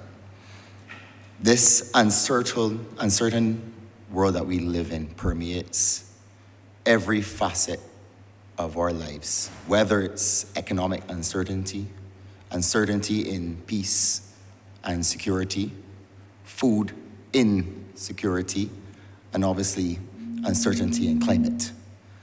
So, sir, there's no doubt in my mind that this particular ministry holds the utmost importance to Barbadians due to these factors. And as you said in the well, for the first time, being in the well for the first time is important in educating and sensitizing Barbadians to this importance, especially for a small island developing state at this time in our uncertain world. So the issue with being at the tail end of the bargain is that most of my questions were already answered. So I just have one question for you, sir. So you're the perfect person, the ideal individual actually to answer this question, specifically because of your previous portfolio as the Minister of Energy. So as a small island development state, we are the least offenders when it comes to affecting climate change, but we suffer the most from the ravages.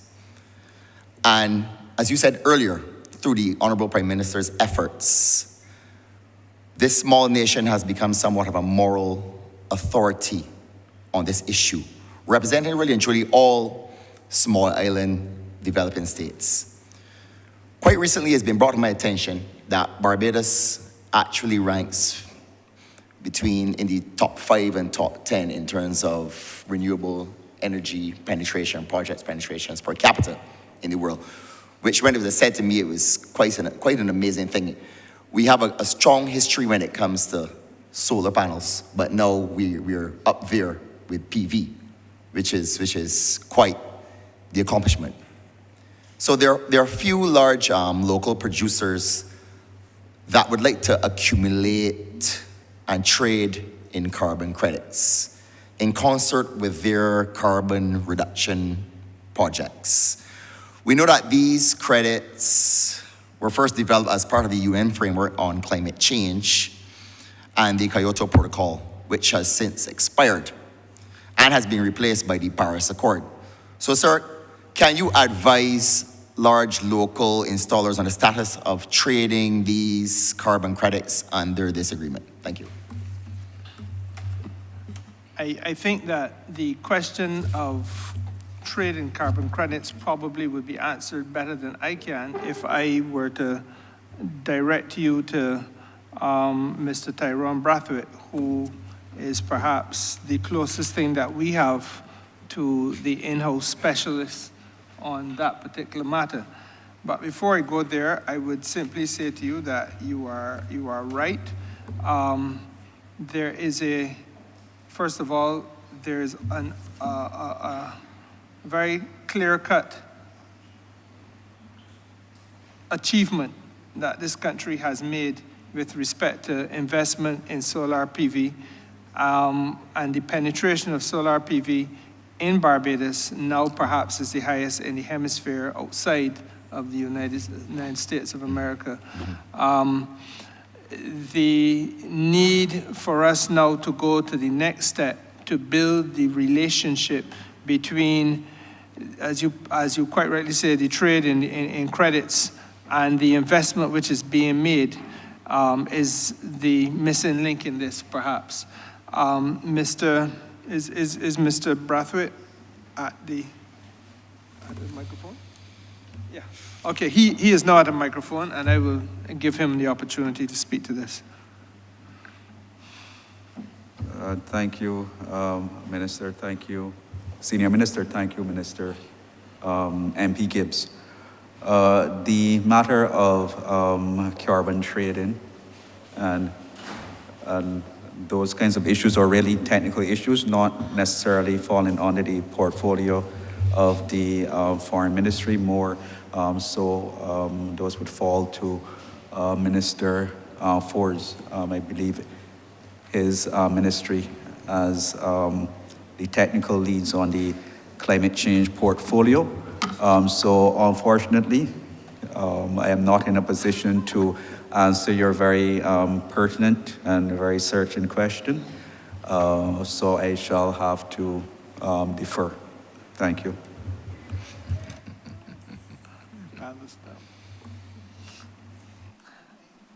Go ahead.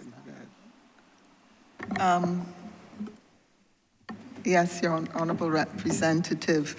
A little bit like the previous questions, this ministry is very much in the forefront of representing Barbados's interests. We know that. We've spent several hours discussing that. What is key in this representation is that there's a coordination and sharing of information between ministries, amongst ministries, so that where the Ministry of Foreign Affairs is at the table, is in the negotiations, what we're articulating are policies which might not be born from this ministry, but which we would have become aware of. And our key contribution in this instance is that we are saying to the technicians who are talking about the trade in carbon credits, we understand what you're saying. You tell us rather what you want, and we will tell you how to negotiate this, or we will negotiate this for you in the national arena. We will work the alliances that Barbados has as a small island developing state, as a member of any other grouping that you might wish to mention, AOSIS, Commonwealth, any grouping where they're like-minded states, where there's a body of, for want of a word, negotiating strength, and we will help negotiate these things.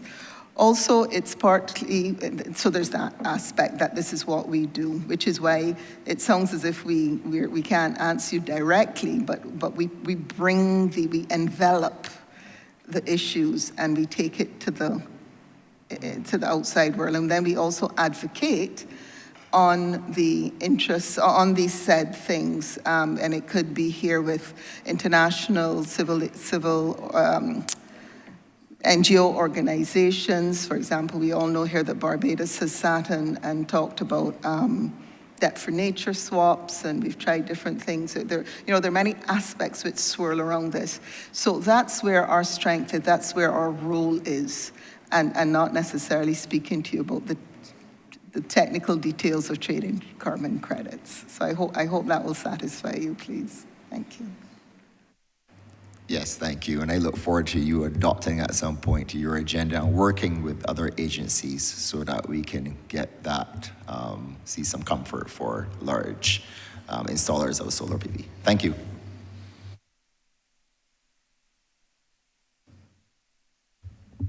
Thank you, Honourable Member. Honourable Member for St. John. Thank you, Chair. I have one question for the ministers, sports related.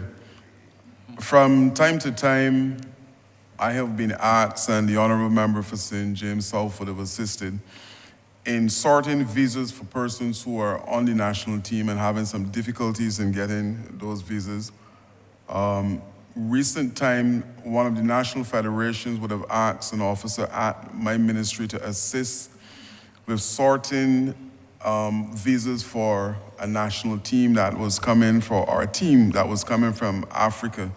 I just want to know the process of having these visas sorted, or which area in your ministry I can link to have a direct contact in a situation where we have one, like I said, a national team member who is without a visa, or two, a team that is coming in and requests assistance in relation to that.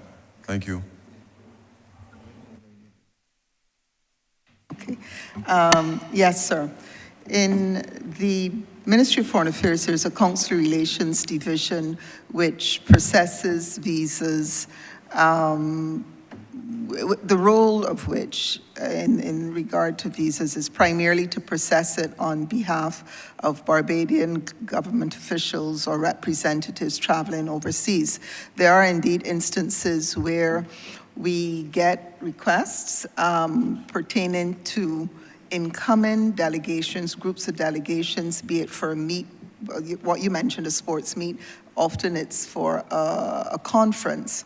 And the ministry is, can be instrumental in receiving those and conveying the request for the visas to the Immigration Department, because at the end of the day, Foreign Affairs cannot issue visas, but we can be the interlocutor between an entity or a country who is seeking to send people to Barbados for an event.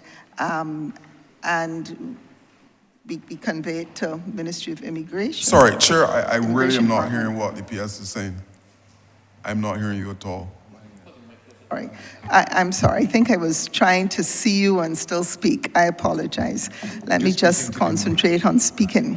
Yes, do that. Speak into the chair and he will listen. Thank you for that guidance, Chair.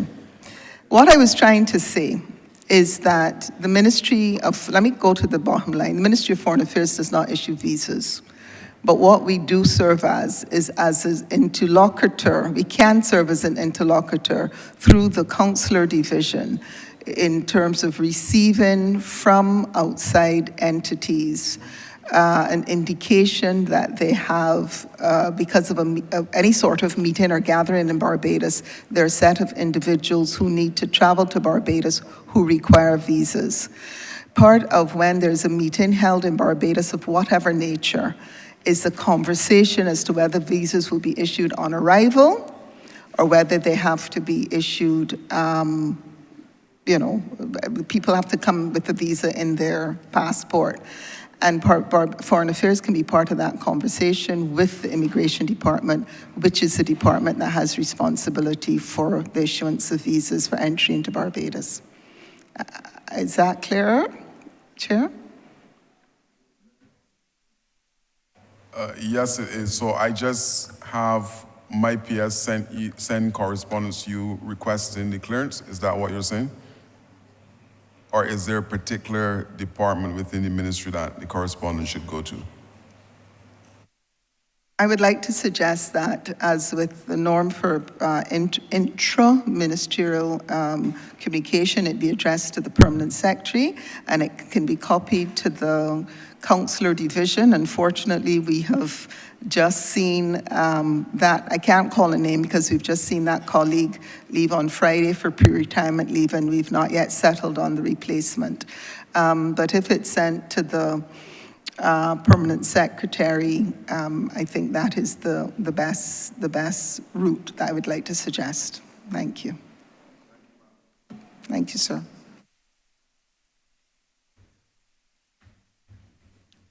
Thank you, Honourable Member. Before the Honourable Minister wraps up, having listened to the entire discussion and to the PS for that ministry a short while ago, I'm still concerned about what is in place for members of parliament. Do we plan to set up a facility, saying that you're dealing with foreign affairs and members of parliament travel from time to time? I know we are accommodated with the use of the Grace Adams suite, etc. But before you get to that point, will there be a facility set up, or could we consider where all members of parliament in terms of traveling would be facilitated? Because applying for a visa sometimes can be the process is very difficult and very tedious. And I believe that if you're at this stage and with this status, that it should be facilitated, does the Ministry of Foreign Affairs have any plans to or could consider setting up a facility that this would be easily facilitated?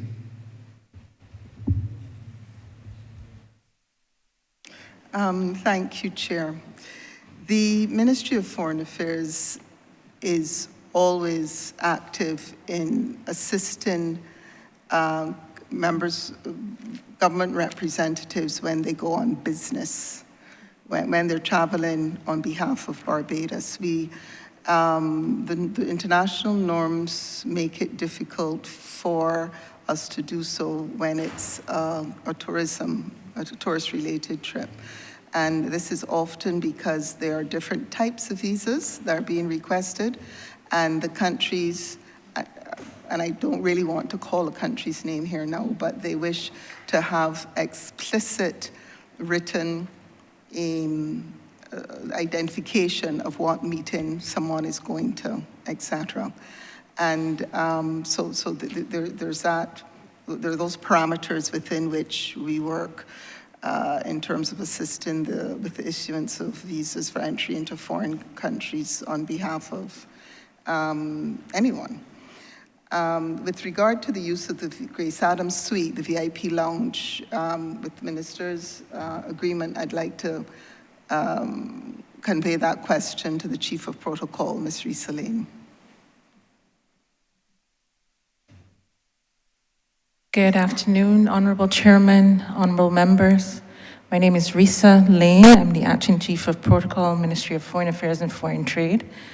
Yes, Honourable Chairman, members of Parliament are allowed the use of the Grace Adams suite when travelling abroad.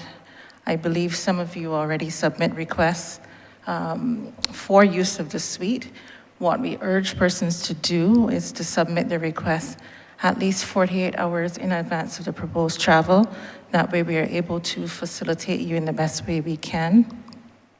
But yes, you are allowed the use of the Grace Adams suite, and I'm not sure if you had any other specific questions in that regard. Thank you. Thank you. Honourable Minister, you may wrap up. Thank you very much, Mr. Chairman, and let me also extend my thanks to all honourable members who participated in this discussion, and obviously also my thanks to Minister Husbands and the rest of the team here with me.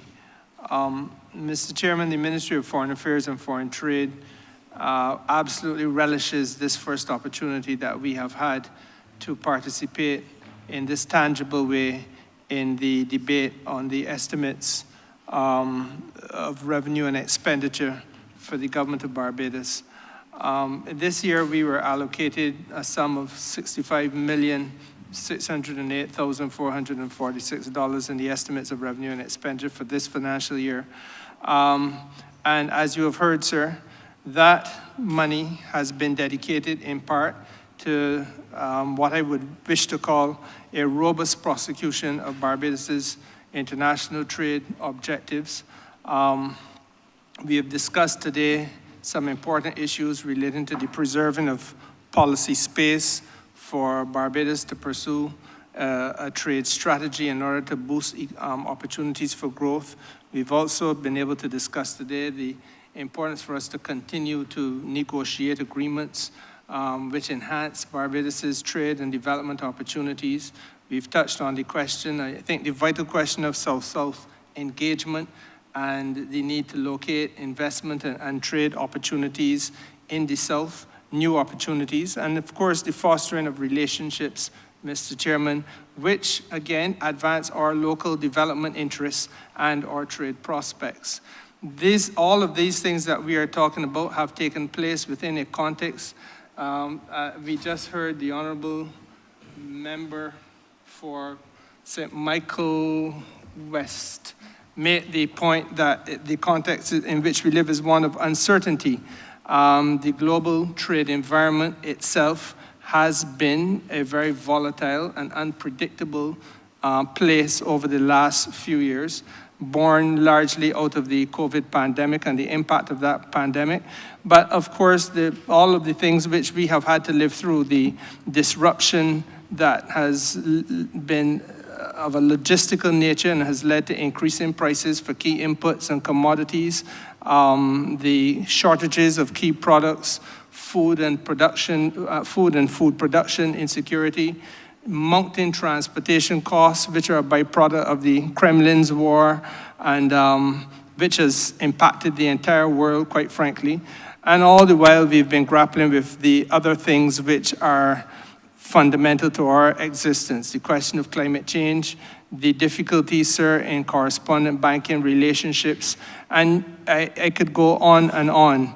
There are a litany of challenges, many of which are unprecedented, but we soldier manfully on with a view to trying to confront and overcome all of them in the interest of the people of Barbados. It is for this reason, sir, that we so relish the opportunity to have had this engagement, because I think if there's been a takeaway today from me, it has been that listening to my colleagues, there are obviously questions being asked out there and being posed in here on behalf of their constituents, which relate to why we do the things we do and the merits of doing the things we do. And I hope, sir, that that has been something that now has been adequately and successfully answered. So having welcomed the opportunity and thanked colleagues for participating, sir, I am now indebted to you for your patience in relating to me as the leader of this team, and for your very competent management of this process. I salute you, sir, and I ask that Head 32 stand part. The question is that Head 32 stand part. All honorable members in favor, say aye.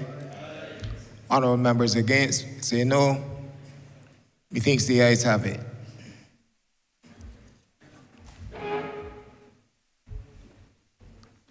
Honorable Member for Christchurch West.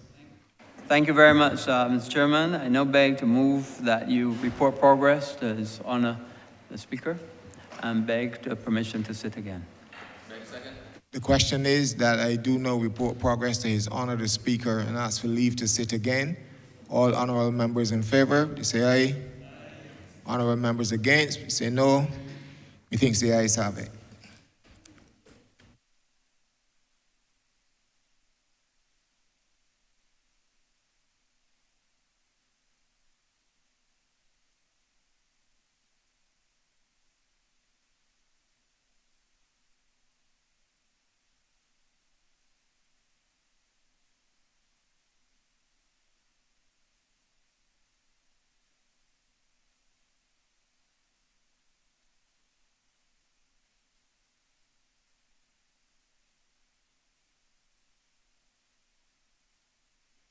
Chairman has reported progress and requests leave to sit again. Honourable Member for Christchurch West. Thank you very much, Mr. Speaker. I beg to move that this honourable chamber be now suspended till tomorrow the 7th, Tuesday the 7th at 10 a.m. The question is that this honourable chamber be suspended until Tuesday, the 7th day of March, 2023 at 10 a.m. in the forenoon. All those honourable members in favour, please say aye. Those against, please say no. We think the ayes have it. This honourable chamber stands suspended until Tuesday, the 7th day of March, 2023 at 10 a.m. in the forenoon.